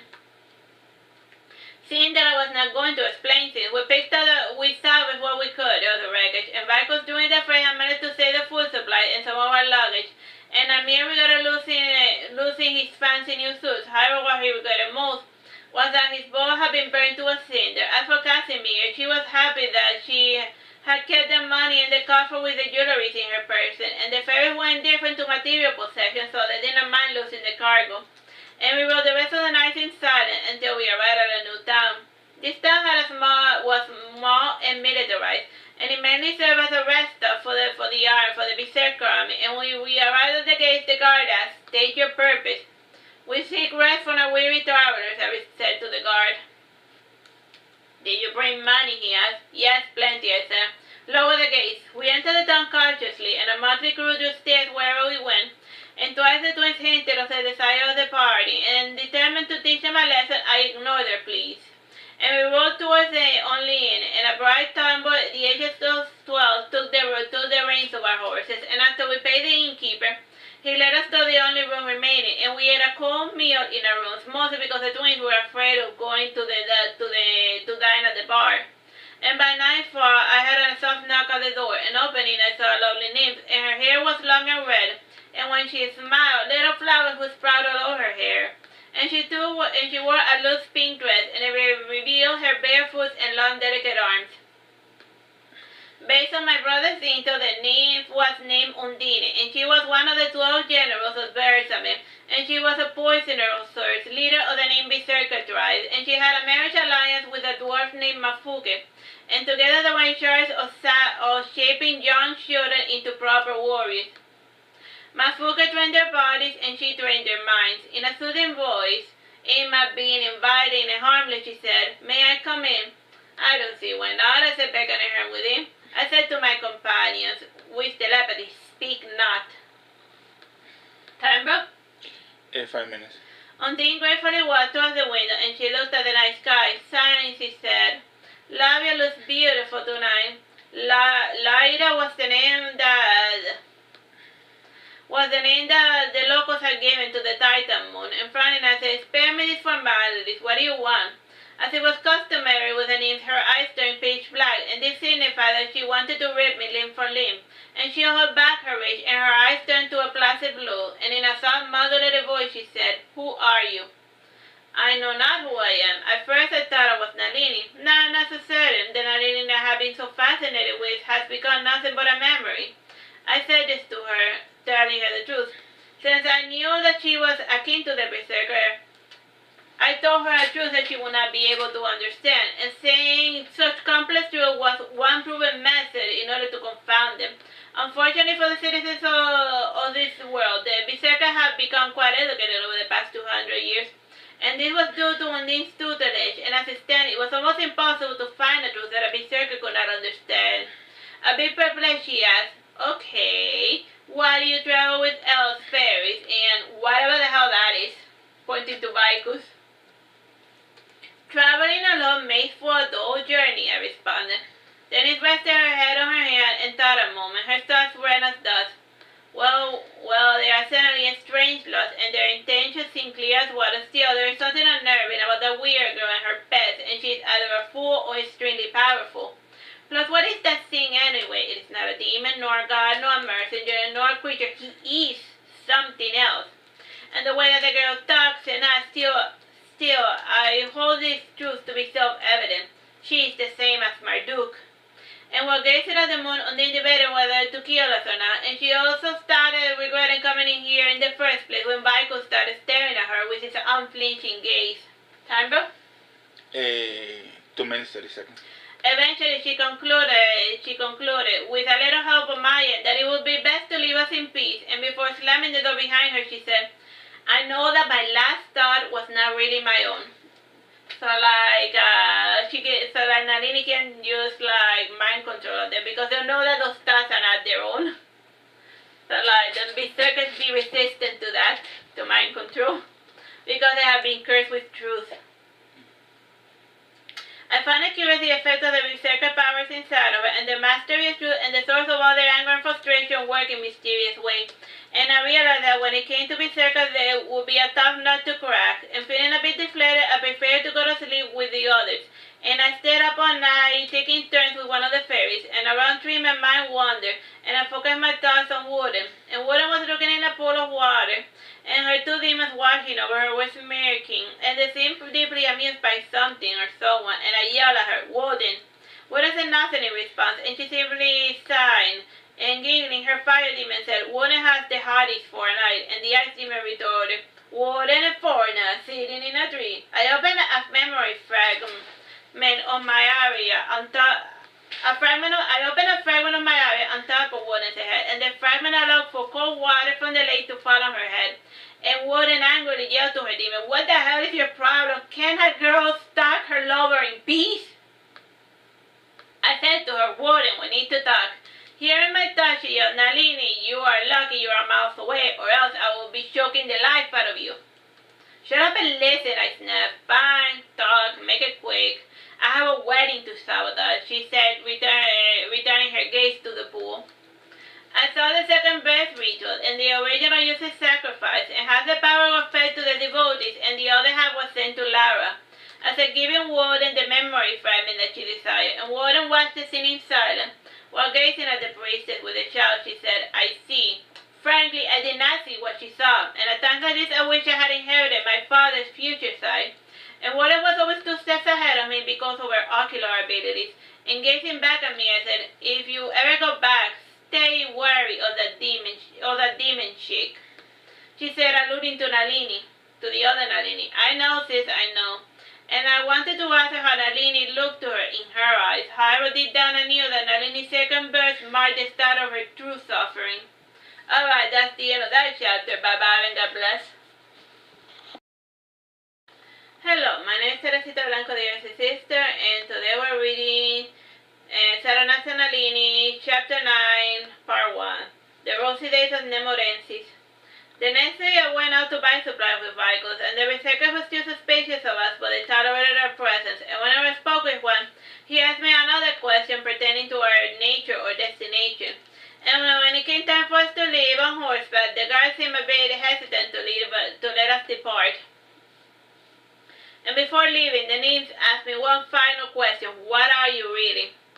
Snorting at me, I added, yeah, I've been meaning to ask you that myself. Yawning a little, I said, what difference would it make if I answer your question? You would still not be able to stop me. Indulge my curiosity, shall, retorted Undine. I haven't decided yet. Again, my cryptic answer left the nymphs even more confused. She thought a moment while rubbing her chin, and her face furrowed into a grimace, and it seemed to me that, since it was not her forte, and despite her prodigious memory, all she had to go work with was refrigerated knowledge. And even so, she was a sly old hag. Her face lighted up with pleasure, and then she said, I will open the gate if you answer me one more question. Fine, I said, looking rather bored. Your parents, what are they now at this very moment? Indeed, the curse did work wonders, and she realized that if she asked a broad question, I would answer quite bizarrely, and indeed my parents had not been the same thing at different points in time, mostly because my mother had met in reincarnation and my father was a shapeshifter. Mom is, one could almost say demon-like, but she's more of an angel. And my father, he's the wizard.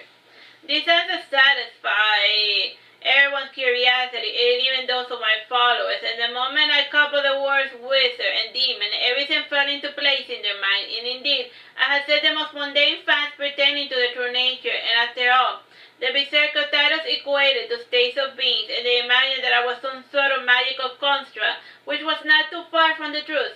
Unimpressed, they opened the gates for me, and we rode together, and in a hurry to put some distance between us and the berserkers, and I rode ahead, followed by vehicles and the twins trailing behind.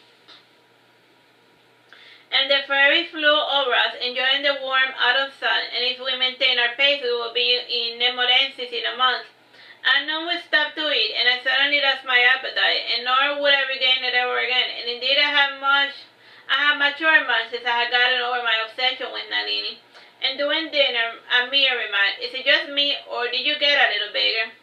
"You know, I am starting to see it as well," added Casimir, biting down on an apple, and Crimson Rose said, "Stand up, Nalini." I stood up in a fury. And she had me stretch my hands, and indeed my sleeves had gotten a bit shorter. And this minor size difference drew the other's attention, and Vicos stood beside me, and indeed I was half a head taller than him. And Vicos corrected the size difference by measuring himself, and when he matched my motherly age, he was now a head taller than me. And for the rest of the journey, the twins amused themselves to see us recording my growth spurts. And every time I grew, Vicos made himself a little taller because he didn't want to get left behind. So, like the girls grow a little taller, so that he grows taller. By the time we arrived, I had the size and maturity of a 14-year-old girl, and my body was fragile, long, and slender, and my hair and my skin had color enough for me not to look like a ghost, and my lips had turned fresh red, and my eyes a clear blue mist. And my hair by now went as far as my waist, and sometimes I wore it braided when it bothered me. At other times I allowed it to flow freely behind me in the fashion that made me look epic. Indeed, I was long overdue for choosing a form, and the moment I outgrew my robes, they would lose their ability to modulate my powers, and should that occur, it would be hazardous to my friends to be near me. And when we reached the Morensis, the entrance was walled by oak trees, and the ground was covered by a thick mist, and they blocked all sight into the entrance of the forest. And the second I entered with him, I felt that the oak trees led to an area, and I had not noticed, and we would have been wandering around the fake forestry for ages, and I yelled at the area master, "We come to the point of origin in search of refuge." Time, bro? 10 minutes. A part of the mist cleared, and after walking a bit, we arrived at the clearing, and there we saw a mound with a single willow tree. And a cold wind swept behind us, and the tree and it made give a soft groan. And sitting beside the tree, a lazy sort of moon, was a man dressed in black robes, and he rested his head on his bony finger hand, while the other looked through the pages of an empty book. When he lowered his hood, I was able to recognize his face. I had met him once in my father's study, and he had come delivering a magic item developed by the Thorn Magi. And I still remember his normal-looking face, thin, cynical lips, his long, gently curled black hair, and his deep brown eyes. His original name was Clive Hamilton, the Chameleon Mage, and currently he insisted on calling himself Atomos Magi. He took the name Atomos from some obscure magician from antiquity, and the name Magi he adopted it because he claimed to have studied under the guidance of Zoroaster, the first non-human to use true magic. And glancing up from his reading, if you can call it that, Atomos greeted me with a wry smile, and I asked him, "Atomos, what brings you to this neck of the woods?" "I was catching up on my reading and lost track of time," he said, stretching a bit. "So I noticed," I remarked. I will let you walk deeper. Just know that this area leads to a second," he said. I made a motion to my followers, and we continued on our way, and since I saw nothing but trees, I shifted my attention to Bersamin, and I sensed that he was lurking inside the forest, and I was curious to see the man whose name brought fear to everyone's eye. He still looked the same as he did 200 years ago, and he had an air of deep nostalgia, and something about the area reminded him of someone dear.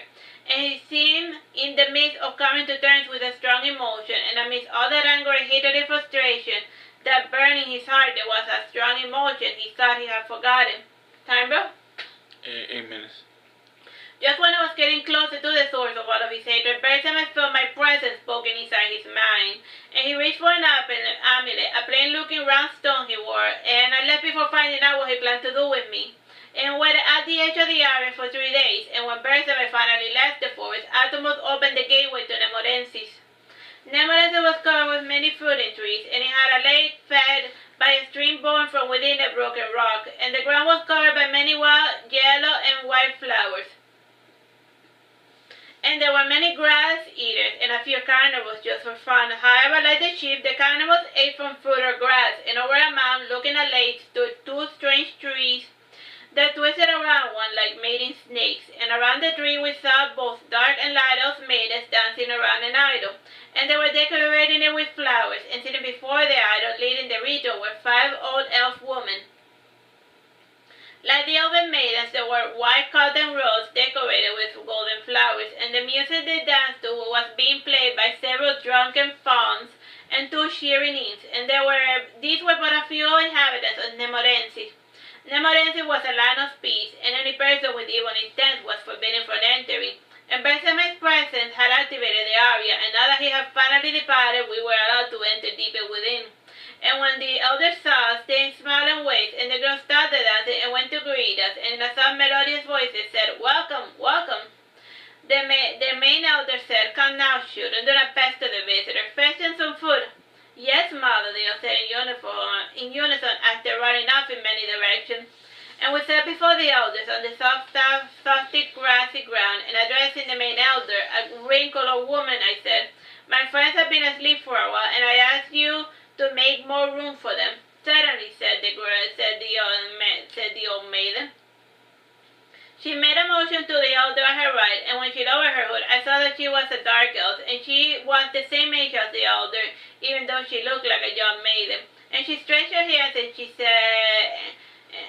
stretched her hands to the sky, and she waved magic with her fragile hands, and she whispered words of magic, and we felt a strange rumbling over the fields of Nemorensis, and since the earth was parting, the secondary wave was felt as far as Verageron, and when there was enough room, the maiden relocated the contents of my area into the west part of Nemorensis. Remember that Nalini had sliced a whole piece of a forest? Well, in that other forest, they made room for the piece of the forest that she had taken, so now it's just neatly sitting there. Once outside, those within the area stopped being frozen in time, and around them grew the fruiting trees native to Nemorensis, and the flowers sprouted from east to west in the old elven forest. And my friends saw this and realized that they had finally arrived to Nemorensis, the mystical land of peace. The fairies were the first to make their way to the center of Nemorensis, and they marveled at the strange interweaving tree, and the animals in turn turning with the peaceful aura mingled with the carnivores of Nemorensis. Indeed, it was heaven on earth. And after a simple roll call, my friends went about their business, enjoying the peace and prosperity that Nemorensis offered. As for my traveling companions, the elves were enchanted by this mystical grove, and they wondered what might have possessed their ancestors to leave such a wonderful place free of war and worry. Michael left the group to take up residence within a silent cave he found at the mouth of the helix-looking tree, and my senses told me that the cave ran deep below the ground for quite a few kilometers. And my first 2 left to join their brethren in their wandering, and only the twins stayed with me. The elders suggested to us to have a seat near them, and we ate, or should I say, and we ate a wonderful meal composed of varieties of fruits and vegetables known to men and some unknown ones, and while eating, the elder said to the twins, "So, the prodigal children have returned." Returning her smile, I said, "They are just a few of the many that will be leaving that sinking ship they call home." The elder gave me a wry smile and said, "That remains to be seen. Do not be too disappointed should things not turn out the way you planned." Time, bro? 2 minutes. Catching me upon the munch about Nemorensis, and for starters he had trouble sharing the same space as the other dark elves that lurked the forest, and she was trying to get used to the idea that in Nemorensis dark and light elves were considered equal. As for Armir, he was too full and too happy to care, and Kashmir eventually collected her thoughts and asked a question that had been banging in the back of her mind. Why did our ancestors leave Nemorensis? The elders gave each other a significant look and then proceeded to explain. At a certain point of our history, our group divided into 2 factions. One wanted to stay in Nemorensis and live a carefree life, the other wanted to leave, so they left. We already know that. Tell us the real version, they demanded. Again, the elders gave each other a look and said, up until recently, our world had a cyclical time frame. Past, present, or future, all was part of the eternal reoccurrence. This all changed when 2 destabilizing forces entered this world. One embodied peace, life, and prosperity, and the other blood, death, and carnage. From these dualities there came our first gods, and in order to sustain their power, these gods needed proper worship, and they could not get it if they had to start from square one, and instead the future turned into past, and we don't know how, but suddenly time started moving forward, and actions started to matter, and with time moving forward, our kind was able to mature, and in exchange for knowledge, our kind lost their eternity. And the simple mandate of maidens that you see here are the randoms of the original ageless elves. And then there are others who started remembering, and what they remember we know not. And they were the ones who brought wars and strife to the Morenci. And they took with them those who also remember, and persuaded many others to depart. And what became of the master that left, we know not. Time, bro? Let's say a minute. Alright, we'll just leave it here. Bye-bye and God bless. Alright, we're good. Hello, my name is Teresita Blanco, the Artsy Sister, and today we're reading Saturnastra Nalini.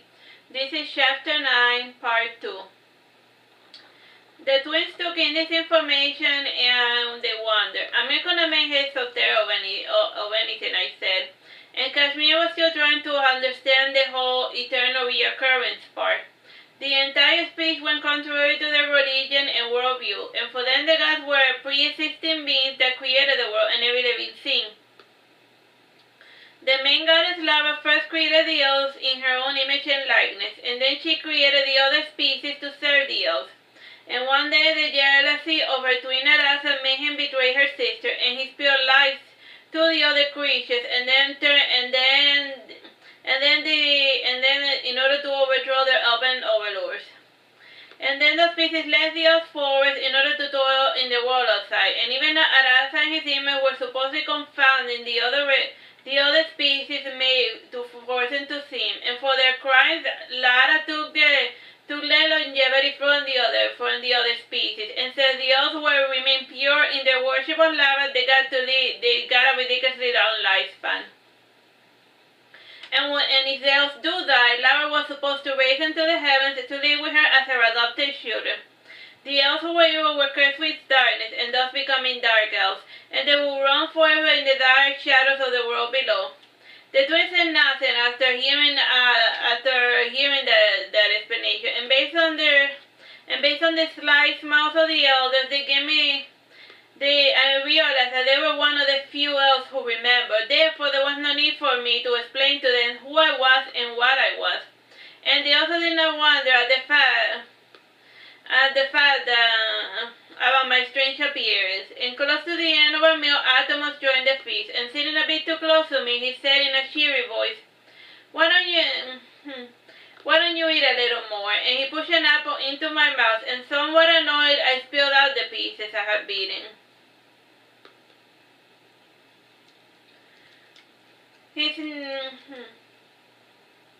Atomos shifted from his seat, and then he went to bother Kashmir. And he held him in a brotherly fashion before saying, The past is irrelevant in the face of the future, and there comes a time when we must stop thinking about history and focus on the here and now. And Atomos laughed when he felt that Kashmir was growing tense, and he had one of those loud bad guy laughs, and he laughed heartily for a few minutes, making us, the guests, feel uncomfortable. And gingerly he rose after he finished annoying us, and then before departing. Amir whispered to his sister, "What a weirdo."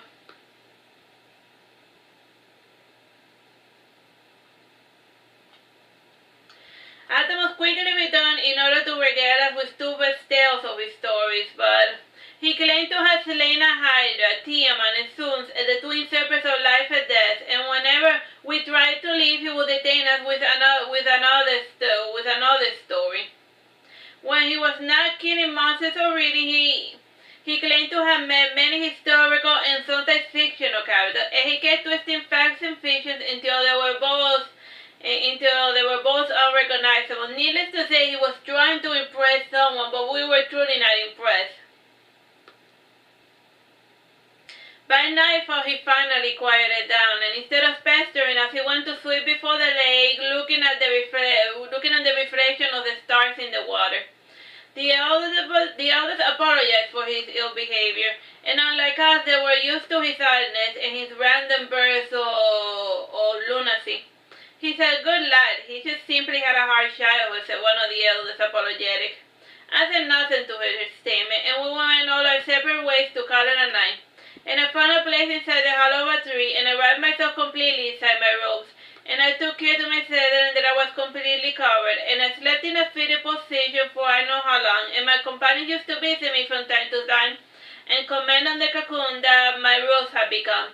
And whenever they had contact with the cocoon, part of them went inside of me.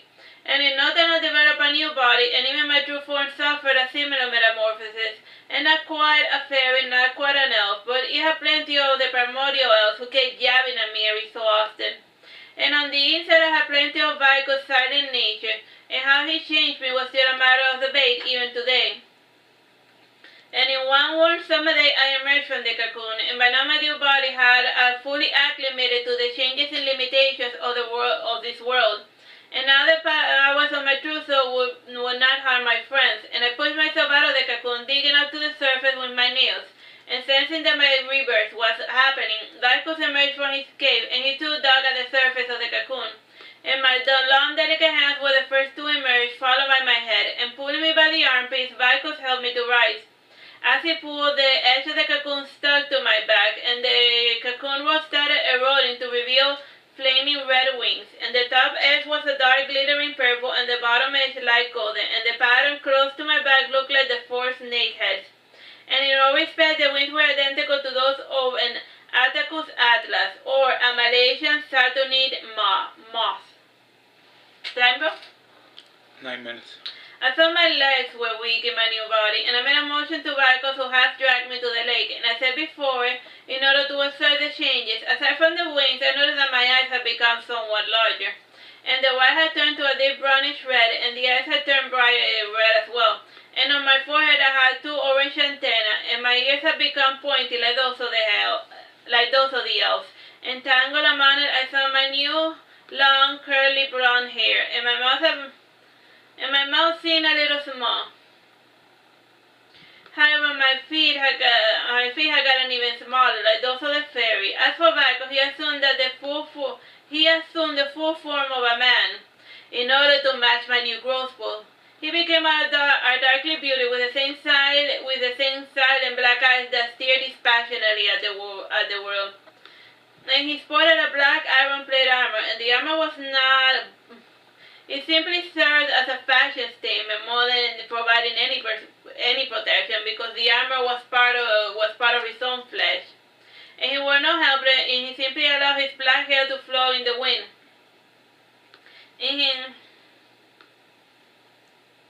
By now, word had gotten around that I had finally emerged from Marcacon, and in no time all the citizens of Nemorense had gathered around the lake, and I noticed some new faces, and it seems that whatever had slept, other elves had made the journey to the forest, and most of the new arrivals were dark elves, women, and children. And I saw that the one leading them was the leader of the five dark elf mages, and they were the second group that traveled to Nemorense. And unlike most mages of the Alpha Sphere, these ones had managed to develop their own magic, independent of Lara. I did notice non-elves among them, and a small child made his way through the crowd, and he walked on top of the water to cross the lake to see me.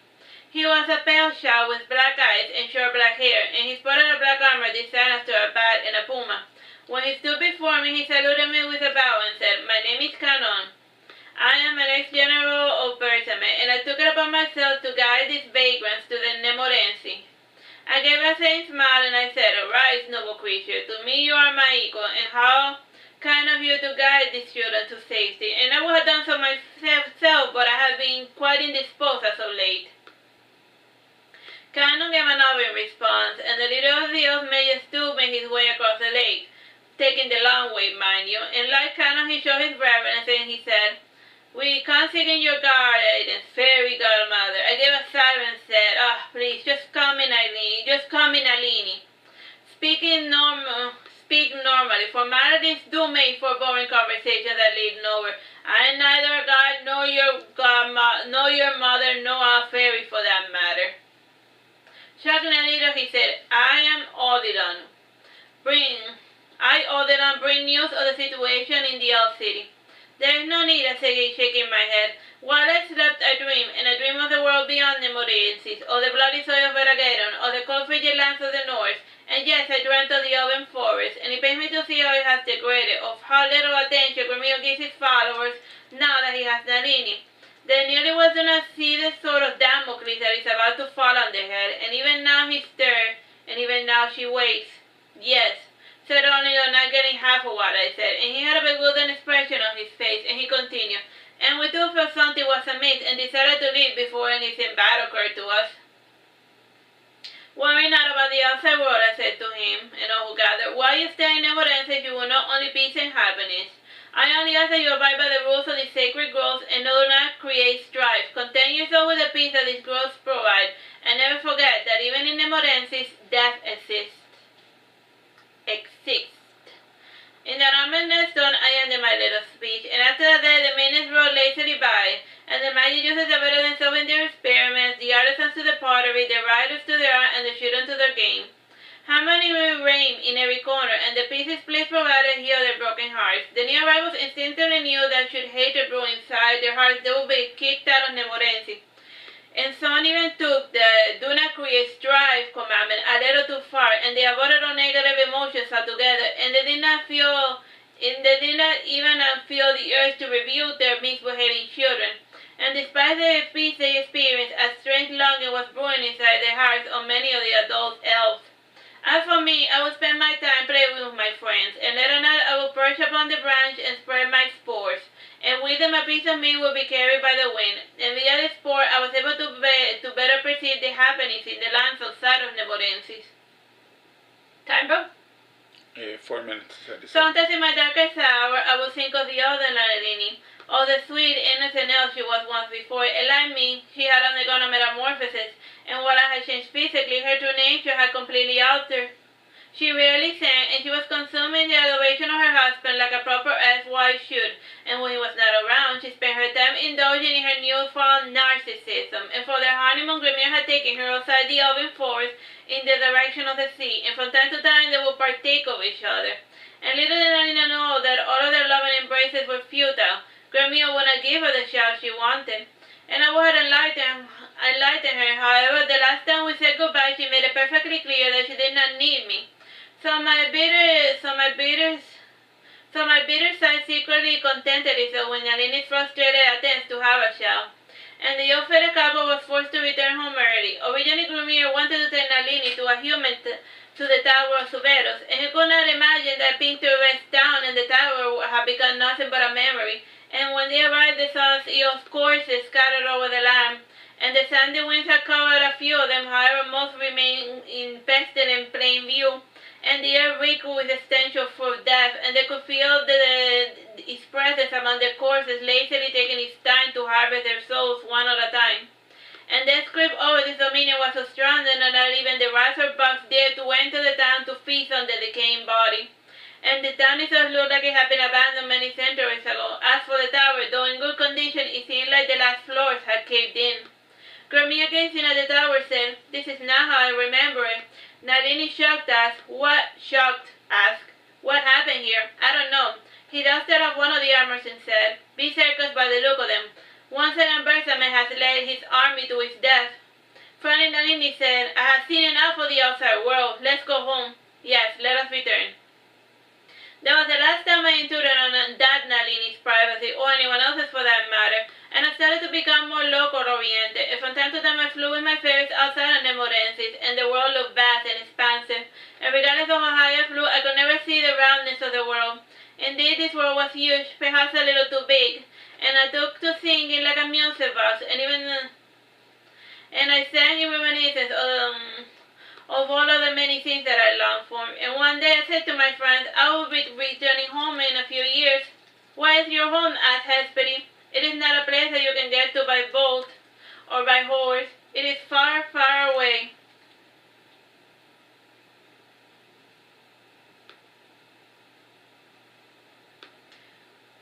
At the end of my song, somewhat amused, Crimson Rose said, "Really, with all the seriousness, where do you live?" "I was born here and there and everywhere at once. In a few years I will return to where I belong," I said in my usual dreamy tone. Connell snorted and he said, You sound just like my Duke. Well, he's my big brother, after all, I said coquettishly. I figured as much, he said, frowning. Time, bro? Less than a minute. You think he keeps you in the blind, and my brother's one of those need-to-know basis kind of weirdos, and he never tells you the whole story unless if he finds it absolutely necessary, if at all. In this respect, he is his father's son, I explained. Alright, we're done with that. Tabagaben, God bless. 6. Hello, my name is Teresita Blanco, the Artsy Sister, and today we're reading Saturnastra Nalini. This is chapter 9, part 3. Alright.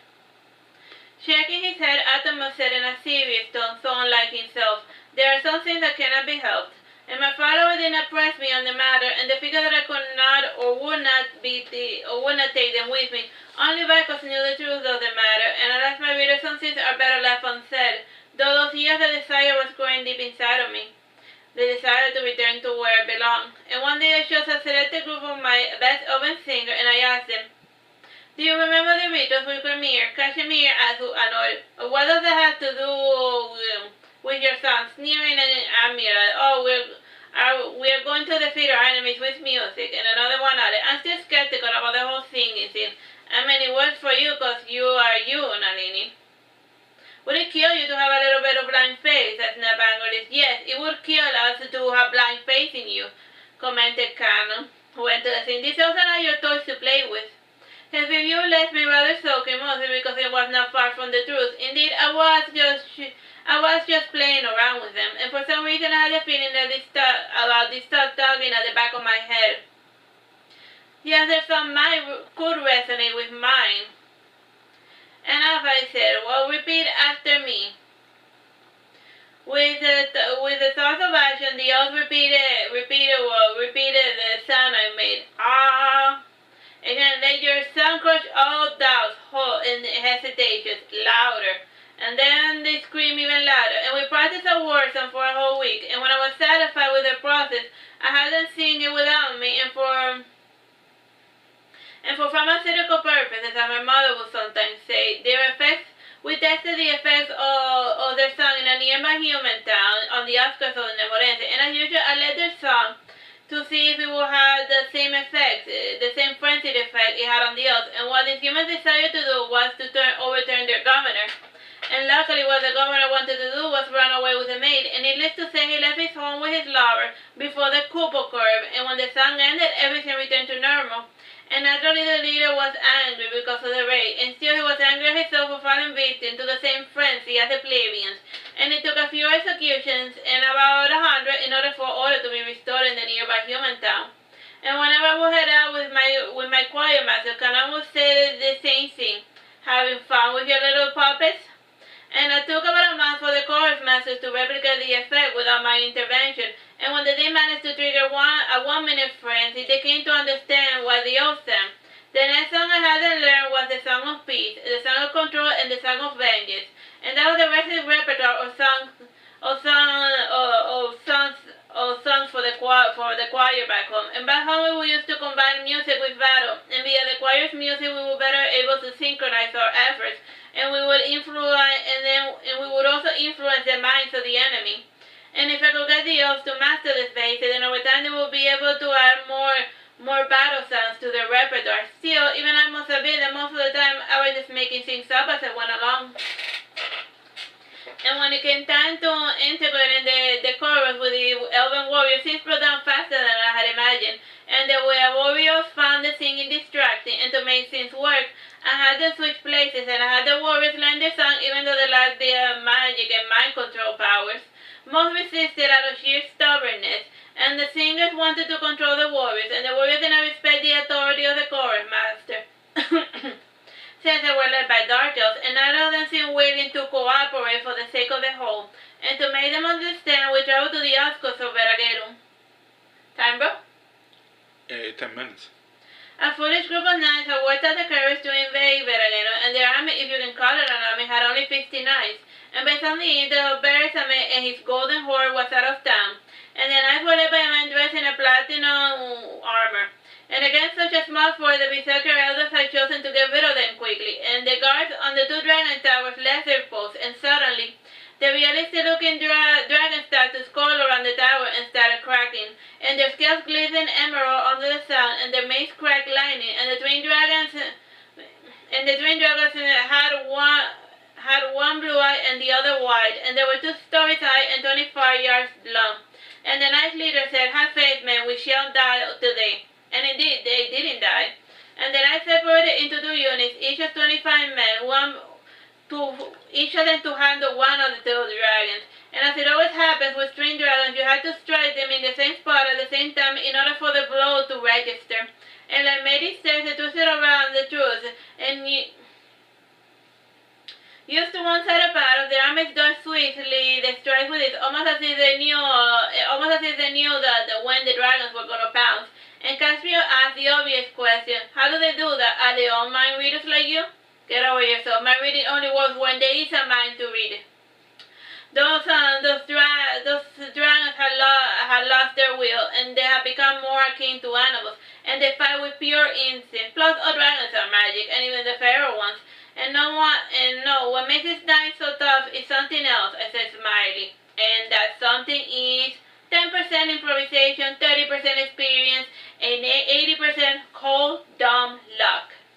Those fools fighting the dragons are as blind and as lucky as their leaders. Still, blind luck is what keeps you alive, and the influence that the leader has over them is pretty similar to the songs I have been teaching you. Look, not armies are the same, and each leader has his own unique style. And the many army is being driven by faith and dumb luck. And Besame's crew is governed by fear, and our motley crew has been driven by pride.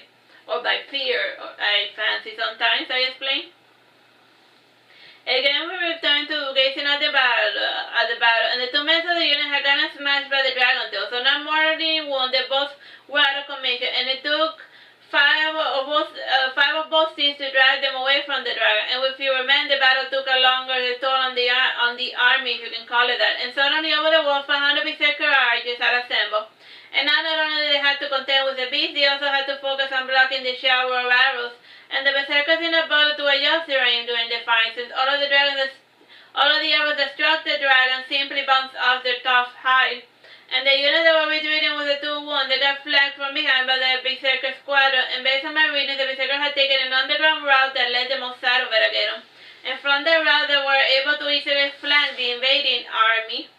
About in his game, Amir said, I don't want to watch. And just when seeing as there was, the leader stopped dodging the arrows and began to ignore the menacing dragons. As he struck fixed, he raised his sword to the sky, and for some reason the rain shadow of arrows did not strike him, as if the archers suddenly had developed by aim. And mostly only grazed him. And seeing the change, the dragons focused their attention on the leader, and they seemed hesitant to strike, and mostly simply bared their teeth at it. Are you time? 7 minutes. I said to my companions, avert thine eyes. Oh, Heavenly Father, I humbly ask for your assistance. Deliver us from this plight, said the fighter, and his blade began to glow like the cold winter sun, and his soldiers used to this side cover their eyes. Sensing danger, the dragons turned to stone, as they can usually do whenever faced with a real threat. And the berserkers who stayed to watch the resonating light were consumed by light, and in no time the night outshined the sun, and just as quickly the light faded, and the night too had vanished from sight. Is it safe now?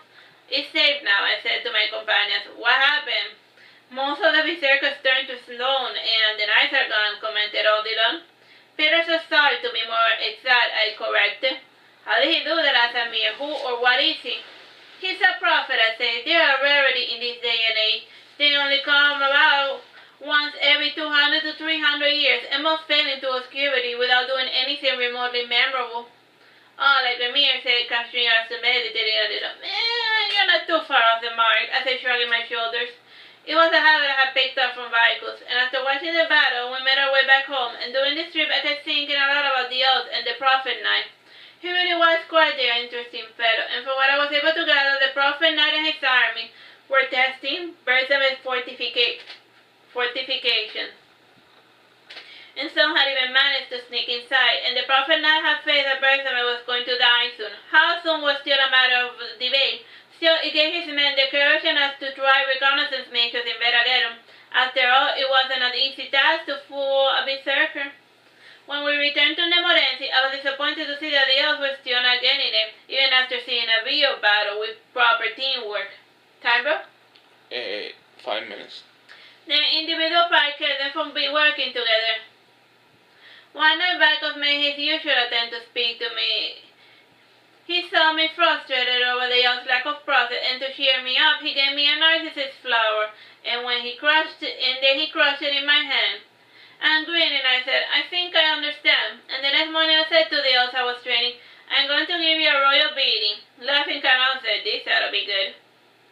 The natives of the Morenzi and the fairies gathered around to see the commotion, and my trainers looked at me bewildered to see if I spoke the truth. Laughing, I said, ready or not, here I come. I generated my old flute, and when he played his tune, I summoned the form of 1,000 crystalline knights, and I chose such attire for my toy soldiers for the effect and rather for any practicality. And I could feel the leader, Alpha, sneering beneath her crystal helmet, and her sweet revenge was just beginning. And as expected, the trainees fled in terror, and one another they became victims to my loyal knights. And my sweet Alpha took care only to beat them to within an inch of their life, and when night fell, the residents of Nemorenzi healed them. The next day I asked, do you get it now? You psycho bitch, snarled Amir. Gritting her teeth, Kashmir rebuked him. You fool, trying to anger someone that can easily squash us like bugs. The father of Major smiled at me, showing that they finally understood the reason behind such a painful exercise. The others, I said, you still don't get it, do you? Again I called for my knight, and this time I only summoned 995. And the Dark of Mages did not even bother to run away, since they knew that they were no longer my targets. And the same routine was repeated for about a week, and during that time a good number of the people became convinced that I was simply wanted to give them a good old-fashioned combat training, and not expounded on the lack of teamwork. And whenever there was any real conflict, they simply fled or used the youngest among them as a shield. Indeed, they had felt no compulsion about throwing each other under the bus if it meant achieving their goals. I feel that the majority of them had not changed at all. Time, bro? 2 minutes. At the end of the week, I said to them, you think your longevity makes you superior? You are just as fragile as any normal man, and remember, even in the Morenzi's deficits, and I got tired of the games, and you already know the basics, you figure out the rest for yourself. Alright, and that's the end of that chapter. Bye-bye, and God bless. Hello, my name is Teresita Blanco, the Artsy Sister, and today I'm reading Saturnastra Nalini. This is chapter 10, part 1. Another lesson. It took the elves a few weeks to figure out that I was serious about leaving them alone, and I started going on long trips outside of Nemorenzi, and I simply limited myself to looking at the world from the sky. And when the night started to descend, I would return to Nemorenzi to be in the forest, and at other times I would spend my time with my knights or with Vicus. And when I got bored, I would spend time singing to the fairies or to the guppy elves, as I've grown to call them. And by the end of the week, the elves asked Canon to appeal to me, and even I found this gambit a little pathetic. And with his dang look, Canon made his way to the tree I like to perch, and the tree gave me a good view of the outside forest. And as usual, I was allowing the wind to gently rock my crimson wings, and whenever a strong gust would come, I would release some of my spores, and I became aware of Canon's presence when I heard him sneeze, and I turned around and saw that he was a few branches below me. And he was currently in his tiny bat form, and based on what I had seen, Canon was composed of a puma, a human, and a bat, and rumor had it that he was a male sphinx or sort. And it was rare for a male sphinx to use magic. It was even rarer for it to be able to split into 3 separate forms. And so far I only seen him wandering in his black armor modeled after a puma and the bat, and at other times he was separated into 3 entities. As it was his bat form, annoying habit, Canon perched on top of my head, and he said in a squeaky voice, your pets miss you. It is either my way or the highway, and they chose the highway, I said, frowning. And I tried in vain to shake off the bat that had firm grip on my antennas, and we said nothing to each other for a bit. It was Canon who broke the silence. You express yourself so cryptical, and in this respect you are the same as your brother. Look, I cannot force you to pay them attention. They are pathetic. They are drawn to you like moths to a flame. Ironic, me being a moth and all, I noticed. You don't really own them anything, he commented. Still, it was cruel of you to give them false hopes. I didn't give them anything. They simply read too much into my actions. It was childish for them to imagine that I would become their light, and even now they still light torches in their darkest hour. They are like frightened children still afraid of the dark. I said ominously. Again you jest, dear Nalini, said Canon laughing. Some habits are hard to break. Still I worry. They must be made to understand the errors of their way, I said, sighing. You can't teach old dogs new drinks, Nalini, commented Canon. At times like this I thought of taking the easy way out. It would be so easy to simply make them sink my way. Still that would be a hollow, empty victory. And I glided back down gently. And the 1,000 elves that I was training were waiting for me beneath the tree, and the 5 dark elves greeted me with the usual reverence they show their alpha seal. And their foolish loyalty struck a chord in me, and they have been conditioned to obey, to be served out to a higher power.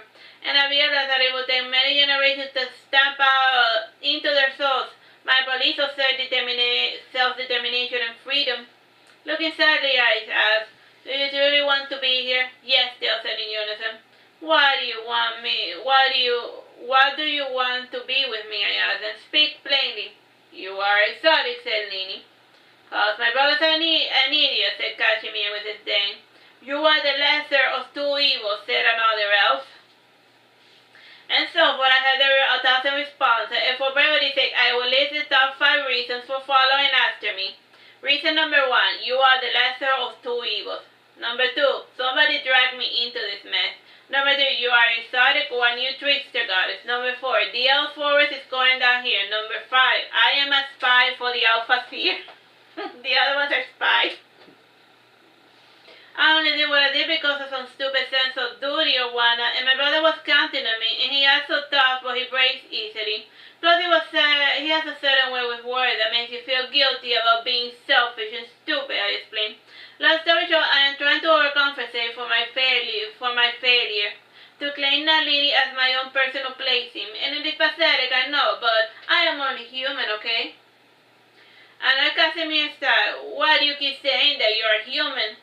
Cause that's what I am. There are some things I'm not supposed to say, like Santa Claus really exists, and all the dogs really do go to heaven, and there's no more hell. See top secrets, I snapped, and again the strange things I said did not make any sense to them. However, I had the eerie feeling that Mother was angry at me. Although Canon believed that I was jesting, since he was cursed with the truth. So nervously I asked them, so what do you guys want to do today? And a bit bashful, the youngest member of the choir, he said, I don't know, what do you want to do? No, what do you guys want to do? I said, giggling. Suddenly I was doubled over in pain, and I saw my insides were about to burst, and I held on to my sides in a vain attempt to make the pain go away. Time, bro? 9 minutes, 30 seconds. Combined with this pain was a terrible fear that made each shattering breath more painful, and I think I fainted or went insane for some time, and when I came to, I didn't know where I was. Over me I saw the roof of the cave, and water dripped from its pointy rocky surface, and from time to time a water droplet would fall on my forehead, and the walls were completely covered with rooms, and I had a familiar voice behind me. You are still a bit unstable, try not to move. This is just messed up. What happened? I asked the familiar voice. A temporary lapse insanity. Nothing too serious, said the familiar voice. I feel different, I said, glancing about in a vague attempt to see what had become of me. It was the other Nalini, said the voice. It was foolish for you to underestimate the strength of your bond. I said nothing. Another voice said, if you want something, you need to be more careful. I need to get back, I said, to the place I was before. Relax, said the voice.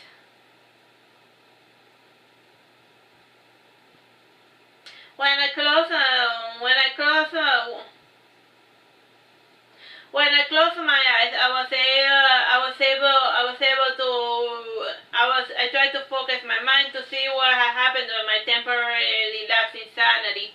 I saw myself flying into the sky. I flew higher and higher in the direction of the sun, and the speed in which I flew was causing friction with the atmosphere, causing the winds to get burned, and when I could finally see the roundness of the world, I spread my wings, and they became larger and wider, and as I grew they changed color, and they became crystalline and transparent, and and a voice that was not my own said, "Die, be gone with this cruel world you love so much."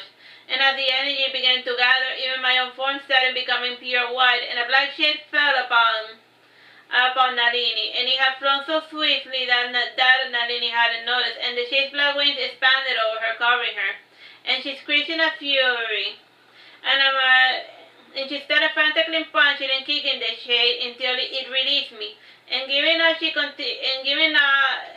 despite giving up, she continued to force me to gather energy. And the speed in which she gathered this energy was threatening to destroy me from the inside out, and everything became pure white as I started to self-destruct, and the flash of light went away as quickly as it came. And like a shade, the other Nalini disappeared. Though Marcus had succeeded in stealing a part of her life, in stealing her light. When the memory from an end, the familiar voice said, "You shouldn't be so reckless. As you are now, your powers of regeneration are limited." I spent for a time getting a little bit of maintenance, and when I awoke, I was inside a different cave. Time, bro? 6 minutes, 30 seconds. I made some motions to make certain that I was more or less in one piece, and much to my notice I realized that my robes had gotten badly damaged, and only a small fragment remained, and the redness of it I fashioned into a cape, but with a hood, and I figured it went well with the blue dress that I was sporting, and the skirt was just over my knees, and around my waist I had a simple black belt. As for my physical form, whatever moss there was in me had gone away, and I still kept the red eyes and the long blonde hair. And my hair was combed back and held by a black ribbon, and my face had regained some of its original proportions, more or less. What caught most my attention was the bracelet around my wrist, and the frame of it was silver with gold mood frame. And it was designed after a Muslim bracelet with a thin chain connected to the bracelet with a silver ring, and the ring had a tiny amethyst stones. As I walked out of the cave, I was greeted by Vicos. He smiled and he gave a slight nod in his typical salute, and I responded by hugging him and said, "Oh, thank you for getting me out of that mess, friend." And he kissed my head and he smiled, and he led me out of the dark cave, and I could see the light over me, and whenever a gust of wind would pass by, the roots released a bit of dust, and when I made it outside, the sunlight wounded my eyes, and it had been months since I had stared at the sunlight. Hesperia was the second person to notice my return, and she asked, "So that's where you've been, and it's a pity your petals kept looking about you high and low, kept looking for you above when you have been laying hidden below." "How are they progressing?" I asked. "Go and see." I made my way to the center on the Morenci, and I said to my friends, "I'm back." The elves ran across the forest, giving the news that I was back, and everyone gathered to see my return, and I was surprised to see the 1,000 elves I was training wearing crystal armor. As for my knights, they had all graded to opaque blue facet corundum, and I said to my new knights, "Do you finally understand?" "Yes. There are some sins that cannot be forgiven," they said in unison. And my blue knights removed their masks, and for the first time the other elves were able to see their faces, and they were shocked to see that my knights were also elves as well. And I asked my knight, did they suffer a lot, and did they suffer enough? "Not quite. They still require a little bit more punishment," said Alpha, my sapphire knight of first. "Yes, they must be made to suffer," said Alpha in the turn. Alpha sat down on the floor, and she motioned the others to do the same. And she always liked to tell stories. Pity that she had learned terrible narration from me. And when they were all sitting down, she said, "Time, bro?" 3 minutes. Long story short, long ago, our parents used to sacrifice us to the god Lara. And Nalini's mother felt sorry for us, so she saved us using her power.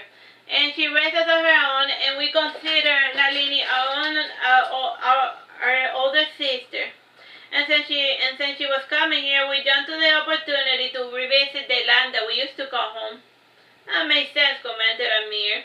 "Still, why torment us? Why not just tell us the truth, and many would not have been made to suffer if you had said the truth from the start and actually done something about the sacrifices."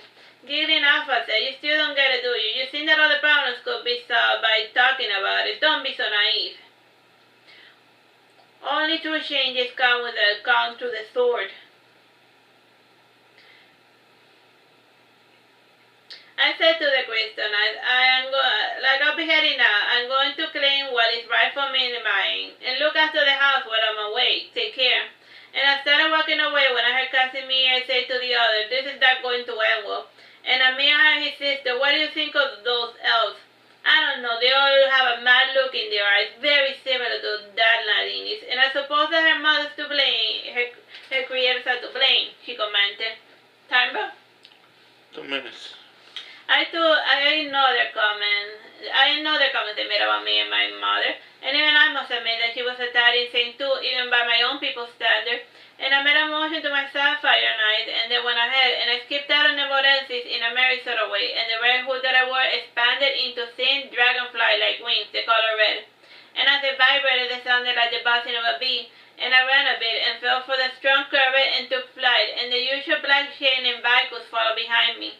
And as I traveled back to the elf forest, foreboding reports swept through my mind, and according to the Sapphire Nights, about 7 months ago, Nemorensis started receiving elf pilgrims, and a good number that were midway were intercepted by berserkers or other elven assassins, and there was also reports of a strange half-elf berserkers who had taken a residence in the forest, and for what I knew of elf culture, elves did not too fondly on hybrids or just about anyone who wasn't 100% pure elf, and the fact that they were there did not sound too promising.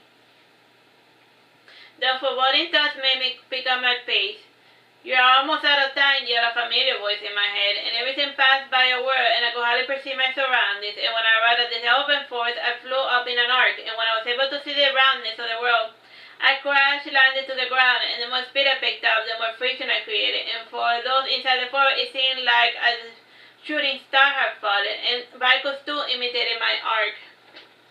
And then I did crash-land through the underground cavern where the dark elves used to reside. Alright, let's leave it here. Bye-bye and Carmen. Hello, my name is Teresita Blanco, the Artsy Sister, and today I'm reading Saturnastra Nalini. This is chapter 10, part 2. Now that I had infiltrated, I had to go about things more slowly. I walked across the dark elf houses towards the center of the lake. My silent shadow followed behind me, and the dark elves were hiding inside the house. However, it was not me or vehicles who struck fear into their hearts. And the closer I got to my destination, the more aggressive or frightened whispers it would become. Some said that she has returned. Doesn't she know? Asked the others. She'll kill us all when she finds out, said the rest. As I got to the edge of the underground lane, I could not help but remember the first time I came. Back then, I was happy, arrogant. Now my heart was filled with dread. And when we arrived at the center of the island, Vehicles changed to his original form, the form he had taken the first time we met. And like a stretched-head hound, he silently moved with his fangs at the door, with all of his ears on ends. And like me, he too was affected by the strange vibration in the air. Again I heard a familiar voice say, "Open the door before it's too late." And my hand reached for the door, and I gulped as I grabbed the handle. To me, both actions seemed like they were happening in slow motion, and unable to take the suspense, Vehicles kicked the door down, startling its occupants. In anger, I snapped at my companion. Talk about killing the mood. Turning around, I saw a sight that filled my heart with both pity and anger, and as the light fell over the face of a dark woman, I was able to discern the familiar trace beneath the distortion that was taking place. And the elf woman had a queer smile and the eyes of an insane person, and she was holding, beneath the water, a small bundle. Fresh blood rose to the surface from time to time, and she started laughing like a maniac when she recognized my face. Whistling to myself, I ignored the mad woman's demeanor, and I pushed her aside, and she gave a faint moan and crawled to the corner of the room. Vehicles form distorted to that of a shiny black jackal demon, and in the darkness you could only have seen the shade moving about. With her out of the way, I was able to retrieve the bundle from beneath the frigid water. I felt that there was something inside, and I removed the top of the sheet and was able to see a tiny face within. It was that of a fragile red-faced elf baby, and in spite of his mother's effort, the child was still alive. I wrapped the baby inside my red rose, and when they covered the baby, they took the convenient form of an egg about the size of a watermelon. And the dark woman hiding in a corner watched the scene with curiosity, and it seemed that some of her sanity had returned the second I had walked through the door. She stretched her legs on the floor and languidly rested. With a higher voice, she said, "Why now? Why not 7 months ago?" "I was under the impression that you wanted to fly solo," I said with disdain, sitting down before the other Nalini while holding the velvet egg. "This is your fault. Nothing has gone right since you came into my forest," she said with a harsh whisper. "Forgive me for trying to help you," I said cockily. "Hypocritical till the end. Why don't you just admit to your sins for once in your life?" she snapped. "What did I ever do to you?" I asked, smiling. The other Nalini raised her hands to the sky in exasperation. Pushing her hair back, she said, fuming, "You are one special kind of demon. Fine, I will tell all who listen about the depths of your depravity. The second you came to our forest, you started killing us one by one, and leaving their carcasses for your jackals to devour them." I found it hilarious that she said jackals. She glared at Vicos, and I interrupted her exposition by saying, "In my defense, the killers were former elves who lived in the forest, and many of whom your aristocrats cannibalized in order to artificially extend their life." "What are you talking about?" asked the other Nalini, confused. "The children, that kid, your baby," I snapped. "They are not dead. They are with our beloved goddess Laras, and they watch us from the heavens," she said, stating this as a matter of fact. "You can't be that stupid," I said in anger. "They and the others too. They begged for their lives, but they were killed anyway." Nalini gave a deep sigh, and she seemed a bit thoughtful. She took a deep breath, and then she said keenly, "Your victims also begged for their lives." "Yeah, and they were killed anyway. By someone else, mind you," I reminded her.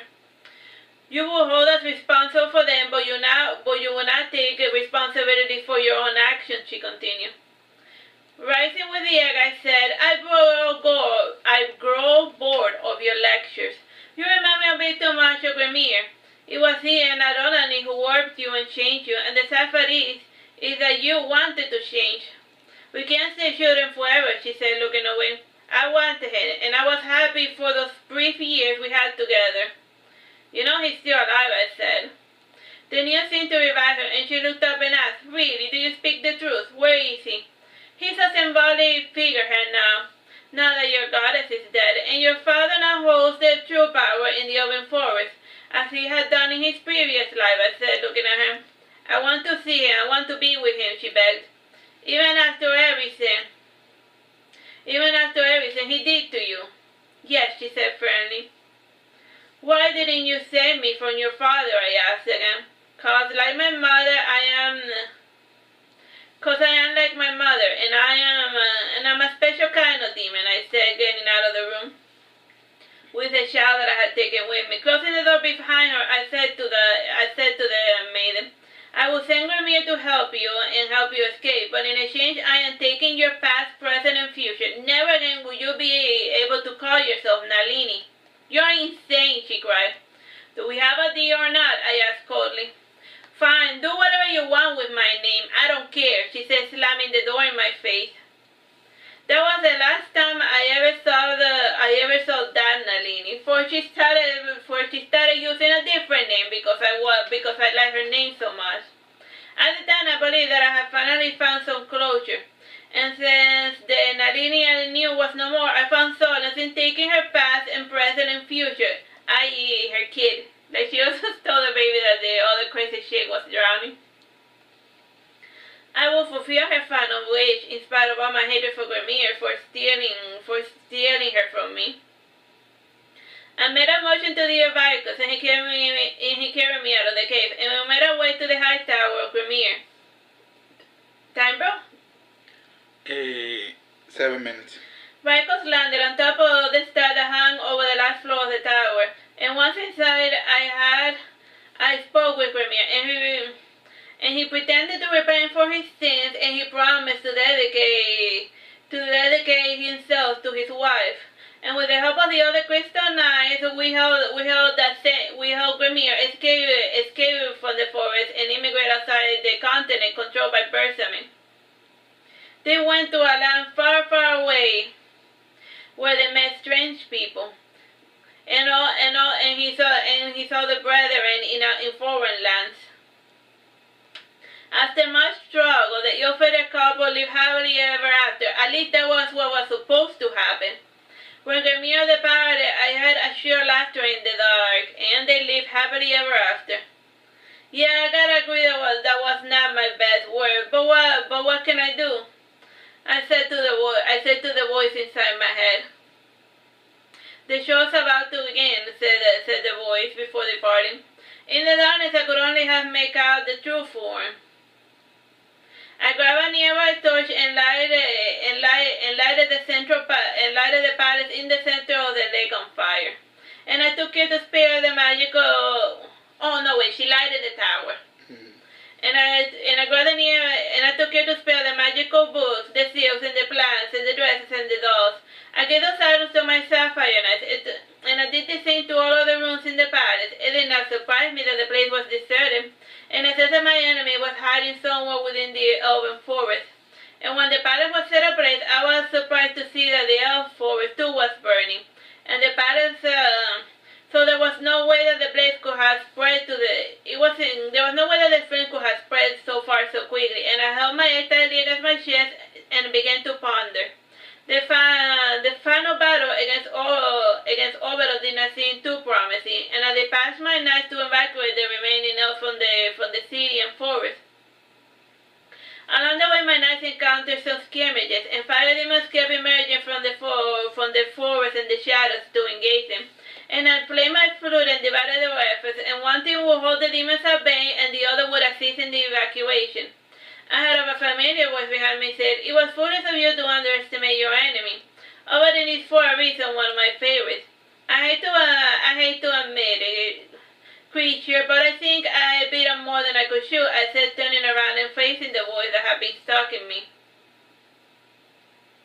The voice became more corporeal, and it became a woman who wore a red scarf over her light brown hair, and her dress was rusty like the one worn by a shepherdess, with the top being golden and a deep blue skirt, and she was barefoot. Regardless of what form she took, she still had the same expressive brown eyes, and I cannot help you in this battle, but I will take the egg off your hands. I said, alright, just take care of it, just take care of what I deal with this battle. Good luck, Nalini, she said before departing. Turning around, I saw was that Picos? Oh, so, yeah. Cool. Turning around, I saw the blazes growing stronger in the Raven forest, and as the fumes blanketed the morning sky, I asked myself, now I can fight Oberon without holding back. Oberon was seen to be the enemy, and the enemy of the elves, and the enemy of the previous Nalini. And since he was her enemy, I decided for him to become my enemy as well. And I didn't quite agree with his whole burn everything to the ground mentality. So we had no other choice but to fight, or so I fancied. All right, Tababanga, bless. Hello, my name is Teresita Blanco, the Artsy Sister, and today we're reading Saturnastra Nalini. This is chapter 11. It's 11. Part 1. Placing. Much to my dismay, I thought that my truth was stretched thin, and with the evacuation and the demon fighting at the borders, I feared I would end up incurring casualties, and to prevent this, I had my truth focused just on the evacuation, and I would deal with the horde of demons myself with Vaiko's help. I said, Vaiko, you don't really need to fight the demon, just a trusted pass long enough for the others to flee. Vaiko nodded in response, and in no time the effect of silence spread across the open city, and his powers allowed for the breeze to die, and this caused the natural flames, the things that fueled the demon summoning, to quiet down and die. And one only heard the gentle rumble of the flame, and without any wind, the clouds of smoke stayed hovering outside the city, blocking the sun. The silence created by Vicos helped me better detect the sound of movement within the enemy frontier, and on the ground I felt restless, and the urban population was proving to be rather dull and stubborn, and they simply were refusing to evacuate. And the only ones who seemed eager to leave were the urban children, and those children had grown up and been nurtured under the chaotic period of my residency in the forest, and they looked with disdain at the helplessness of the adults, and in their eyes the adults had failed to protect them. And the others of one among them, a lad of 14, said to the adults, "Salvation is calling, and you wish to stay in this decadent city. We must flee, we must leave. How long will this torture last?" His father rebuked the child. "Child, learn your place. You are of my blood, flesh of my flesh, and you must obey me." My alpha removed her helmet, and the child's father was able to recognize her, and in a trembling voice he said, "How are you? You're your mother's split image. Has Lara sent her knights to save us? And if she did, you should have said so from the very beginning." He then said to the other, "Let us leave with the messengers of Lara." My sapphire and I shook their head in exasperation, but they have finally managed to mobilize the population by pretending to be messengers of a god that they did not believe in. With the elves finally evacuated, I felt myself certain that I would be able to handle the battle that lay before me. When I shifted my attention to the current situation, I was surprised to see Oberon sitting before me. And he was sitting on top of one of those marble fences of one of the ruined houses, and he rested his hand on his face. And he had a disdainful, childish smirk on his face, and he wore immaculate white robes with golden acanthus leaves decorating the borders. And tied to his waist and across his chest, I saw the usual mage gear consisting of crystals, amulet, a rune sword for necromancy, deer pelts, scrolls, etc. It did not bode well for me to know that he was waiting for me to pay attention to him. Needless to say, he was a seasoned spellcaster, used to finding creatures such as I, and his experience combined with the power of his personal demon Meridian, this would make this a hard fight indeed. And he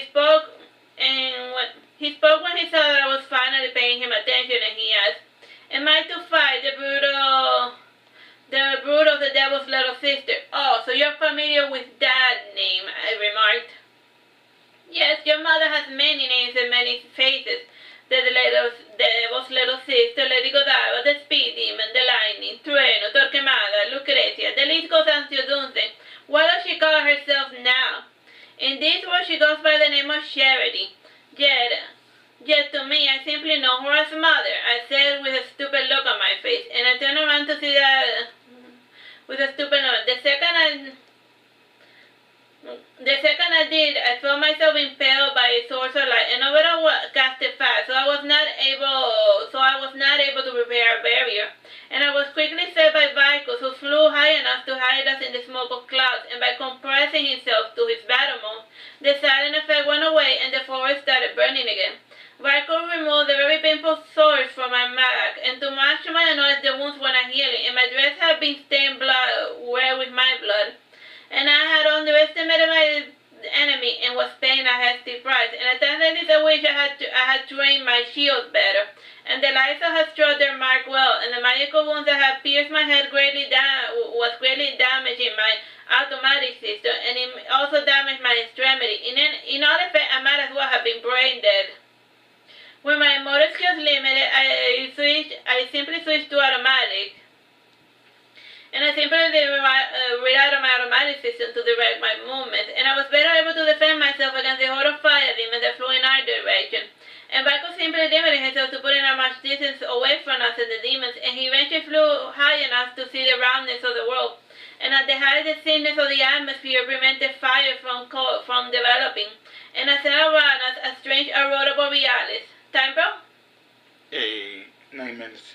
And I found it out because there had never been any auroras in this part of the continent, and the aurora seemed to envelop us, and it slowly started making a harsh whir sound, and the sound became stronger and louder, like the sound made by a waterfall, and the aurora seemed to vibrate. Recognizing danger, I cursed beneath my breath, and as Vico flew away from that aurora, the aurora trailed behind us in a swift speed like a beam, and it seemed to cling to our extremities like a cloth that we could not shake off. and everything looked white for a moment and then black as night. And to escape the explosion, Vicos hid us inside his aura of silence. However, a significant portion of the magical tag had managed to get inside, and the resulting blast destroyed Vicos in my physical form. And whenever that occurred, my crystal would reveal itself in a vain attempt to regenerate me. And during that interval, should the crystal be destroyed, I would suffer a true death. And in response to the beating I was receiving, the crystal regenerated my frame in a new form that will make me more resistant to magic. And instead of flesh, I became more metallic, and I even grew scared. And for vision, I still retain my look more or less. Even in my attire, my skin looks different. And for this battle, I created a battle armor. And the entire piece was white with golden border, and the shed had sapphire crystal orbs. And the gloves in the fingers had been hollowed out. It took me about 2 minutes to regenerate, and in the meantime, the oven of magic was cracking the air, and the darkness was split, and around the broken edges one could see the emanations of a series of spells, and I could feel the surface of Oberon's area touching its border, and Oberon's counter area was filling with sound and light, and it was vocalized in a strange song, and the song that was sang was in the original Elven tongue, the one spoken by the primordials, and in essence his magical area was making its way through into Vicos' domain, and the magical force of it was breaking down the protection that Vicos had created for me in order to allow us to regenerate. And when it finally broke down, we were flooded by light and noise, and it was a deafening noise combined with a blinding light. Time, bro? 7 minutes. My new eyes changed the wavelength sensitivity, and I was able to see the true magical attack that was coming before me, and before being more metallic, I was more resistant to the spell, and it eroded before it touched the mark. And when Vicos recovered, he unleashed his silent aria again in full throttle, and now the inverse was occurring. The noise and the light was being swallowed by darkness and silence. And while he broke the aria, he provided for me an opening to return to the real world in order to fight Oberon in the flesh. And once again, I was myself flying to the darkness clouds, and I saw Vicos use silence on our magical opponent. And much to my annoyance, the silence did not prevent Oberon from spellcasting, and the strange noise his spells emitted clashed with the silence. And it combined with the second lightning spell he casted, and he started eroding the forest in the ground, and the fire elements lost their physical form in the process. And I was once again on the defense and trying to avoid the lightning spells. And I decided to go on a all-out offensive, and I gathered the energy, and the energy I gathered I refracted using the crystals in my chest. And when Oberon saw me gathering energy, he changed to the defensive spell, and my attack collided against Oberon's shield. And being an attack generated by science and machinery, magic was weak against it, or so I fancy. But the shield broke, and it created a magical version of the shattering shield technique. And from the broken pieces of the shield, numerous of mini versions of my attack were reflected back at me. And I responded in turn, generating honeycomb-like shields that reflected the own attack back at him. And this back and forth went on for a few minutes, both of us at a stalemate. And on the meters, Vicos lured ever closer to Oberon, and Oberon was too focused on reflecting the attack, so he failed to notice the silence creeping ever closer. And when he did notice, it was too late, and Vicos' presence permeated Oberon's strokes, utterly silencing his magic. And that instant too gave me the chance to blast Oberon and Vicos, and being silenced enough, I need not worry too much about Vicos. After all, silence does not need a physical form to exist. Time, bro? 4 minutes, 30 seconds. When the dust cleared, I was disappointed to see that Oberon was still in one piece, and he had apparently used one of his crystals to trap my attack. And Oberon seemed to know some rudimentary mirrormancy, and trapping a beam of light inside a crystal was a standard technique. And at that moment, I regretted not using all of my resources against the guy, and I resolved not to make the same mistake again. And I tried again to resonate with my power crystal. However, my body could only become technolized by 25%, and even in that robotic form, I could not maintain it very long, and it slowly eroded. and I was only able to maintain the metallic skin. And looking back, I overestimated the pliability of the flesh that I call my own, and I haven't ever experienced true combat in the tradition. I have never experienced true combat in the traditional sense. This has left me with an exaggerated perspective of my true ability. If anything, this battle that I experienced helped me become better acquainted with my weakness and what I was preoccupied with myself. Oberon took that moment to exercise Vicus. An exorcism was simply a battle of wills, and even the most novice of magicians could muster enough strength to keep themselves from being possessed. And even by demons as powerful as the late angel of light, and killing demons require elaborate preparation, and very few had the ability to destroy the soul. And with his power returning, Oberon vocalized an audience to take care of the Vicus problem. And Vicus easily fell into his trap, and Oberon had willingly left himself open to lure the creature closer. And while he was within range, he sealed Vicus away inside one of his crystals, and I was all alone. Again, I awakened the defenses. It was all I could do to avoid Oberon's magic, and was shooting simple elemental spells by channeling it through his crystals, and he was in the midst of casting one serious killing blow. And even when I tried my shields, Oberon would add to the spell intensity midway, allowing it to refract through my defenses. Time, bro? 2 minutes, 30 seconds. Time and time again, the spells made contact, and tired of dodging, I decided to take a leap of faith. And flying above the sky, I used the sunlight to hide my presence, and instead of mechanizing myself further, I reverted to my biological form, and quickly I made myself lighter, to get rid of all of the unnecessary organs. And when I felt myself light enough, I contracted my wings, and I prepared to dive headlong and slay him before he could cast, vocalize, or even flinch. And like a lightning bolt, I fell upon Oberon. Heck, to the untrained eye, it would have seemed as if Oberon had been struck by lightning.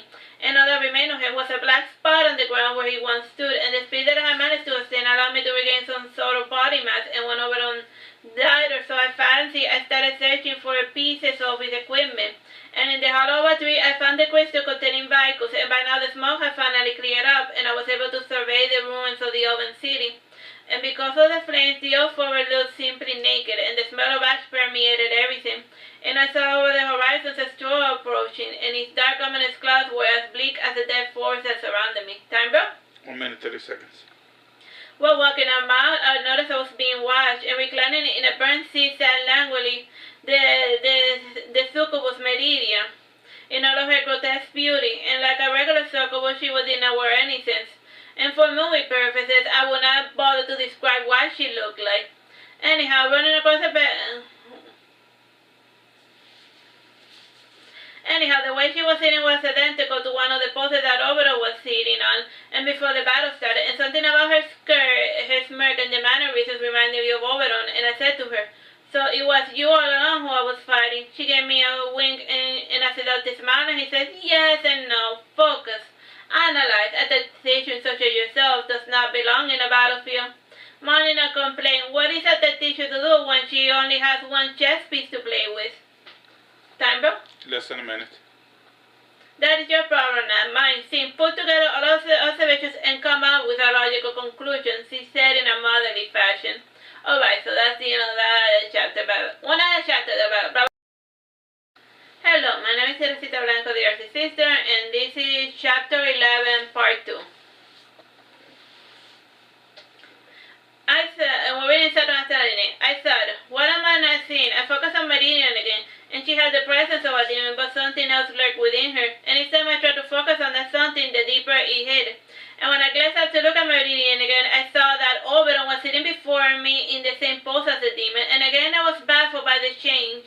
And I had an inherent weakness of my father, who could only focus on one task at a time, and on top of that, I had my mother's short attention span, and oftentimes mother would get distracted easily by her surroundings, and both traits combined and made it so that I would get focused on the trivial and ignore the essential. In a lazy sort of way, he addressed me. "You still haven't figured it out, have you?" Again, I became introverted, was thinking about what I had yet to figure out, and Oberon took the chance to strike me again. And this time, it was my body who reacted to it, and having been pierced by the strange source of light, the body was already used to maneuvering around it.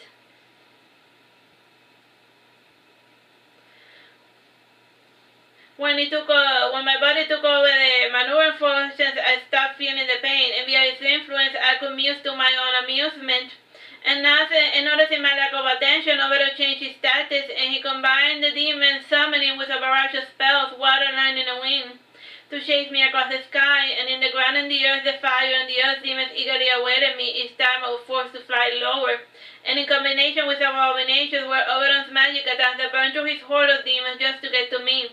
And the pattern of attacks of flying demons must resemble a horde of locusts or birds that swarm together to assail its target, and with so many strikes coming in all directions, I was forced to enter a defensive stand, and for each demon I destroyed, 10 more would take its place, and indeed it was futile to try to slay them with a weapon such as mine, which could only destroy them physically. And had I any occult or magical power, I would have been able to destroy the demon or send them back to hell where they belong. Overall, pandemonium reigned over the heavens of the earth, and I kept looking around for vehicles. However, the noise and the screeching from the demon was severely weakening his powers, and I had only my own and no friends in sight, and I finally became aware of my own weakness. And even for someone such as I, there is a limit to how much I can get done on my own, and that day I came to terms with my weakness, and I realized that the reason why I could not defeat Obero was that secretly I did not want to slay him with my own hands. I took out my flute, and I played a song, and I asked for help for anyone who would listen, and I begged the sky, the air, the wind to become my allies to fight for me. And in response, the demons closest to my song turned on their brethren, and they formed a circle around me, lashing out at anything that tried to attack me. And overcome by the song, the silence began to reign supreme over the land, and bending to my will, vital silence over those magical intonations, and the ground and the earth, the sky, all became muter, and everything became my own song of silence. And without noise, Obero could not summon more demons, or so I thought at the time. And I had forgotten that summoning and magic were two different things, and for all my silence, this man should think I got rid of the demons, or the spells for that matter. And instead of chanting his spells, Obero began to perform them via their hand sign equivalent. And I was paying the price for not bothering to research how to fight Obero, or how to research most dark magic in general, and giving up on thinking altogether. I relied on the crystal to help me come up with a strategy on how to fight it. And the crystal, analyzing the target, it said, Meridian, daughter of Lily, succubus, etc., suggested course of action, rendition, or basically give up. Chances of escape 0%, and again the crystal kept coming up with the same conclusion. I had to give up fighting and admit surrender. But I was too stubborn to surrender. I could not wrap my head around the fact that each time I analyzed Oberon, he had meridian perks, and it was impossible for a succubus to command such a large army of demons. Plus, demons could only fight to kill humans, and they are the weirdos led by the devil. And that demons these days, they had no need to kill humans. They would only harm humans if they were being commanded by someone else. As things ran across my head, and I know all other outside influence, mostly the demon, and I focused my attention on analyzing Oberon. And indeed, he had a different feel about it at the time that I had met him, and all traces of his persona named Odani were gone, almost as if that person never existed. And I ran deeper still and ran across the surface of Meridian. And indeed, she was the one who I was fighting, and when she felt my gaze upon her, part of her personality surfaced over Oberon's distasteful face, and this became apparent in her usual demonic coquettish scream, and the truth came unto me like a flash of lightning. And it also helped that I had been struck by Oberon's lightning attack, and I remember. And to understand what occurred next, we need to roll back the clock to a time before I came to this world, and picture a darkly lit room covered with books, and hanging from the ceiling and scattered across the workbench, cabinets and others were crystals of all different shapes and sizes, and the wooden carvings in the chair and other furniture had comfortable Gothic look. And in the spaces of the wall were covered with books, there hung series of mirrors, and each was angled in such a way as they multiplied the central depth 1,000,000 times fold. And at least it would have had there not been such impenetrable darkness, and a stand stood before each mirror, and it had the shape of two stylized snakes holding a candle. And the candles barely did anything to shut away the darkness. In fact, it seemed to strengthen it by contrast. Sitting in the right of the desk was a figure clad in red robes, and one of his slender hands was resting his head on his hand, and the other was holding a crystal close to one of his eyes. and a strand of white hair covered the other half of his face, and he was clean-shaven, and he had long aqualine nose, thin lips, and sad melancholic eyes. And his skin was pale, like the skin of someone who had not gone outside in life forever, and the eyes gazing were pitch black. And sitting on top of the desk, staring at the same crystal, was a small toddler, and the toddler had the height of a child of 1 year old, and she was wearing a ladybug costume, and she had short white hair and watery blue eyes, and like her father she would pick up each of the crystals scattered across the table and stare at them for long periods of time, and what they thought or what they hoped to see was a mystery to another child in the room.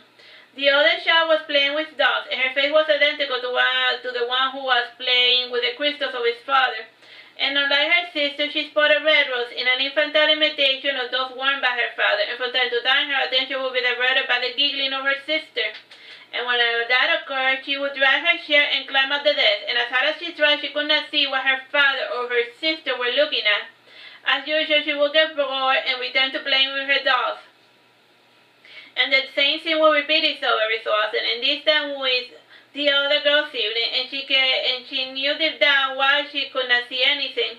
She lacked the magic to see what her father and her sister saw, and one day her father stopped gazing at his crystal, and he looked at the girl and frowned. As if struck by the idea, he was so absorbed for a few hours, and as was his habit, he nodded when he came to a decision, and he said to the girl, "You may not have magic, or your future sight may be seriously limited. Still, there are few things that you must know about magic. 1. Summoning is not magic. 2. Rituals are very important. Disrupting the ritual and you disrupt the spell. 2. Silent spells have become obsolete. 4.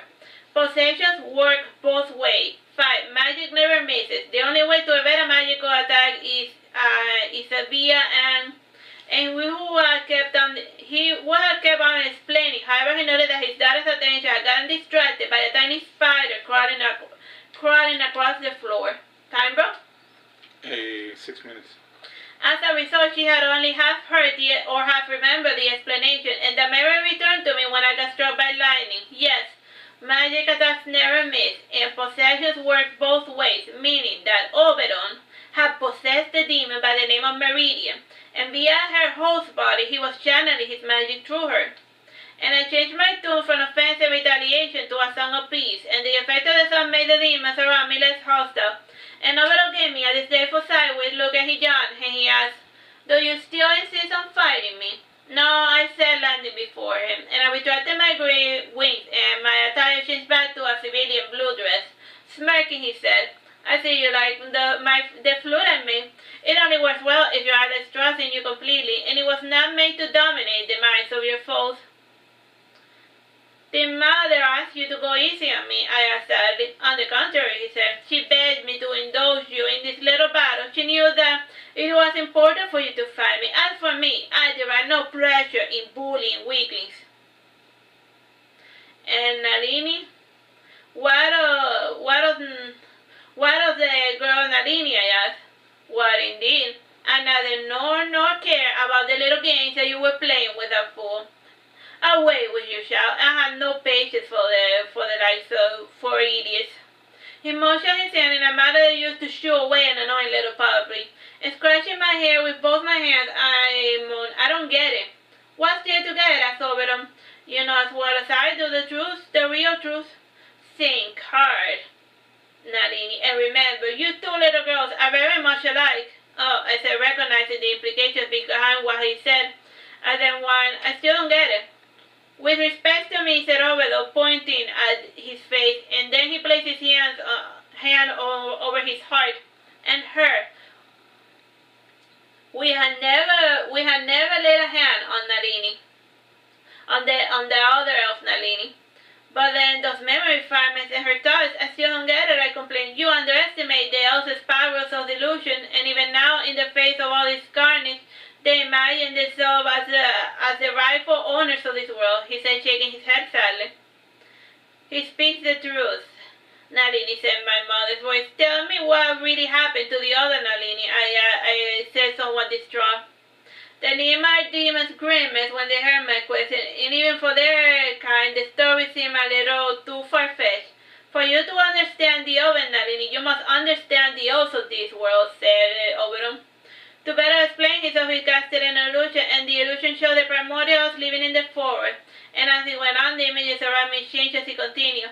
The primordials became sentient beings at the same time as humans, and because of the longevity, vitality, and physical skill, they mastered the environment quickly. As for the humans, they had to improvise, and this certainty of their superiority was their downfall.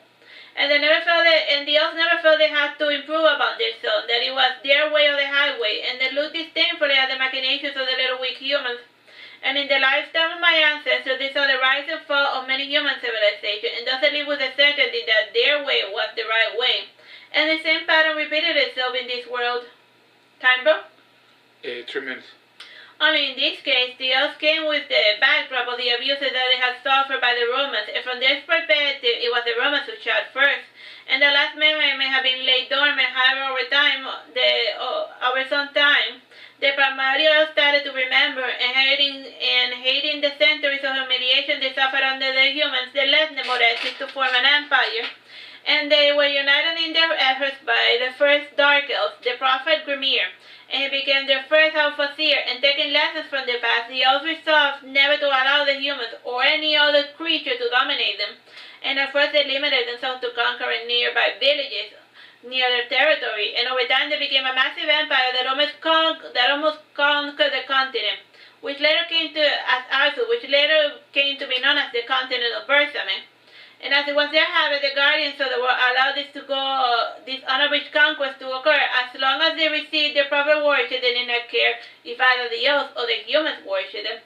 However, the disturbing occurrences brought the other creatures into action, and to fuel his magic, Grimir started sacrificing the surplus of women and children in the now elven cities they conquered, and as the elves' numbers multiplied, they started to flat out purge all of the non-elven population. And to stop them, I was sent to cast dissent among the elves, and I have been performing this task for the last 600 years in an effort to keep the elves from purging all of the other species off the face of this world.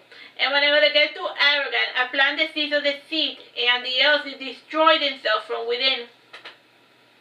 So Oberon's role is just there to cause chaos, to keep the elves from going on a killing spree of all of the non-elf people, to keep them from getting too strong, so they don't go on a killing spree.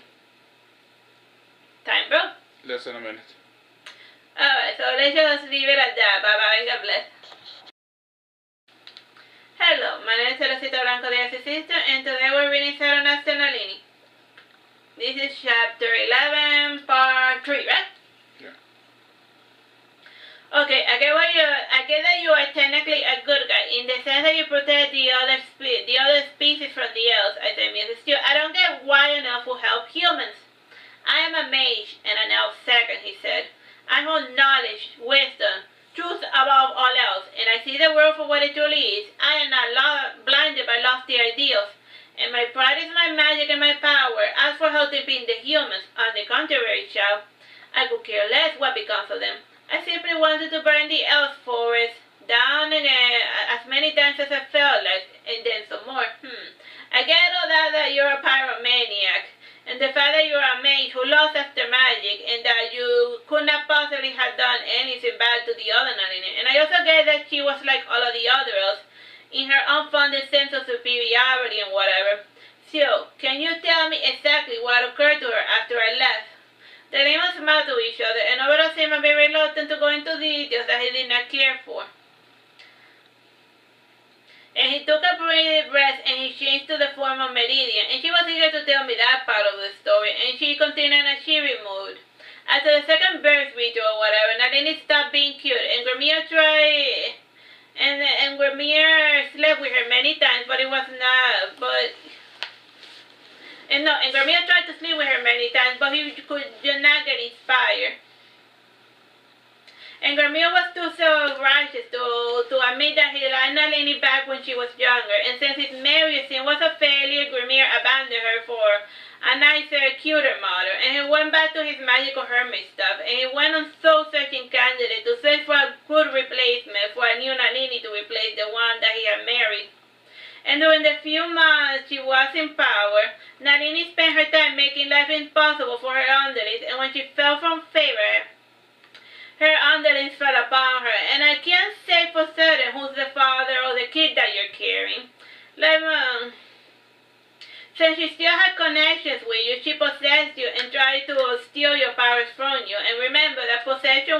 both ways. Since you have possessed Nalini, Nalini now has the power to take over you as well.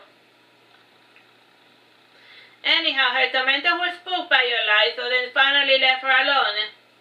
And the downside was that Vicus took her life, so she was sent to live with the other Dark Elves, and it also did not help that she had a kid whose father didn't know about, and she claimed that the father was Ramir, even though he didn't remember ever truly sleeping with her.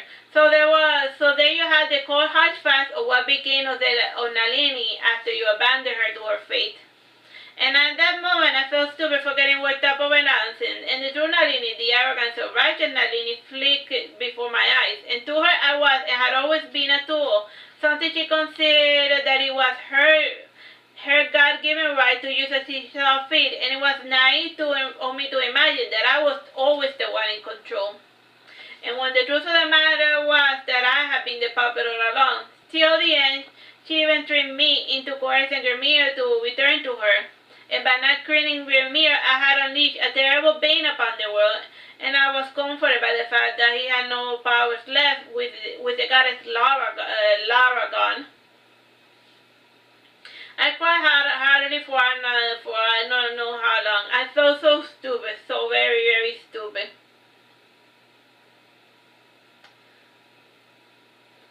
Vicus slowly stroked my hair as I cried, and it was the first true sign of affection that Vicus had ever shown me. And unlike Nalini, this man, this creature, this silence personified, was a true friend and companion.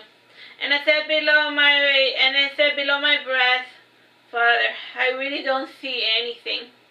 I remember she was always trying to look into the crystal to see what his father and his sister saw, but she never saw anything. I don't see anything. I was distracted by my suffering by a distress call from my alpha. Yes, during my music I had abandoned my troops to their fate and to the true conflict that lay before them. And even where I stood, I could feel a true battle brewing, but I had to return to my sapphire nights and see what was up. And the demons in the forest returned to their respective hells, and Meridian and Overall became two separate beings, and like Master and Daemon, they started musing about how to burn the forest to the ground in a new elegant fashion. And I dragged my feet as I left the destroyed Elven city, and my silent companion followed beside me. And my mother was escorting us outside the city, and I noticed the flowers were starting to grow over the cold marble floor, and the burnt trees were growing new leaves, and the new flowers and trees that grew had a strange reddish color that resembled flames, and whenever a wind would pass by, the new growth trees would emit a sound that sounded like the cracking of flames, and it was a strange eerie effect. In no time over us, unnatural vegetation covered the open city. I asked my mother, why didn't you tell me the truth about Overall? My dude made me aside a non-interference pact, and he can be such a pushy little boy when he wants something. And for this game I had to limit my participation to the role of observer, only affecting the course of events via my handful of favorites, explained my mother. Yes, I have forgotten that silly note my duke had made mother sign. Oh, I see, I snorted. Taking off my bracelet, I handed it back to her and said, here, take this. I haven't earned the right to use it. Keep it, she said, giving it back to me. For a fashionable facsimile, it suits you. Putting back on the bracelet, I realized that in comparison to the others I had seen, the one I wore was a billion times weaker. It was simply a baby bracelet given to clumsy little children who had the proficiency for blowing themselves up. And it did not make them stronger per se, rather it stimulated their healing capacity. Yes, mother would never give me a true bracelet to someone as untrained and stupid such as I. And mother counted on the father I would be too distracted to notice the difference between the real and the fake thing. Finally I said, you know, Mom, never mind. You shouldn't be in such a hurry to grow up, my little Nalini, as you like to call yourself now. You have all the time in the world to mature at your own pace, and it was never my intention to give you true bracelets, seeing as though they have fallen out of usage, and as they are now, they are nothing more than a fashion accessory. As for yours, I had Proteus cast a regain spell on it, she said as she was starting to leave. When and why did bracelets fall out of usage? I asked surprised. Alpha had changed his course, and I'm surprised you didn't notice the change, she said, turning around to face me. Oh, that Alpha, I said, pretending to know what she meant. Frankly, I never got what our whimsical seer and half-seers meant when they said Alpha has changed his course.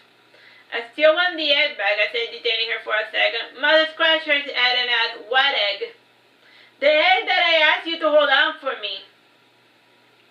Laughing, she said, all right, you got me there. Mom, give it back, I yelled, shaking my face in a tantrum. Please, give it! Ugly, pretty please, ugly please. I promise to be careful. Pretty please, ugly please. Timer? 7 minutes. Relax, I can never say no to my shooter. I will let you play your parody of a nuclear family, she said, returning the egg for me. A dragon warning, if you drop it, I am taking it back, okay? Yes, mother, I said, holding the bright egg close to my chest. It had grown quite a lot since the last time I had seen it, and mother had wrapped it in a white blanket that seemed to emanate heat. And once outside the forest, we said our goodbye, and I hugged and kissed her on the cheek, and before departing, my mother said to Vaiko, take care of her. And when she left, I held my egg against my face, and I felt the life of the child stirring within, and I said to the kid, I hope you are born a girl. I gave my muse and was distracted by another call from my alpha, and she really needed me to return to her side urgently. And sighing, I said to Vaiko, assume position. And Vaiko's letting out forward and worked his body, and from his back grew two black wings, and scales grew from his skin, and he got a pointy tail, and 6 horns rose from his head, and I climbed on the back of his dragon form, and pointing forward in an epic fashion, I said to Vaiko, let's go back to my knights. They eagerly await my return. Time, bro? 6 minutes. As we traveled there, post-haste, a foreboding feeling had entered my head. How long have I been fighting Obedon? Months, hours, weeks? Indeed, I have been so focused on finding him that then and there were interminable flashbacks, and in search of an answer, I gazed at the night sky, and I had failed to notice that it was nighttime, and glancing out, I noticed that except for the newly red forest, the entire old city had been completely calcinated. And again I felt the child staring, and it responded to my uncertain vibes, and knowing that worrying was bad for the baby, I went back to looking at the night sky, and judging by the position of the stars, 4 months have passed, and for people like me with longer longevity than even that of the elves, it was easy for us to lose track of time. And keeping this in mind, it seemed like 4 months was all it would take for things to fall apart again. After all was said and done, I was not there were just many things that I wasn't able to help. Before arriving, I took some time to peruse the reports that my alpha had sent. And the first one read, I am sorry to inform you that Gremir and Nalini did not exile as you ordered them to. This became apparent when they failed to meet at the rendezvous spot, and according to observation, the pair were headed there. However, news of Pertama's death may have caused Gremir to change his mind, and in a moment of inspiration, he returned with Nalini. It was foolish of you not to kill them both. Report to a large army of elves led by Gremir is stationed on Saturnastra. So far, Altomos Arya has been able to keep them at bay, and he demands the return of the children and the 5 Dark Elves hostages, and the Crystal Knights and the elves have gone. Their treasures, and some of the ones that you had trained have returned to Gremir's side, and this treasure of Crystal Knight has shared forbidden knowledge with their brethren, and they're currently eroding the aura that protects Nemorency. And during this turn of events, the Crystal Knights tried to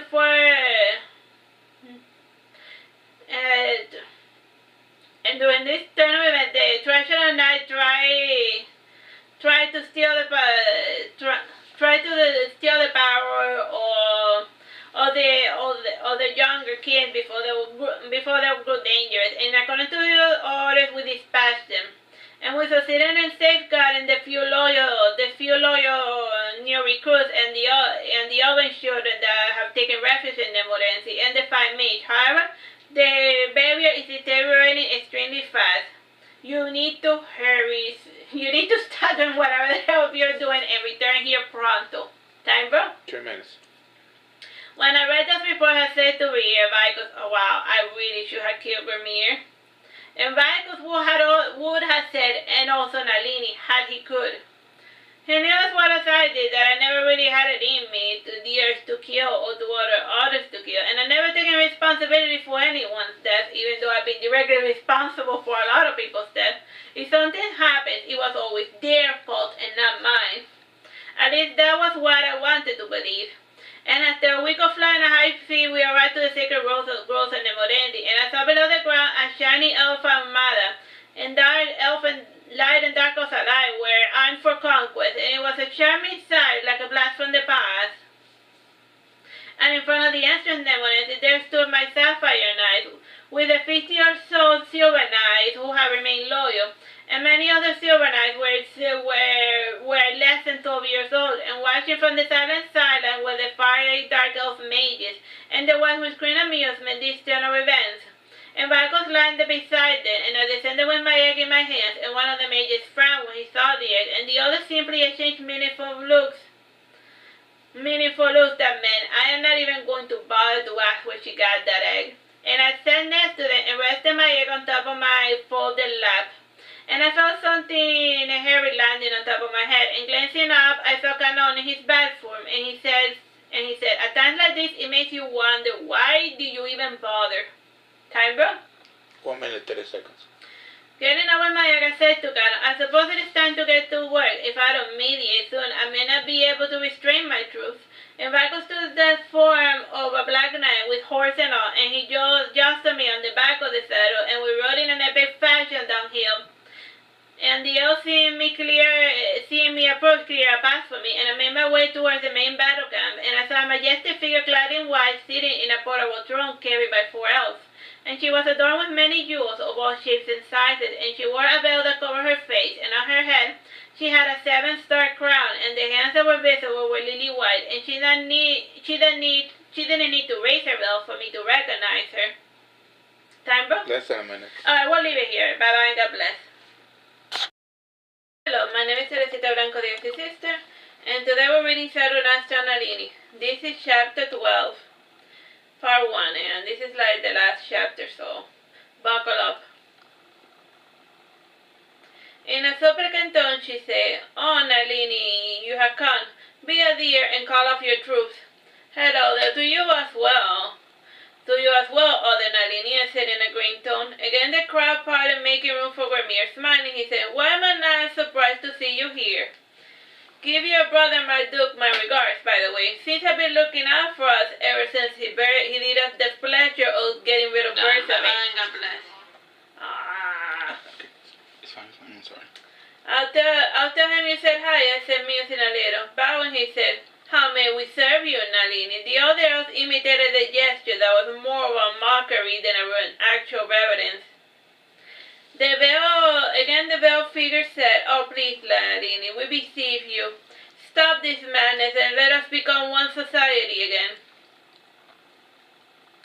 Yeah, and Grimir also said, "Yes, Nalini, we implore your forgiveness." And the others imitated the gesture. And carefully measuring my words, I said, "I will return them if they want to return to you. They are not hostages. They are in my camp out of their own free will." I saw Grimir rubbing his right hand thumb against his index finger, and based on recent observation, he did this whenever he was thinking or plotting. Measuring his word, he said, "Tell the children to return. They are not like you, and they need our guidance in order to survive. You have parents, don't you? So you must understand." Canon left my hand and took on the form of a human clad in a black armor, designed after a puma and a bat. He too had realized that something seriously horrible was about to happen, and he said with me in telepathy, and Grimir and that maiden are scheming something. "If you leave those brats with them, they shall be done for." I know, I responded with telepathy. Some people never learn, and seeing us exchange meaningful glances made Grimir uneasy. And the shapeshifter did not inspire him much confidence. He recognized Canon as Bersame's pet immortal sphinx. Again, Grimir, instead of asking, he demanded, "Return what you have stolen for us, or do you wish to become another Bersame?" "I have no intention of imposing my way on you or your people," I said softly. "We merely wish to live in peace." I rode Valkos back to Nemorendi, and Canon marched gallantly before me, taking the reins of my silent steed. Grimir followed close behind us, and before leaving the elf camp, he asked, "Will you do as we asked?" "No," I said. "Oh, please, at least do," returned the smallest children. They need their mothers, and babies lack the intelligence to decide for themselves. Therefore, it would be unreasonable for you to assume that they desire to stay in Nemorensis. He pleaded one last time, and I felt a strong hatred within his heart, and he despised so much having to humiliate himself before him. And at that moment, Grimmir's mask finally dropped, and never before had I seen such a cute face twisted into so many hideous lines of undisguised fury. Again, he was like, Demon, what do you want from us? You say you don't want to impose us, and yet, he said, pointing at me in defiance, and he had his hands closed into a fist at the end of the outburst. I said nothing to him. I made a motion to Vicos, and we finally departed. And I fear Grimmir's anger mounted, and suddenly an icy chill fell over him, and his countenance changed, and he embodied serenity. Grimir had finally come to a decision. He said ominously, "Have it your way." Canon shivered as Grimir went back to the center of his armada, and Vicos too grew restless, and as the distance grew between us, I began to focus my gaze on Grimir. And much to my annoyance, he had managed to resist my mental intrusions, and I wondered what new god or deity was lending him strength. And when I reached my troops, they did not inquire about the negotiations. They could tell immediately that they had broken down. And Vicos shifted his phone and placed me on the ground, and he could feel that a battle was imminent. And my Alphanite said to me, "This is your story, Nalini. You decide how it ends." And I petted the reggae I was carrying, and while petting it, I felt a small rupture on the smooth surface, and my egg would hatch at any moment, and at the worst possible time available, and Alpha 2 noticed and petted the surface. Forgetting the battle, she said, "Is it going to hatch soon?" And Cano 2 came close to examine the egg, and he asked, "You think it'll be a boy or a girl?" And while we were distracted, the enemy elves began intoning a song. They sang in the ancient language, from back when they had their own country and their own culture. And as the elves intoned their battle song, a light began to shine in the center of the army, and a figure clad in white began to fly, and her hands expanded and became like wings. And her legs fused together into one, becoming one long and scaly tail. And the figure expanded, becoming larger and larger, and it no longer resembled an elf anymore. And behind the white veil, I could hear the faint hissing sound. And from the back part of the veil there descended pure white peacock feathers, and the tail grew feathers, and the head became more pronounced forward as if a snake lay hidden behind the veil, and when it opened its mouth, I saw sharp fangs like those of a snake, and from its mouth it emitted a horrible sound, the last of which I had never heard before in my life. And it sounded even worse than Oberon's aria sound, and the noise drowned all sound, erasing all music, and the elves and enemies too imitated that sound before charging forward. And the sound created quite a lot of dissonance, and I took my flute and tried as I may, and it could not rise above the deafening noise created by the creature. And in response, I inverted my flute, and instead I tried to create silence. And the imitation of the monster, Vicos took on the form of one of those long catfish dragons with long whiskers and mane. He, however, was pitch black like the shadow that he was, and the night was slowly descending upon us, and as the sun fell behind the sacred groves of Nemorensis, the more massive and dark Vicos became, and he seemed to have become one with the darkness and silence himself, and his silence provided some relief from that horrible, deafening sound. Still, it did not nothing against the marching waves of elves, and to the running they advanced in a diamond formation with the magic users at its center, and from the other were in the midst of casting a huge ball of lightning, almost like round, almost like a cannonball. And I took the flute to my mouth, and I licked my lips, and I played my song, and as I did, I issued my commands to my loyal knights. And before I proceed to each of my loyal knights, and we form our own formation to counter theirs. And as we were now, even with the backup, we were only 2,000 fighting an army that outnumbers 100 to 1. At the time, my troops were just trying to push back the onslaught to keep the enemy from attacking from entering the Nemorensis. And we had to limit our strength, and we had to limit ourselves lest we overspend our resources in a battle that seemed like it may not have any end. And each time we slew an enemy, they would rise up again through some magical force, and kind of had some experience battling the so-called immortal elves. And being a true immortal, he felt no fear of the torrents of spells that rain over him. And he took to completely obliterating the body of the elves with his fire attack. And if there was no body left, then there was nothing that the elven necromancers could resurrect.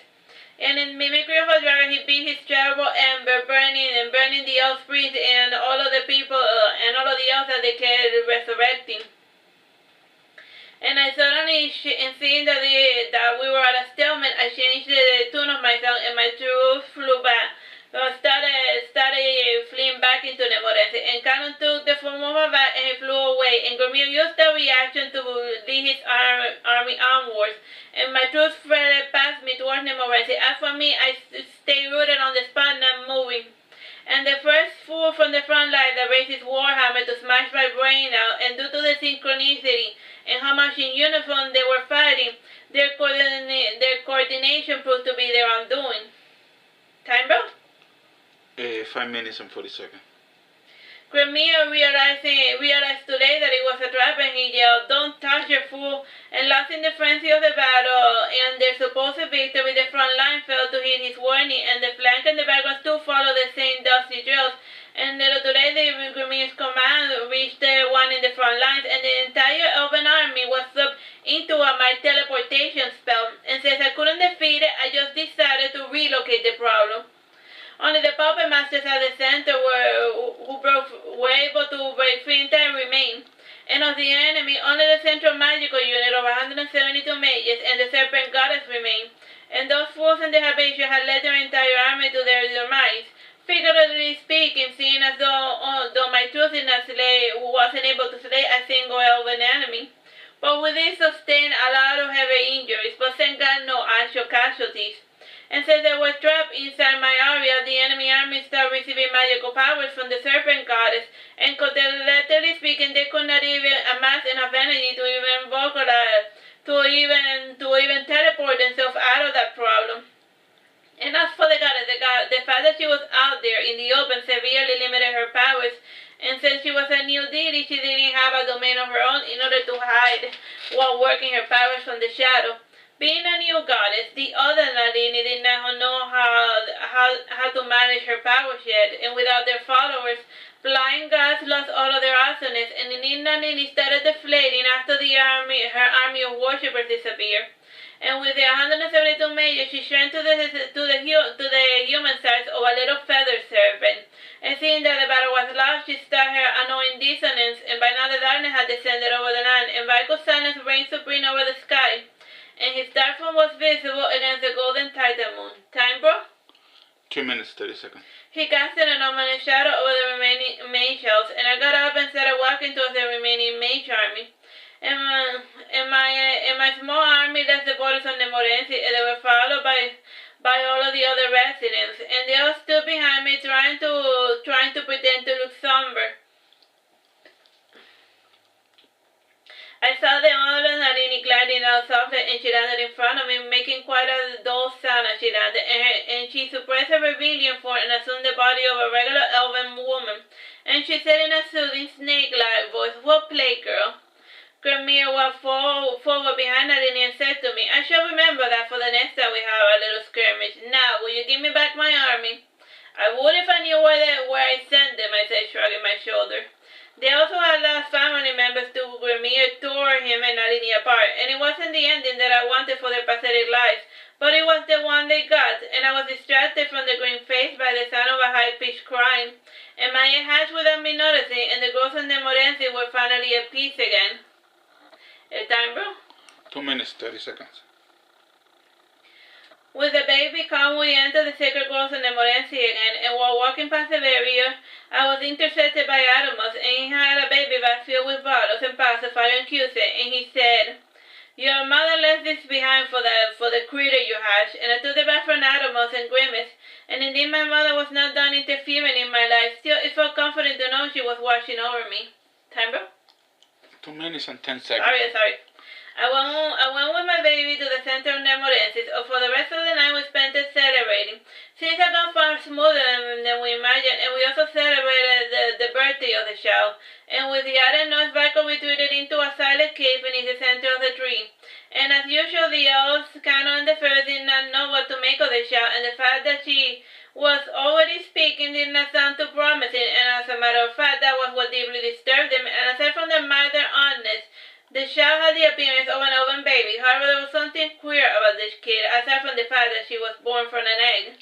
And during the celebration, Cano's backphone landed on my head, and he asked the obvious questions. So, are you people born from eggs? Everyone's born from eggs, silly, I said after I gave a baby bottle to the kid. Whether the egg is hosted within or outside the body differs from species to species. So you are reptile, mammals, an insect? Cano asked. That intel is on a need-to-know basis, Cano, I answered, smiling. You're starting to sound like your brother, my duke, he said. He is my brother, after all, so I can't help it if I sound like him sometimes, I responded after burping the baby. Cano said to himself, I sometimes wonder, and indeed he was wondering as he gazed into the stars. After a brief pause, he said, I'm going to leave after a week or so. And the silly back and forth lasted for a bit, and neither of us seemed too inclined to have a meaningful conversation. And a wind passed over the sacred groves of Nemorensi, and with the wind I could smell a faint stench of blood, ash, and flowers, and peace had come at a high price. Alright, so that's the end of Saturnastra Nalini. Bye bye and God bless. Hello, my name is Teresita Blanco, the Artsy Sister, and today we're reading Saturnastra Nalini. This is chapter 12, part 1, and this is like the last chapter, so buckle up. In a supplicant tone, she said, Oh, Nalini, you have come. Be a dear and call off your troops. Hello there, to you as well. To you as well, other Nalini, I said in a green tone. Again the crowd parted, making room for Grimir. Smiling, he said, Why am I not surprised to see you here? Give your brother, my duke, my regards, by the way. Since I've been looking out for us ever since he did us the pleasure of getting rid of birds. God bless. It's fine, I'm sorry. I'll tell him you said hi, I said, musing a little. Bowing, he said, How may we serve you, Nalini? The others imitated the gesture that was more of a mockery than an actual reverence. The veiled figure said, Oh, please, Nalini, we beseech you. Stop this madness and let us become one society again.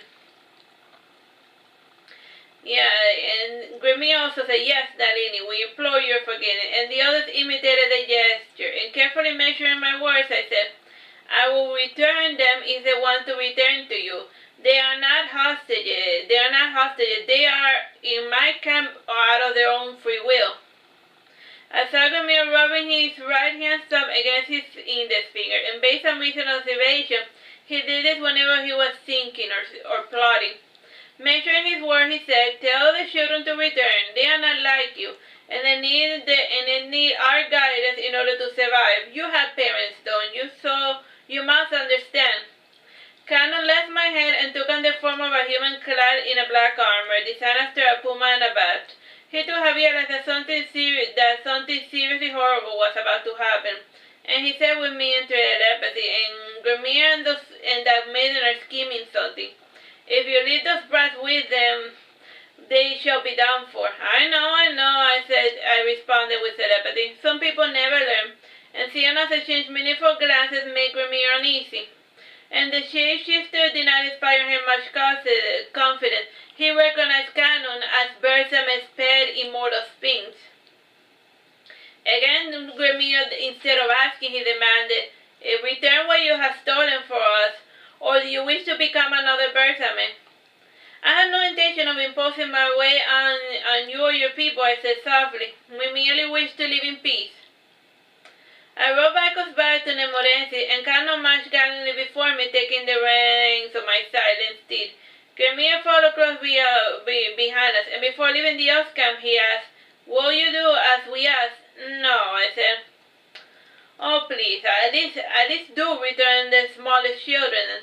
They need their mothers, and babies lack the intelligence to decide for themselves. Therefore, it will be unreasonable for you to assume that they desire to stay in Nemorensis. He pleaded one last time, and I felt a strong hatred within his heart, and he despised so much having to humiliate himself before him. And at that moment, Grimmir's mask finally dropped, and never before had I seen such a cute face twisted into so many hideous lines of undisguised fury.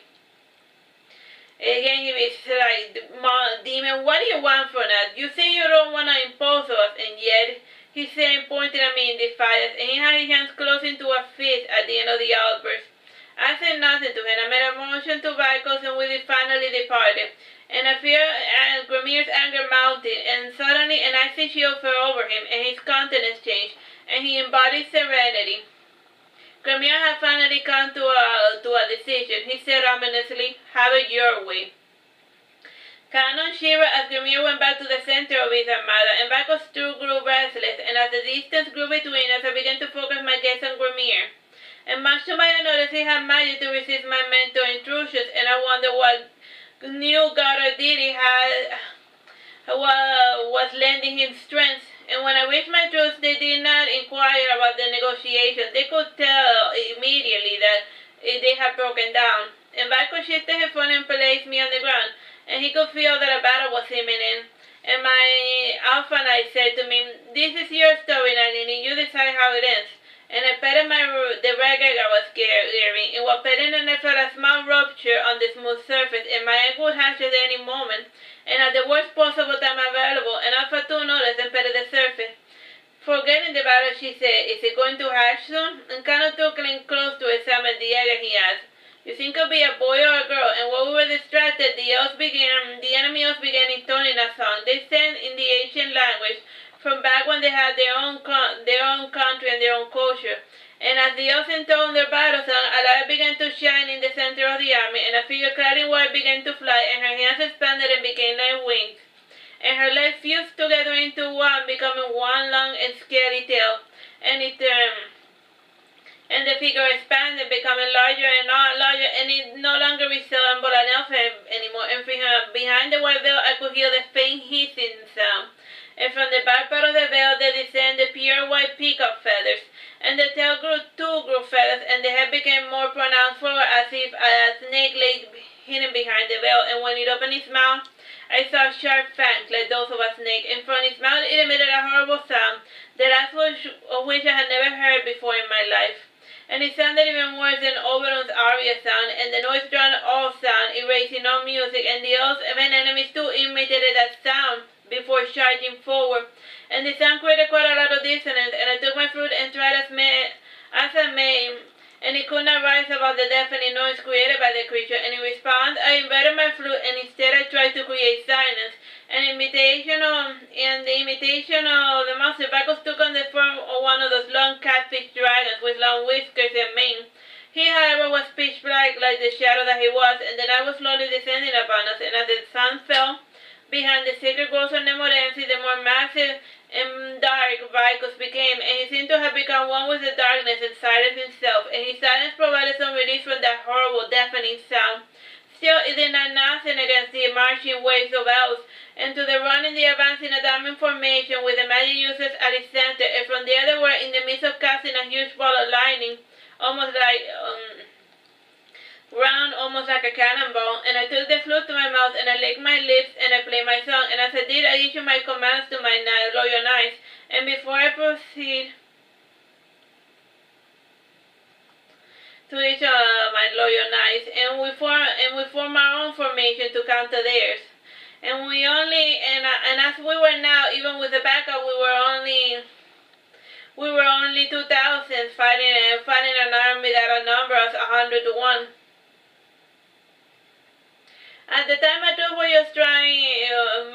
just trying to push back the onslaught to keep the enemy from attacking from entering the Nemorense. And we had to limit our strength, and we had to limit ourselves lest we overspend our resources in a battle that seemed like it may not have any end. And each time we slew an enemy, they would rise up again through some magical force. And Kano had some experience battling the so-called immortal elves, and being a true immortal, he felt no fear of the torrents of spells that reigned over him. And he took to completely obliterating the body of the elves with his fire attack. And if there was no body left, then there was nothing that the elven necromancers could resurrect. And in mimicry of a dragon, he beat his terrible ember, burning the elf priest and all of the people and all of the elves that they kept resurrecting. And I suddenly, in seeing that we were at a stalemate, I changed the tune of my song, and my troops flew back. Started fleeing back into Nemorense, and Canon took the form of a bat and he flew away, and Grumir used the reaction to lead his army onwards, and my troops fled past me towards Nemorense. As for me, I stayed rooted on the spot, not moving. And the first fool from the front line that raised his warhammer to smash my brain out, and due to the synchronicity and how much in uniform they were fighting, their coordination proved to be their undoing. Time, bro? 5 minutes and 40 seconds. Grumir realized today that it was a trap, and he yelled, "Don't touch your fool!" And lost in the frenzy of the battle and their supposed victory, the front line failed to hit his warning, and the flank and the background still followed the same dusty drills. And little today, Grumir's command reached the one in the front lines, and the entire elven army was swept into my teleportation spell. And since I couldn't defeat it, I just decided to relocate the problem. Only the puppet masters at the center were able to break free and remain. And of the enemy, only the central magical unit of 172 mages and the serpent goddess remained. And those fools in the Habatia had led their entire army to their demise. Figuratively speaking, seeing as though my troops wasn't able to slay a single elven enemy. But we did sustain a lot of heavy injuries, but thank God no actual casualties. And since they were trapped inside my area, the enemy army started receiving magical powers from the serpent goddess, and collectively speaking, they could not even amass enough energy to even to even teleport themselves out of that problem. And as for the goddess, the fact that she was out there in the open severely limited her powers, and since she was a new deity, she didn't have a domain of her own in order to hide while working her powers from the shadow. Being a new goddess, the other Nalini did not know how to manage her powers yet, and without their followers, blind gods lost all of their awesomeness, and the new Nalini started deflating after her army of worshippers disappeared. And with the 172 mages, she shrank to the human size of a little feathered serpent. And seeing that the battle was lost, she started her annoying dissonance, and by now the darkness had descended over the land, and Vico's silence reigned supreme over the sky. And his dark form was visible against the golden Titan moon. Time, bro? 2 minutes, 30 seconds. He casted an ominous shadow over the remaining mage elves, and I got up and started walking towards the remaining mage army. And my small army left the borders of Nemorense, and they were followed by all of the other residents. And they all stood behind me, trying to pretend to look somber. I saw the other Nalini gliding out softly, and she landed in front of me, making quite a dull sound as she landed, and she suppressed her rebellion form and assumed the body of a regular elven woman. And she said in a soothing, snake-like voice, "Well played, girl." Grumir walked forward behind Nalini and said to me, "I shall remember that for the next time we have a little skirmish. Now, will you give me back my army?" "I would if I knew where I sent them," I said, shrugging my shoulder. They also had lost family members to Grumir, tore him and Nalini apart, and it wasn't the ending that I wanted for their pathetic lives, but it was the one they got, and I was distracted from the green face by the sound of a high-pitched crying, and my head hatched without me noticing, and the girls in Nemorense were finally at peace again. Time, bro? 2 minutes, 30 seconds. With the baby calm, we entered the sacred groves of Nemorense again, and while walking past the barrier, I was intercepted by Adamus, and he had a baby bag filled with bottles and pacifier and Cuse, and he said, "Your mother left this behind for the critter you hatched," and I took the bag from Adamus and grimaced, and indeed my mother was not done interfering in my life. Still, it felt comforting to know she was watching over me. Time, bro? 2 minutes and 10 seconds. Sorry. I went with my baby to the center of Nemorense, and for the rest of the night we spent it celebrating. Things had gone far smoother than we imagined, and we also celebrated the birthday of the child. And with the added noise, Vico retreated into a silent cave beneath the center of the tree. And as usual, the elves, Cano and the fairies did not know what to make of the child, and the fact that she was already speaking did not sound too promising, and as a matter of fact, that was what deeply disturbed them. And aside from their minor oddness, The child had the appearance of an oven baby. However, there was something queer about this kid, aside from the fact that she was born from an egg. And during the celebration, Canos baffled landed on my head, and he asked the obvious questions. So, are you people born from eggs? Everyone's born from eggs, silly, I said after I gave a baby bottle to the kid. Whether the egg is hosted within or outside the body differs from species to species. So you are reptile, mammals, an insect? Canon asked. That intel is on a need-to-know basis, Cano, I answered, smiling. You're starting to sound like your brother, my duke, he said. He is my brother, after all, so I can't help it if I sound like him sometimes, I responded after burping the baby. Cano said to himself, I sometimes wonder, and indeed he was wondering as he gazed into the stars. After a brief pause, he said, I'm going to leave after a week or so. And the silly back and forth lasted for a bit, and neither of us seemed too inclined to have a meaningful conversation. And a wind passed over the sacred groves of Benevolency, and with that wind I could smell a faint stench of blood, ash, and flowers. And peace had come at a high price. Alright, so that's the end of Saturnastra Nalini. Bye bye and God bless.